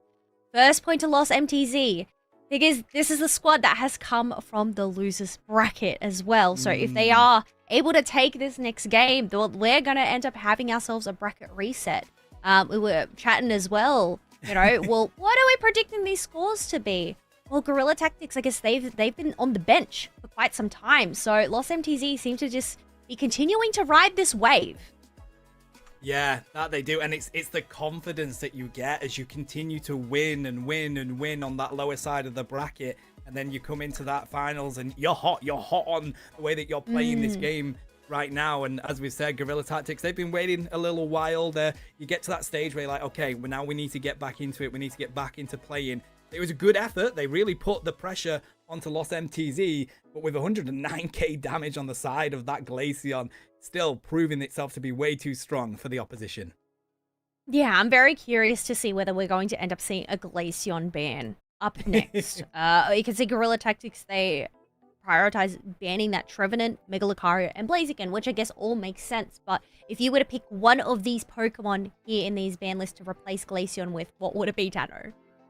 Oh, on the side of Guerilla Tactics, I feel like you can't allow Juare to get the Trevenant because they are just insane. And I think Jose is so good right now on their Blaziken. One of the best that we've seen in any of these tournaments. So it's got to be the Mega Lucario for me which, you know, does open up the door for Relly to take that, and they're a monster on it, but it's got to be that, in my opinion. It's so hard when there's, I mean, it's like, Yes. I feel like we were complaining when there was only 2 bans, right? And then we get 3 and it's like, oh, you should be spoiled, you should be happy. But no, 3 bans still just doesn't feel like it's enough. I mean, for either side, you know? Yeah, I mean, give if us 4 anything- bans. Right? If anything, that tells us that the game has some very good Pokemon. It's balanced to the stage where there's a lot of very good Pokemon. So that's surely a good thing, at least. Yes, okay. We're looking for the positives, Kello. It seems like is it an oxymoron?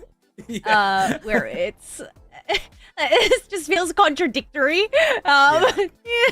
Yes, balanced to the extent where there's a lot of very strong Pokemon. Huh?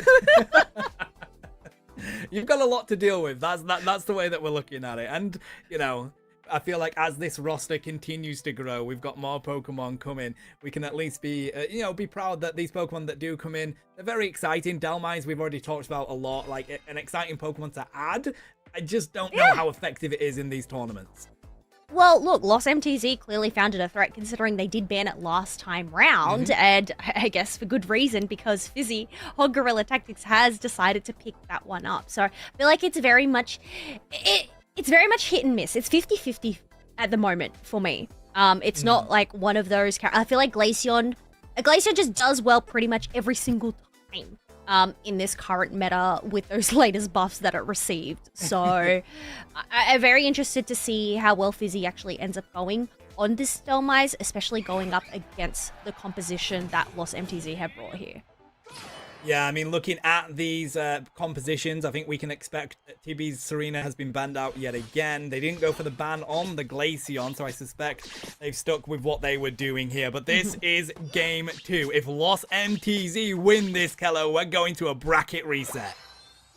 Woo, that one will be an interesting one indeed. But you know what, as I said, yes, these 2 teams have already qualified for the regional leagues, but both of them, they want that flex, right? They want to make a statement at the beginning of the season to say, fear me, fear this team. Right? Not only did we qualify for the league, but we won the open qualifier, which is massive.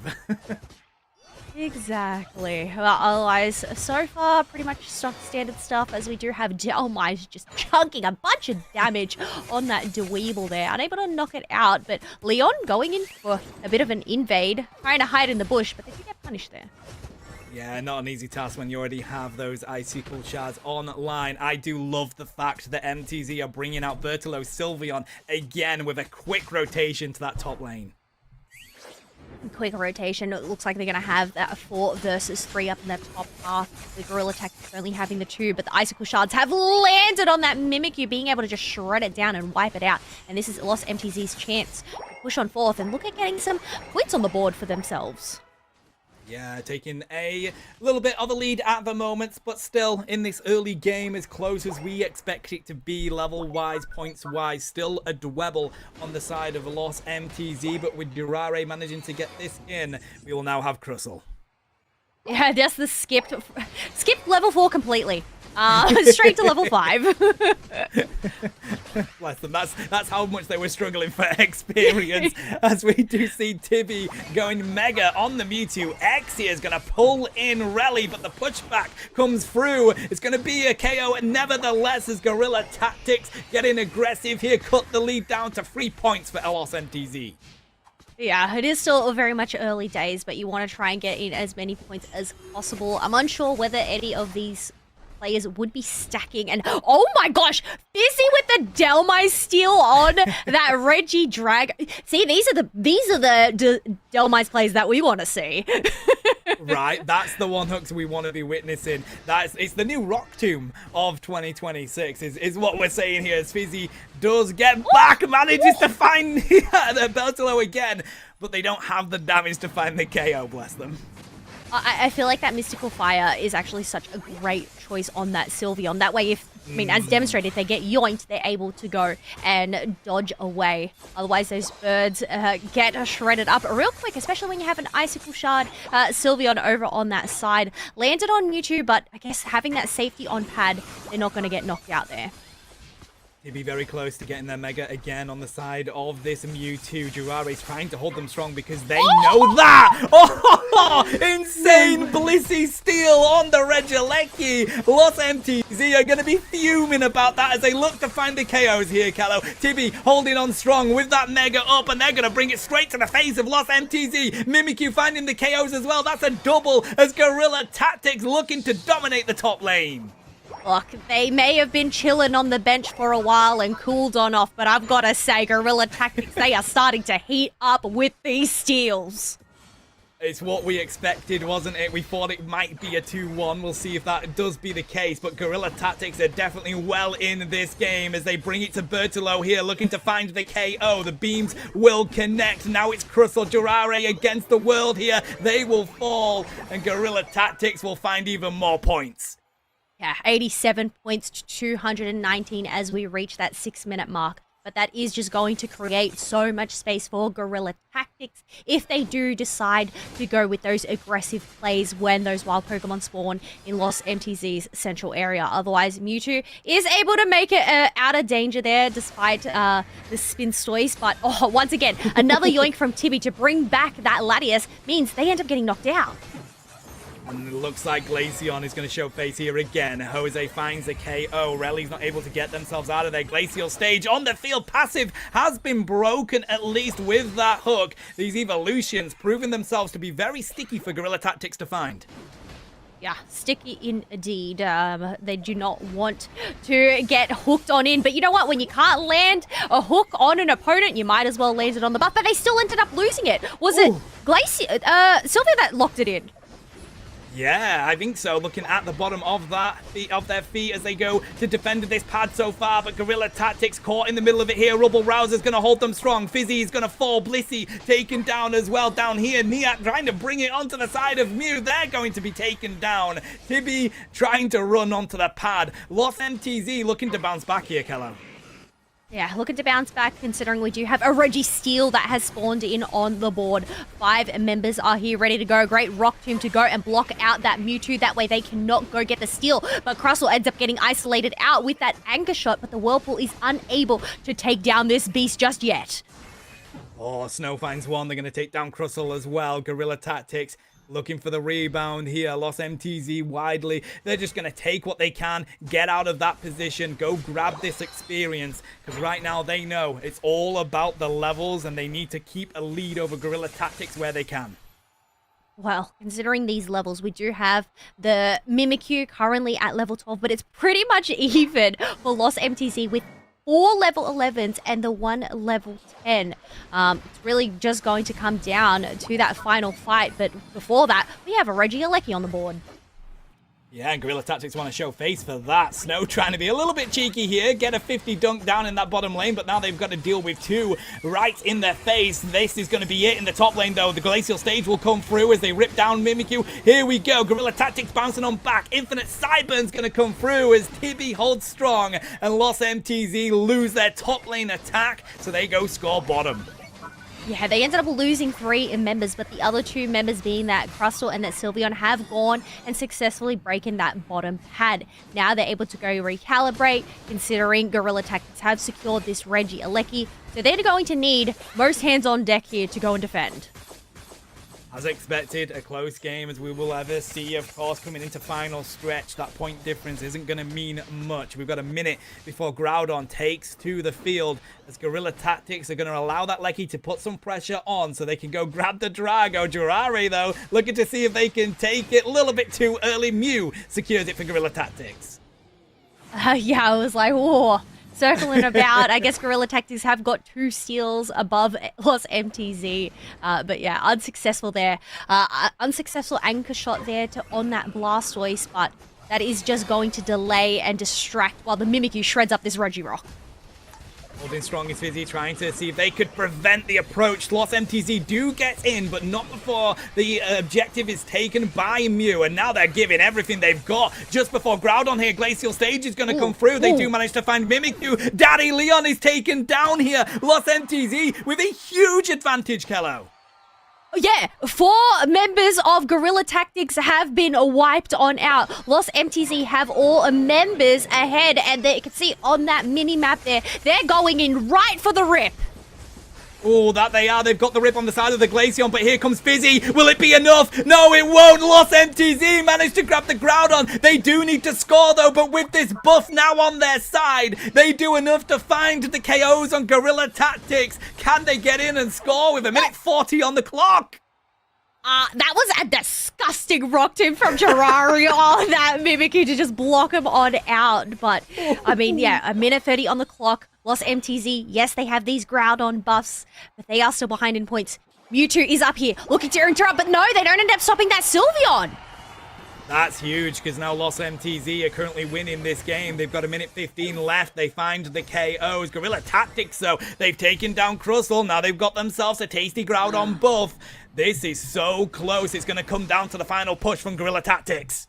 Oh, but wait, Blastoise goes on in. It isn't actually going to get taken down, but they are quite low. Latios trying to take that blow as Mew is going to pop their Unite move, looking to finalize, but the shielding from Blastoise because of that Unite means they survive. But Latios has been taken down. Does that mean we have another Groudon buff on the side of Guerilla Tactics? I think we do. Bertolo's just managed to get themselves an 86 point, but will that be enough as they try and get back to the home pad? They've managed to take down Tibby. Lost MTZ have been able to hold strong. That's a double KO coming out from Jose again. Bertolo takes down Delmise. Daddy Leon accepts their fate. Kello, Lost MTZ are bringing us to a bracket reset. Wow, the losers bracket run. Lost MTZ have done it. Being able to defeat Guerilla Tactics, especially considering how well they have been going. They haven't lost a single set yet. This is the first set that they have lost over the 2 days. This is crazy. This is why I am loving this region this year. Lost MTZ on a mad run through the lower side of the bracket today. And now they've just reset the grand finals. What is going on here?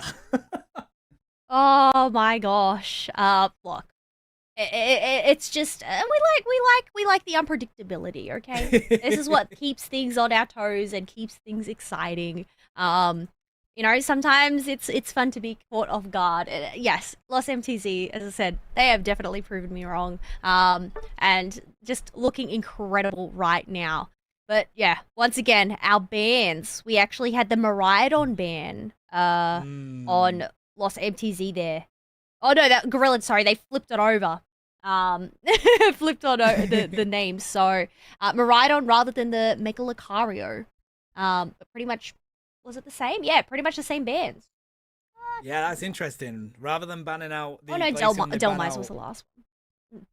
Yeah, the Miraidon, they stick with the Blaziken and the Trevenant though, which, you know, you've got to. Honestly, Jose has been so impressive on that Blaziken in these open quals. I think probably does have to be target banned whilst Blaziken is so strong in this meta. Well, you know what? Heading on in to that bracket reset, which means we have a minimum of another 2 games ahead of us, Tato.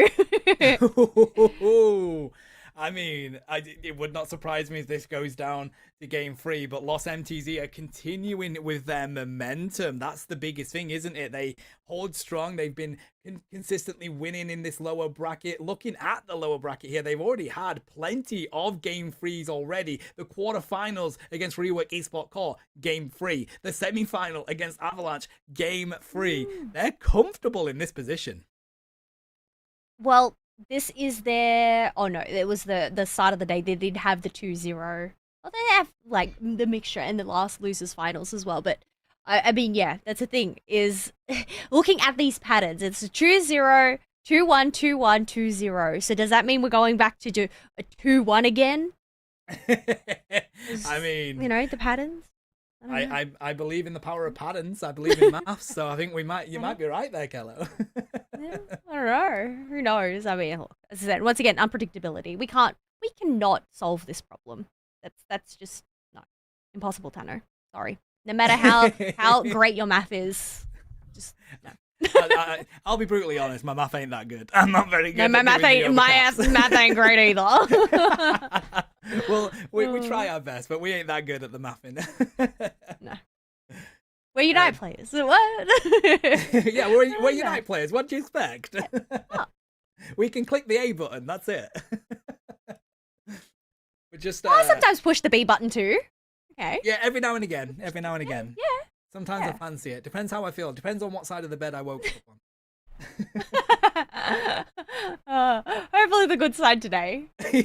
Absolutely, with this action. We are just waiting for confirmation on what the next steps are going to be, chat. So please do bear with us. Shiv wants to talk to chat. Hello. We're going to be... Get the right button. We can hear you, but I don't know if everybody else can hear you. Once you hear Shiv, can you give us a... We can hear you Shibam. in chat. I think they can hear me now. Okay, they should be able to. So, as you can... Chat hears you! We got confirmation! They were told that there is no bracket reset.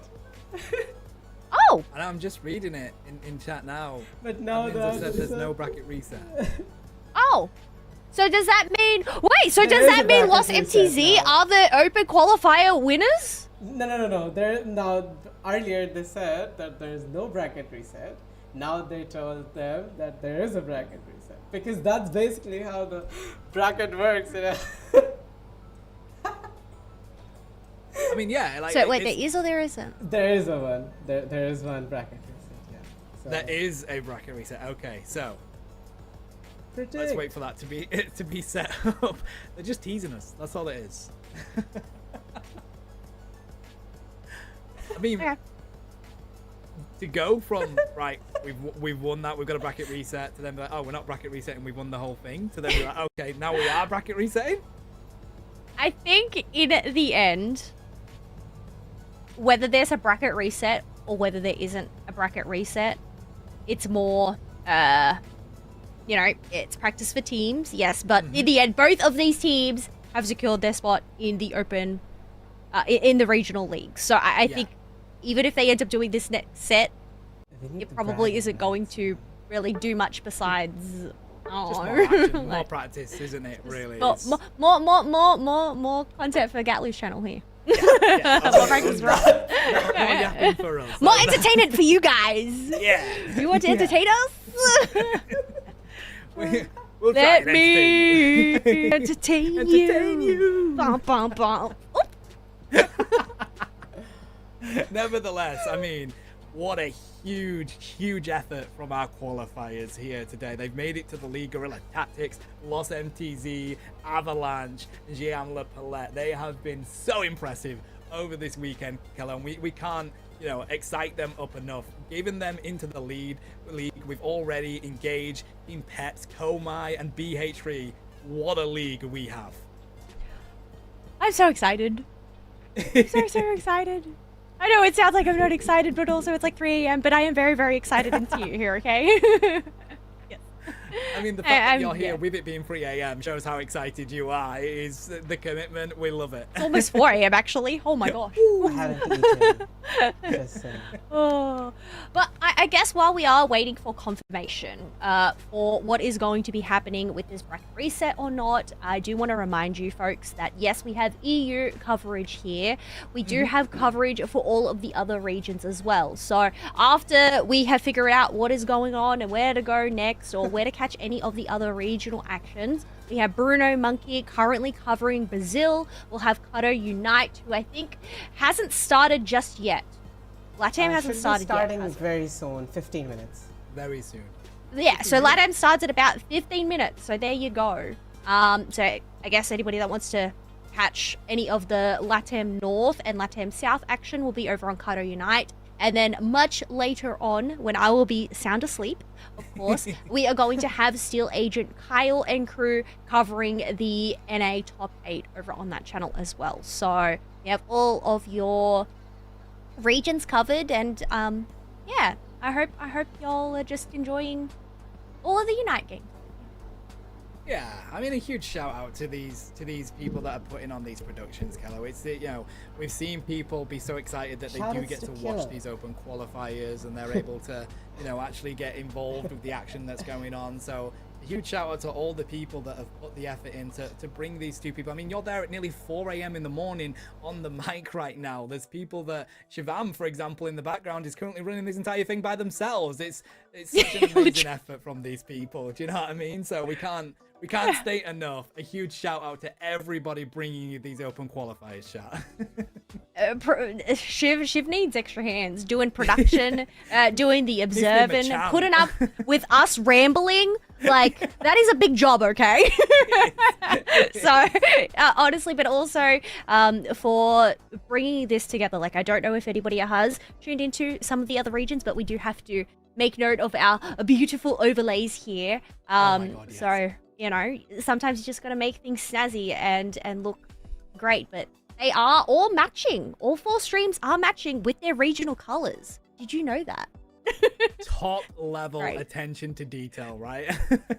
Yes. Our artist Kurigen is amazing. What was that production? Yeah. Yeah. Bring it up. Let's do it.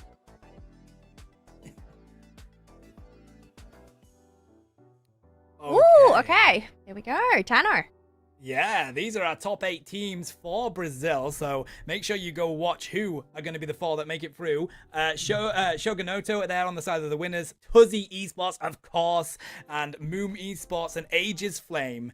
Over on the loser side, we've got Ronin, Thunderbolts, Troop de O, and Mandakaru Esports, with Bruno Monkey covering everything over on their channel.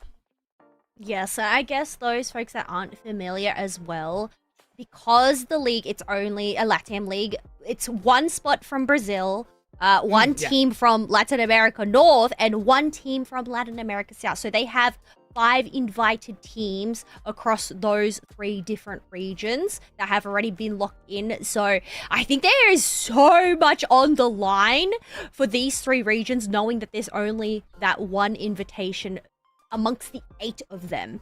But yeah, can you cover Latin America North for us, Tano, please?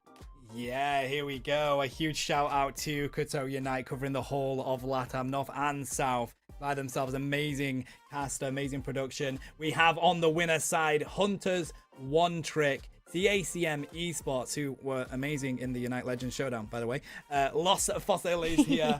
And then on the loser side, DFS Frostbite, the unowned team, Enigma Esports, and Tut Kalos MC.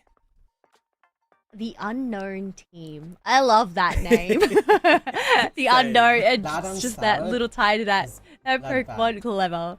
Oh, but here we go. Latin America South also being covered by Cutter Unite after North is finished. But we do have Anticell, Ego, Cholito Stacks, and Olimpo Squad over on the winner side. On loser side, we have Peru Unite, our world champions. On loser side? Oh, wow. Okay. I wouldn't say that's surprising, but there we go. So we'll have to see whether they end up making it on through the losers bracket run, just like Los MTZ have done over in Europe. But loser side, Peru Unite, Tarantini Army, New Gen, and Hokori. Peru Unite being there is crazy. I mean, Bridget was mentioning how strong LATAM is this year. That kind of shows you how strong LATAM is this year. Yeah, it's, I feel like every region has leveled up. Like, they've all just evolved. Whether it's a final evolution, I don't know. Have they mega evolved yet? Is this the mega evolution? Be on theme. I mean, it is a mega evolution era, so it makes sense. It would. We have North America here, Kello. Bring us through this one. Yeah, so Steel Agent Kyle will be covering these games with some amazing crew as well. I believe Zoinks, Bridget, Draku, and Husky are going to be doing North America there today. So winner's side, we have Psy, TI Gang, Scripted, and Nemesis for the top 4 there. And on the loser side, we have, is it Fulminius? Fulminius. Hopefully I pronounced that correctly. How would you pronounce that, Tano? Fulminius? Fulminous. Fulminous. Exile, Citadel Gaming, and Team Tantrum. I wonder if they're running Tyranitar. Oh, the scenes. That's a tantrum. What's interesting about this one, though, Kello, is that Citadel Gaming is a massive org in esports. They do so many other games. They've picked up a Pokemon Unite team now for NA, which is amazing. Being here on the losers side as well, this is an exciting thing for Pokemon Unite. A big org is here. They're looking to make it through to that league. I think it's really cool. I know in terms of this regional league, we had, well, for North America and EU, at least, we had those 4 invited teams to come and join, but also just to see orgs also picking up teams that didn't get invited and be part of that action. You gotta love seeing that for the Unite scene and seeing, just other orgs getting involved in everything and making a name for themselves. So just shout outs to them for going and supporting those squads. Yeah, and a huge shout out to Team YT being able to be picked up as well. They so deserve that. So that's a really exciting side of things. We're just getting the game ready to go here, chat. But I think it's the fact that we have these orgs that aren't even invited to the league picking up teams is massive. The other game that I cast, Citadel Gaming, are the actual EU champions of that game right now. So being able to, like, a massive org like that, not even invited to the league, wants to pick up a team, shows you how much Unite Esports is really progressing. Yes, exactly. I feel it's definitely a new era. As we said, it's that mega evolution era. This is going to be the first year that we are trying a format like this, moving on from those monthly cups. The fact that we are going to see these rosters locked in for the whole of these regional leagues.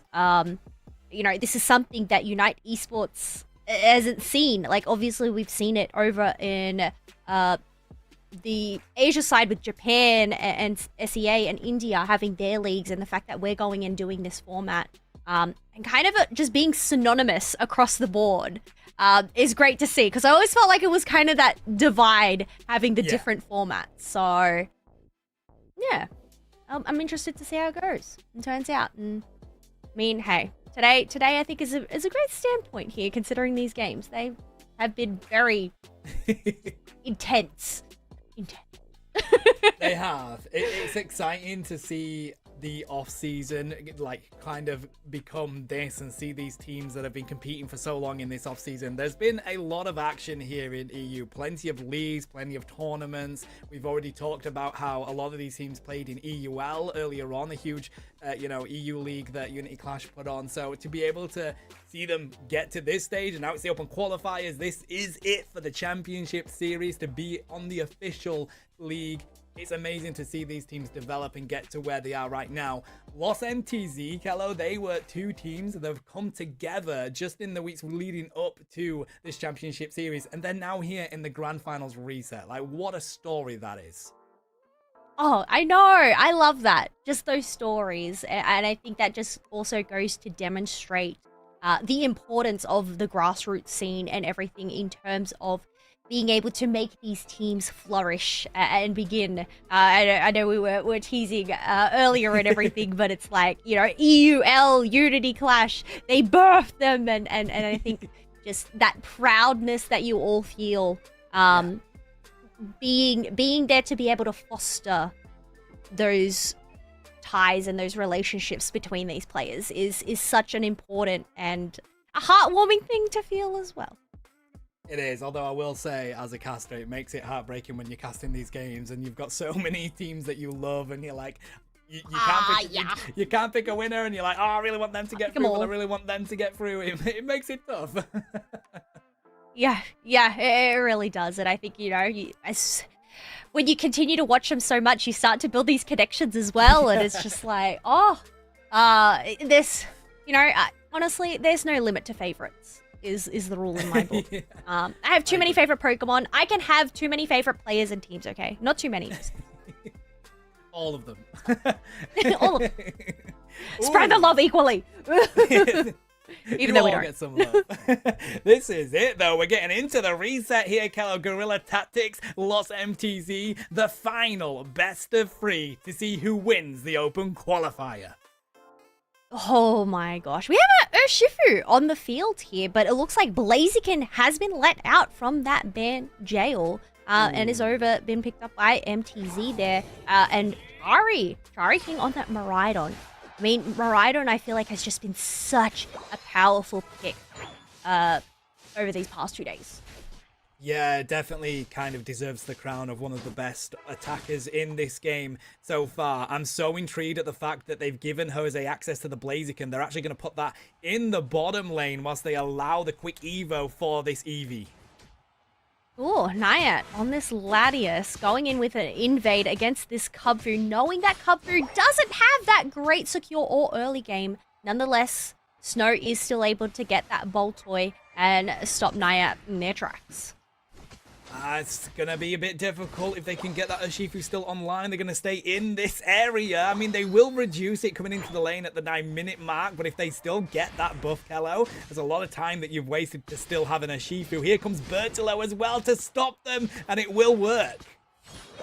Yeah, that is rough to go and lose that red buff, meaning that they don't end up reaching that Urshifu status. Thankfully, there is that back wild Pokemon there, but still not ticking over as these birds spawn on in.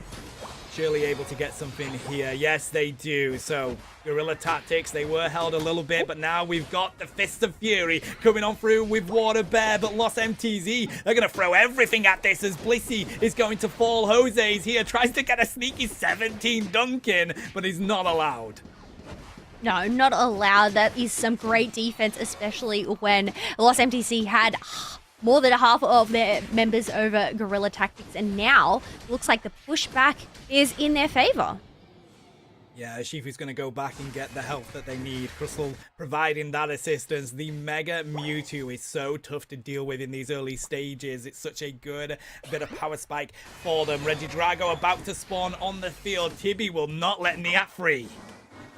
Oh, but Niat does end up avoiding that slap from Leon. Back to safety on pad with shielding and healing. And now it's a 3 versus 2, whether Leon can make it and shield that Mewtwo. Yes, they do.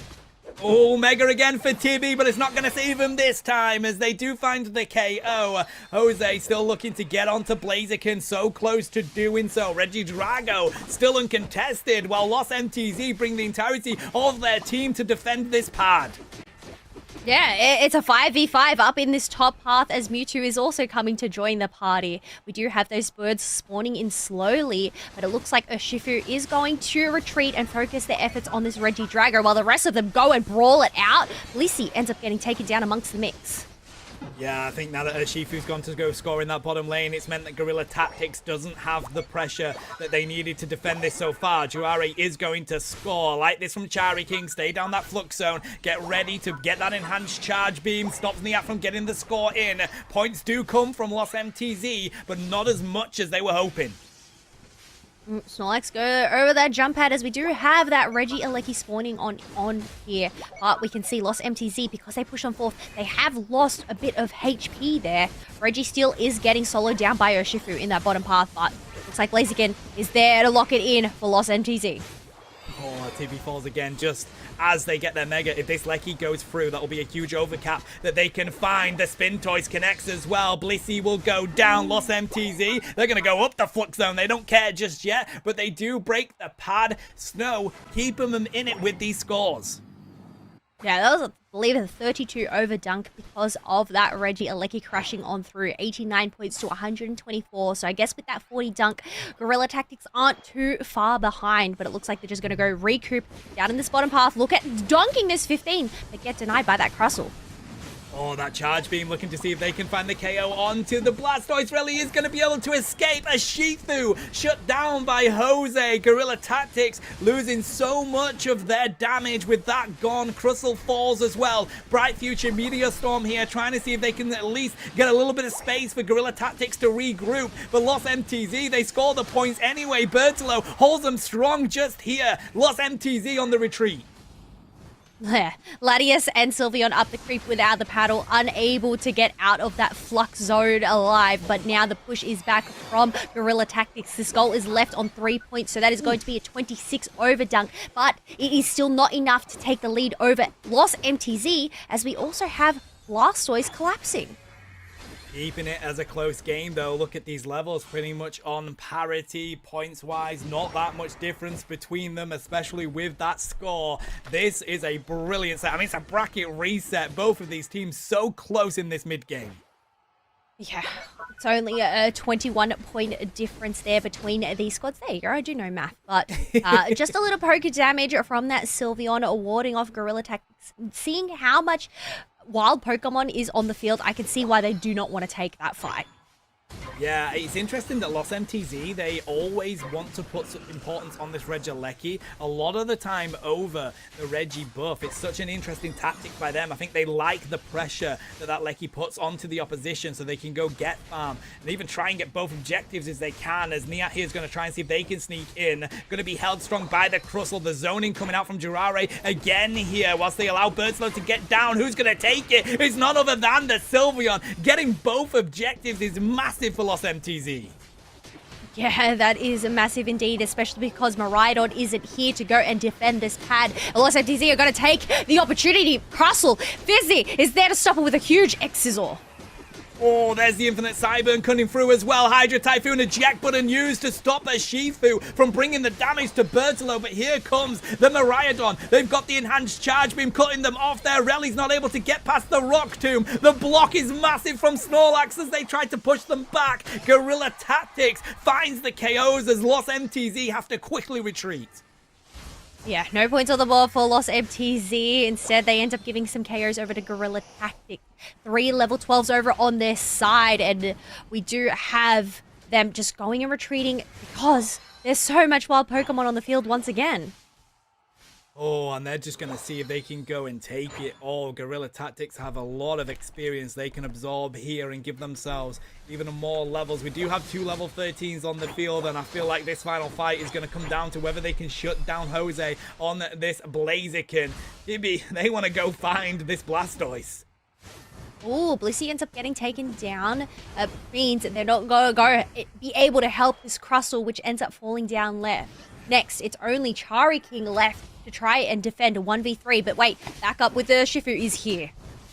Oh, manages to stop Jose getting the scores in there. Thunder's going to go down. The Urshifu bringing the damage to Jirare as they try to run. They've managed to get the focus band. They do find the KO.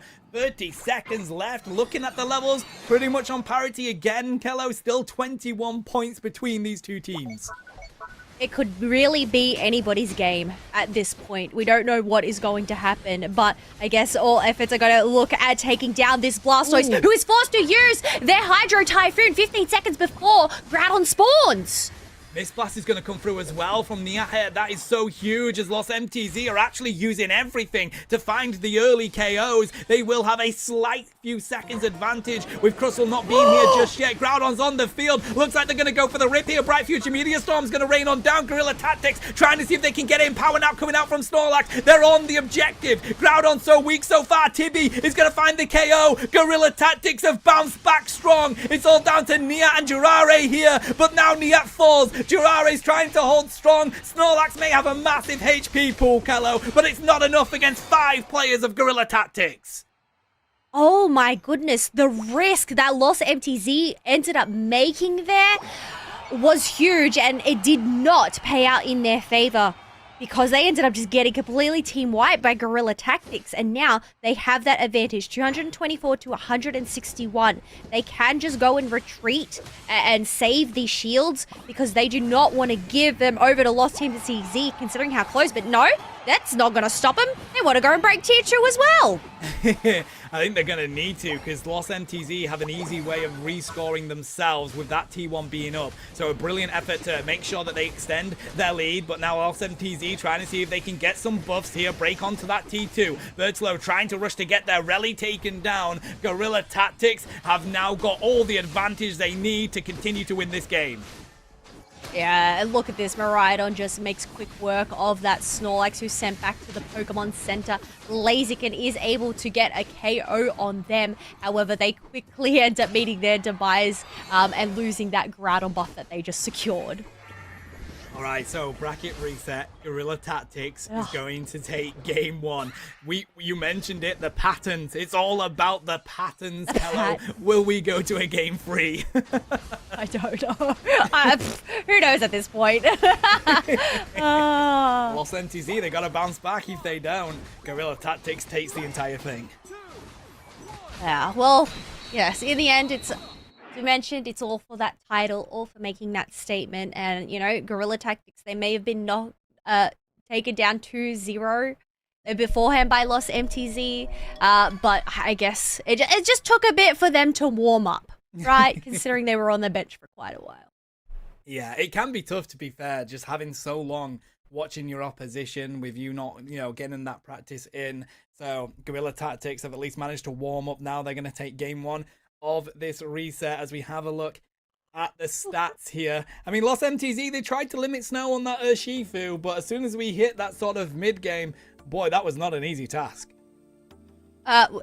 Yeah, despite the limitations on Snow there, they still ended up reaching level 15 in the end, the only level 15 on the field. Oh, yeah. Despite the slow beginning. Absolute wild. Let's have a look at these stats. Nothing can stop Snow. I mean, no, nothing. I like the name. I feel like it should be on the side of Avalanche, but nevertheless, 79k damage comes through. Look at the parry damage here. You got 92k for TB, 93 for Chari King. Again, we talk about these ranged attackers, Keller. When you've got like the least damage taken in the game and you've dealt nearly the most, you've done pretty well. Yeah, I think that's the thing. Looking at Lost MTZ, they didn't really have an answer to deal with Chari on that Miraidon. The fact that, yeah, they only had that 24k damage taken after all of that is kind of wild. But also just having those setups from Fizzy and Tibby as well really worked well in their favor to get those isolations and allow that shred to happen.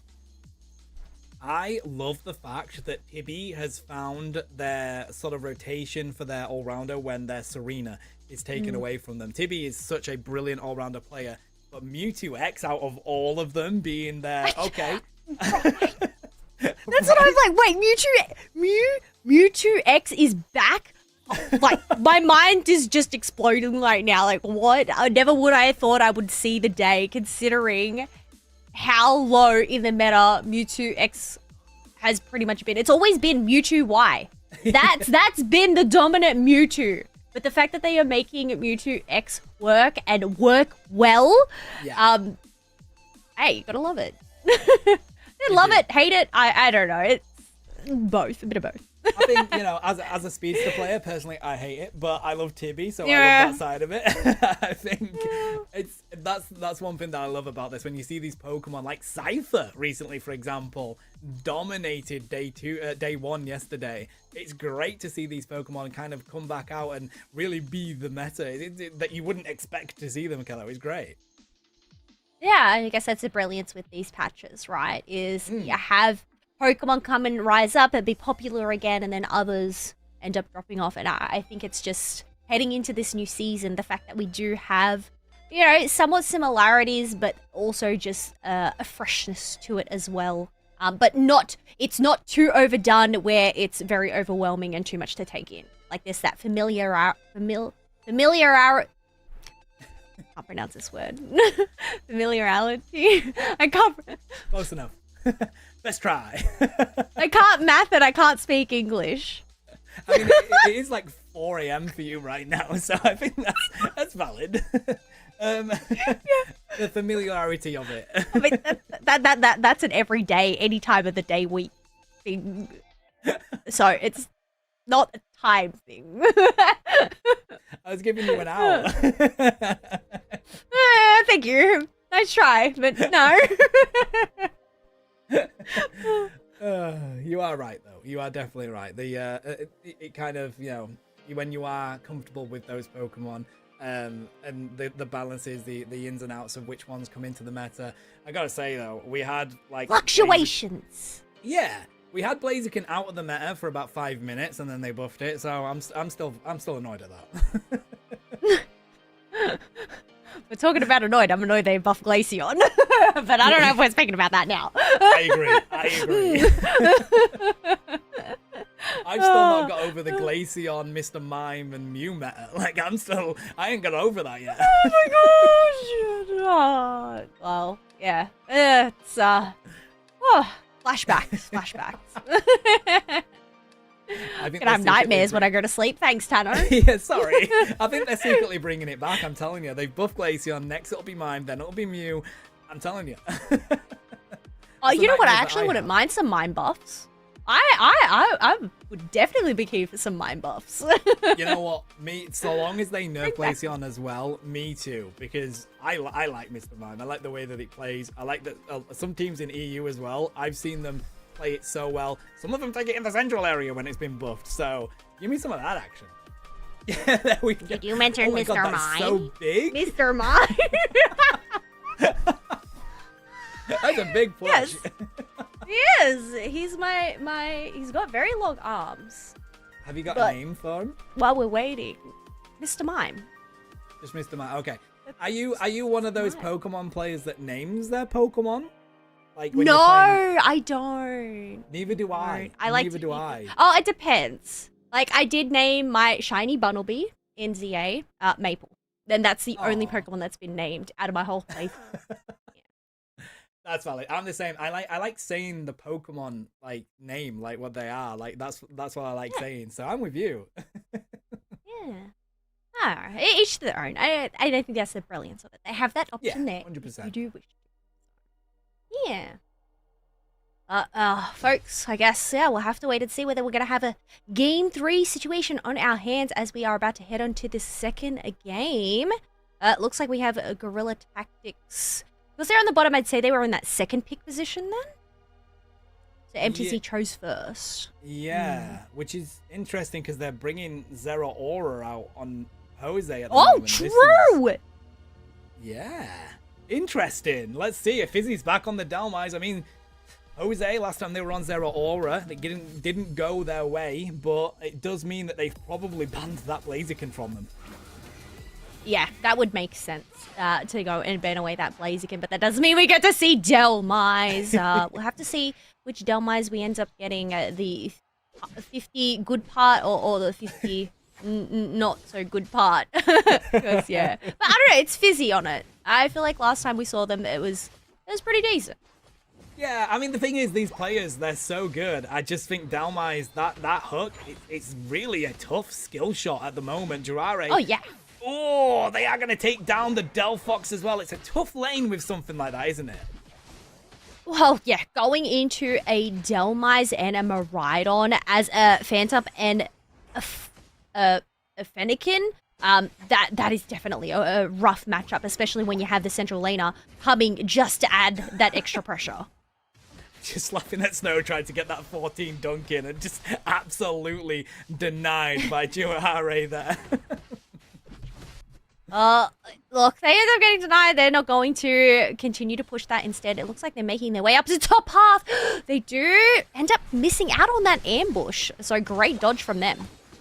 Ooh, looking to find the KO though, as they do. Jose taking down the Fletchlander. Now they have the advantage. Looking to see if they can hold strong with Tibby. Trying to defend this pad right now. 17 dunk in, an extra 23. Tibby survives, but plenty of points in for Lost MTZ. Yeah, but all the meantime, that is going to allow this Clefable to go and get some little dunks of their own, potentially stack up that special attack specs if they are running it. But they do successfully take one berry, unable to take that second one. But the fact that it took 3 members to take down a Clefable. Yeah, bro. That is crazy scenes. Double KO, though, comes out for Jose up here as Lost MTZ holds strong in the top lane. But Guerilla Tactics does the same down here, Kello. Yet again, early game, so close between them. Oh, yes. There's only a 7-point difference there between them. We can see that the levels are pretty much on parity with 2 level 7s on either side. We do have this Reggie Drago here as some members from Lost MTZ are circling around, but Fizzy, well, they stole the Reggie Drago once. Can they do it twice? Oh, they put the terrain down. Jurare here trying to stop that from happening, though. Jose falls, and they do lock in the Reggie Drago on the back of Fizzy. Yes, and Fizzy does have 30 points on hand as well, so that is going to allow them to quickly score that if Blastoise gives them the chance, but no. They're going to go and deny that with that spin, but they're quite low, do end up getting yoinked back by that anchor shot. They're still left standing. Nope, never mind. And they do find them in the final moment, but I tell you what, despite being pulled in, what a way to hold strong on the side of Blastoise. Good rotation for Lost MTZ here, though, as they try and see if Jose can get it. Pick doesn't find it. There goes the Flame Sweep. Talonflame finding the double KO. We have that shred from that Miraidon trying to take down this Trevenant who's trying to make a grand escape. Latias is here putting the pressure onto that Delmise who's trying to look for a pick, ends up picking out that Trevenant. I love the fact that now Night Error has gone to bed. We've got these hooks landing left, right, and centre right now, Ghatlue. It's so typical, isn't it? As the Regieleki is taken by Guerilla Tactics. Maybe Nitera was putting a curse on the Delmise luck. The bad omen. Yeah. No, Nitera isn't that. I'm joking. It's okay. Oh, I'm gonna message him and be like, watch the VOD because those hooks were insane. No! Jose tries to get in on here. There's the Infinite Cyburn. Hydra Typhoon comes through and Lost MTZ take it. Jose's trying to hold strong and they find the return KOs instead. Yeah, they find the return KOs. Can they land any more with that Delphox Unite? Flame Sweeps comes on in to push back this Trevenant into that Flux Zone. But it looks like Lost MTZ, instead of pushing that pad, they're going to retreat and chase down this Clefable and just recoup, considering their front line is quite low. Do love the rotations from both of these two teams. We've seen the pressure pushed in both lanes, and it's still an extremely close game. As we hit the mid game, the pull with the hook again. Blastoise trying to spin back to their home pad here. You ain't scoring there, says Fizzy. Yes, not scoring there, as we still have to be keeping eyes on this Blastoise, but we do have Latias up here for some defense. And oh my gosh, that Woodhammer was insane from Trevenant. This is why you don't let Jiraiya take the Trevenant, the best Trevenant in this region. Their hooks are insane, as we see Fizzy coming back in as well on the Delmise here. Lost MTZ, they do manage to get a good cat. 40 dunk will go in, trying to cut down that score lead as Clefable can't escape, and Fizzy is getting chased down by Lost MTZ. Yeah, and they're heading in that wrong direction towards enemy territory where they're going to get caught on out. And I guess when there's no escape, you just got to take the KO back to that Pokemon Center, as we do have other members going to recoup as the Phantom Forest comes out from Trev. Yeah, Lost MTZ trying to see what they can bite here. Bright Future Meteor Storm has been pulled out at least. There comes the Fly. The Hydra Typhoon saves them, though. The worst enemy of Talonflame, the Wall, stops the approach that Snow wanted to take. Miraidon will find the KO on Blastoise. There's the Plasma Gale, as Jose's going to throw everything at Guerilla Tactics at the moment. Lost MTZ managed to defend, but they don't find many KOs just yet. Both teams have just utilized all their resources during that battle, and there was, I feel like, very minimal KOs between them besides that Trevenant just getting knocked out. But looks like Guerilla Tactics have baited them out. Latios also ends up getting knocked out. Ain't no escape in this one, with Fizzy landing these hooks left, right, and center. That's what we like to see. And as I say, that just misses the rally, but it was on target. It was the range that it needed a little bit more of, Kello. They were just battling for so long. They have just completely abandoned both objectives in the top and the bottom. But Guerilla Tactics, it looks like they're going to retreat, potentially go for this bottom objective, as that Trevenant's keeping eyes, and, well, Lost MTZ. Looks like they get this Reg Ice for free. That's going to be good for them. This bottom lane still has the T1 up for Guerilla Tactics, so they do have the extra bit of space that they can have control down here. For a good pull on Jose yet again, but they're going to throw out the discharge, and Guerilla Tactics has to go on the retreat, knowing that Jiraiya was there looking for the flank with that Woodhammer.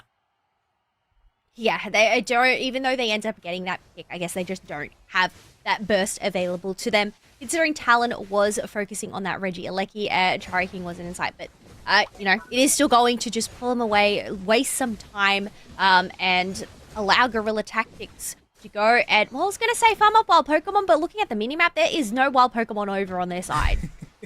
So instead, they're going to get aggressive here, see if they get positioning for Groudon taking to the field. We are about to find out whether Guerilla Tactics is going to win the open qualifiers or Lost MTZ takes us to a game 3 and we prove the patterns to be correct. 5 seconds left to go until Groudon spawns. Team members are taking their position, but Talon is staying out of the field. Some pokes are happening on Groudon, trying to lure out a Guerilla Tactics as it has been enraged. Oh, putting the damage onto it here. Lost MTZ, they've got the range that they're looking for. Look at the flank coming out from Talonflame. Gets in close. The hook does find the app, though. Are they able to find the KO as the rip comes through? Bright Future, Meteor Storm, Kello. And it is going to be Talonflame that finds it. They do go through with a flame sweep. The fly is going to keep them on the field for ever so longer. Guerilla Tactics take the lead and wipe out Lost MTZ.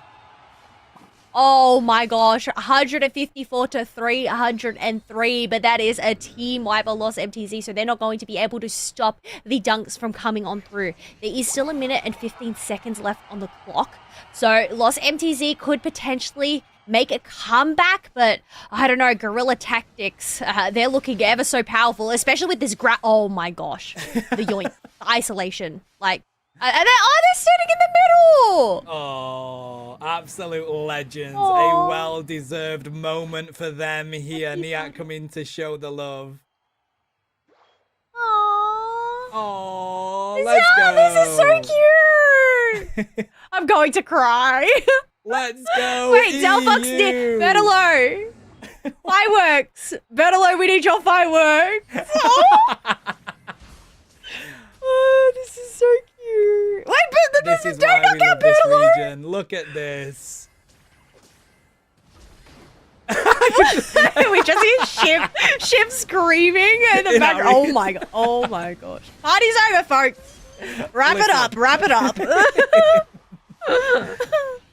Oh. You guys wouldn't have heard Shiv screams, but oh my. What an What do you effort. think? What an effort. I love these squads. Both of them saying congrats to each other. But of course, chat, Yay. your open qualifier winners for 2026 here in the EU League will be Guerilla Tactics. Oh, what an epic final there. Very, very sweet. And that's the thing.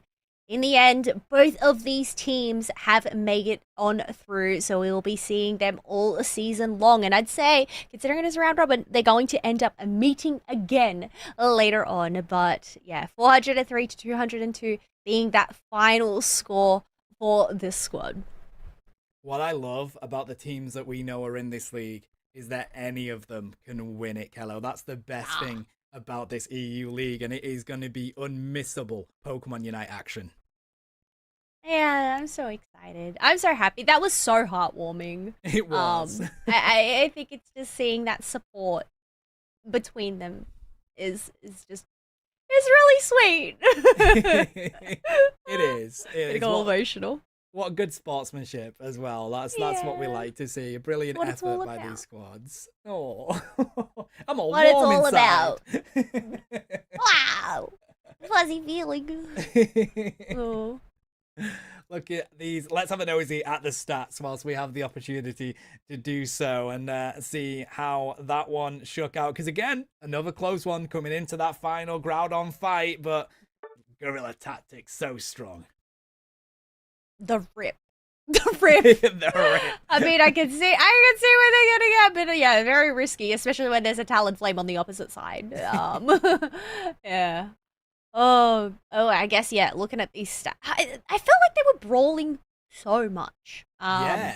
during this match. I guess, you know, Fizzy, we said Delmise was very hit and miss. And Fizzy demonstrated the good side of Delmise here, being able to land those anchor shots, being able to dish out the damage with that whirlpool as well, and just set up those plays. But I think about it, it was actually a pretty disgusting comp having that Delmise and that Mewtwo X on the same team. so true, and I think that is for me, because I've watched all these games. I think that's the most impressive Delmise I've seen yet. So a huge shout out to Fizzy doing that in the final game. Those hooks were on point in that one. Yes, gotta love to see it, and I'm really hoping that we do get to see more Delmise heading on into the season, because I think it's just such a fun Pokemon to watch. Considering, the plays, this is what I imagined in my head when I'm like, oh, Delmise is here, and it's just these epic setups that we love to see. Yeah, 100%. What legends on our screens here, chat. It's been a long 2 days, but a well-deserved 2 days. Guerilla Tactics make it from the winner's side as well, Kello. The entirety of these 2 days, they have been unbreakable. They bent and didn't break in that final game. No, I mean, that's the thing. They did end up getting, Lost MTZ did end up taking at least one set off them, but in terms of Guerilla Tactics and just their performance that they had during this open qualifiers, definitely going to be a squad to watch. I mean, I think all 4 teams that have made it on through to the open qualifiers are all squads to watch out for. Yeah, that's what I'm so hyped for. All 4 squads are amazing, and then the 4 squads that are already invited as well. This is going to be the best EU action we've seen yet. But I believe we're gonna, that's it for us for today, right? As we have a look at our champion. Oh, gotta love the legends that put these together. I know, and Shiv, you are amazing, just doing it all, being able to go and put this together. But once again, congratulations to our champions of the Europe Open League, the League Open Qualifiers, Guerilla Tactics, Snow, Chara King, Tibby, Daddy Leon, and Fizzy once again. And two people that may have watched the EUL, Banana Peelers here, guys. Guerilla Tactics, let's go, managing to be the champions of the Open Qualifiers. I love how they kept the theme there. Yeah, I know, with the gorilla. Yeah, banana peel, gorillas peel bananas. There you go. Well, we had a debate in the EUL because we also had, go for it, by the way, production. We also had none other than, do you like pineapple? So there was a long debate over what's the better fruit. Is it banana? Is it pineapple? Well, Guerilla Tactics just showed us right now it's banana. That's an interesting argument. I don't even know what to say about that. It was such a debate in the UL. And this message that has just come on up from our production, wishing these teams the best of luck in the league. Aww. Guerilla Tactics, Jean Le Poulet, and Lost MTZ and Avalanche. Amazing legends. And Jam Le Poulet, they're the only ones that I didn't predict. I said they would go on a very deep run. A huge shout out to them being able to qualify here as well. The other 3, I knew were going to make it. We'll take that. But still, amazing qualified teams. Huge shout out to everybody that participated, because you made it an exciting open qualifiers to watch and cast here in production. Yes, 100%. It's been an absolute fun 2 days to be able to watch EU come together and battle out against each other in good old Pokemon Unite there. But I think just a big thank you as well to all of those teams and players who worked with us to make this broadcast possible, because, it is through that spectate mode. So just thank you for working with us. That way we can put on this show. And yeah, just once again, big thank you to our production, our observer, our just do it all man there, Shavam in the background, to just make this broadcast possible for all of us. Production, were you letting us know who we have for interview there? Oh, we haven't. Let's go. The Ranged Attacker Supreme themselves. We're going to get Chara King on the mic. Hey, let's go. Are they here yet? Chara, can you hear us? Oh, no, yeah. Okay, no worries. No worries. Oh, you've switched over as I've yawned. My apologies. It's 4:30 a.m. I'm so sorry. I was being rude. whichever way you look at it, late or early. Early. Although late. I feel like you've gone all the way through, so you'd say late. I would say late until I've gone to bed, Ghatlue. What would you say? Right? There we go.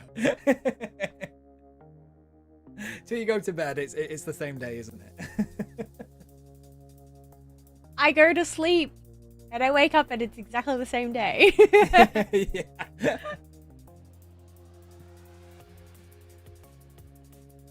Ooh. Snorlax used yawn. It's very effective. I agree. Stopping you going for that Groudon rip.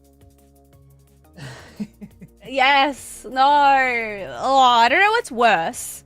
Yawn or block.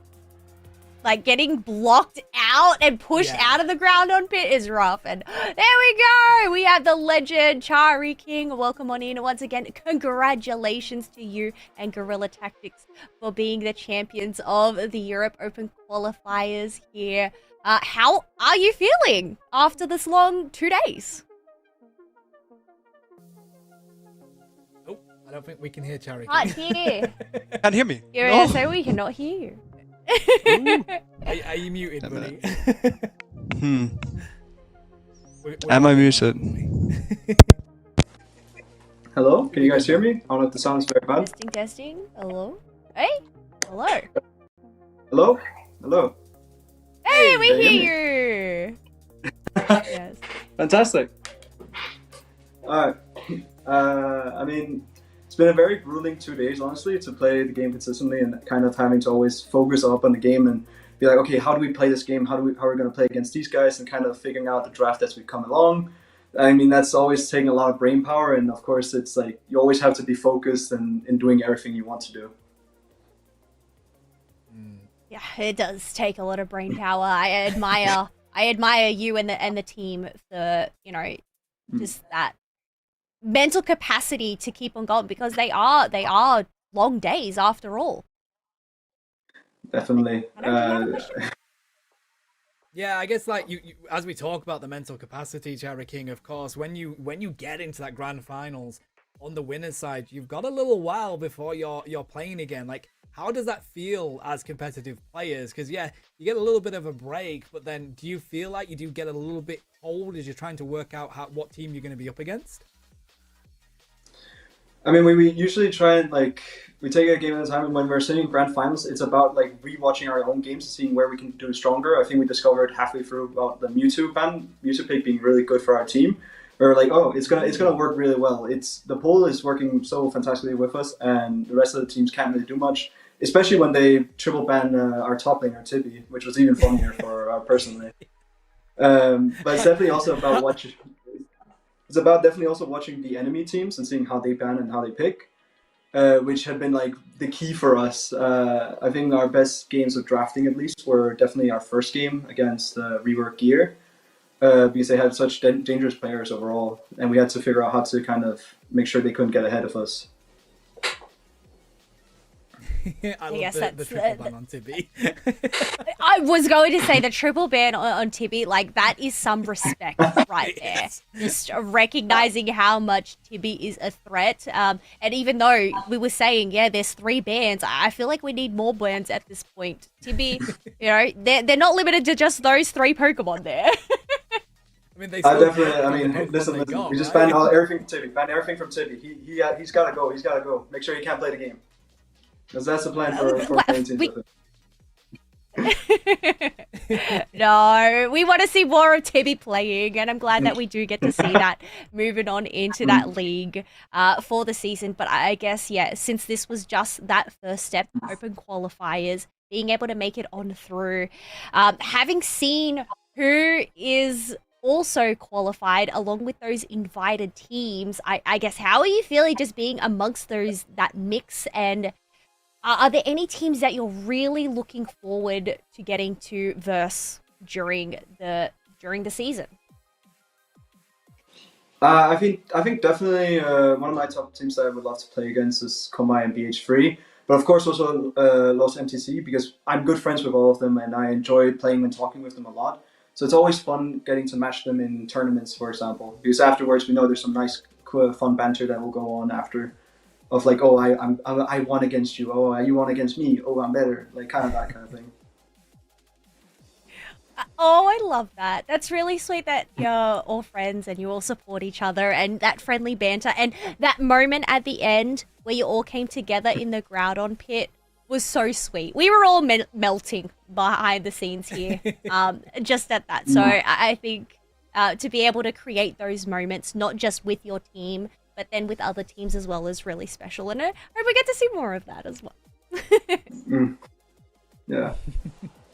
Certainly. Me too. I guess we'll end it there, buddy. But a huge shout out to your squad. I mean, the entire off season, you've all been amazing. You've been fan favorites over on Banana Peelers. You've been fan favorites as Guerilla Tactics in everything that you've competed in. So a huge shout out to you. Well deserved to your squad. Thank you very much. And if I may leave with one last word, I think we play much better when we lose. I think we play much better when we lose a game.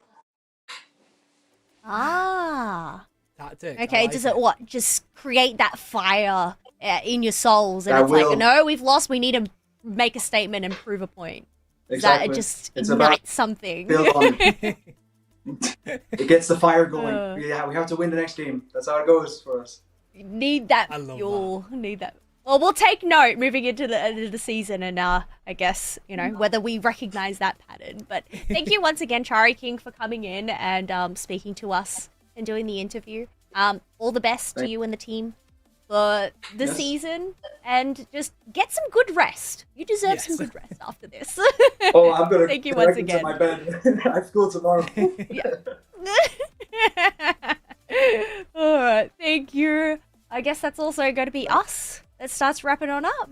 Yeah, it is. I mean, what an amazing event. Of course, we've given our shout outs, but we do want to give another one to Shavam. Chat, everything in the background has been done by Shavam, by themselves. What an amazing person, human being they are. We want to send all the love over to Shavam as we close things out here. Yeah, we need those hearts in chat to go and show your support. Just thank you, Shiv, for making this all possible for us, but also being able to connect all 4 regions together to showcase the brilliance of Unite Esports and the fun that it brings. But I guess besides Shivam, also thank you, Tano, for coming in, casting not just day 1, but also coming back for day 2. To Soph, who was here earlier, for Nitera as well, for being able to cover both days. I know we didn't end up getting to see Relic, but we do wish him well and hope he has a speedy recovery from being sick and everything like that. But just, yeah, in the end, to make these things like this, it takes a lot to come together. So everybody that has come through the streams to watch and support, to cheer on their favorite players and their teams, just thank you, and we appreciate it. And of course yourself, Kello. It's over 4 a.m. for you now, and you've been on the mic for so long. You're an amazing person, amazing caster. Love being on the mic with you every single time. And I think that is going to be it from us, chat. So I want you all to have a brilliant morning, afternoon, evening, wherever you are. Don't forget to watch the rest of the regions, as amazing people are putting on the open qualifiers for you. But we will see you for some more Pokemon Unite action throughout the season. Keep an eye on the socials for that. Have a good time. Bye. Bye.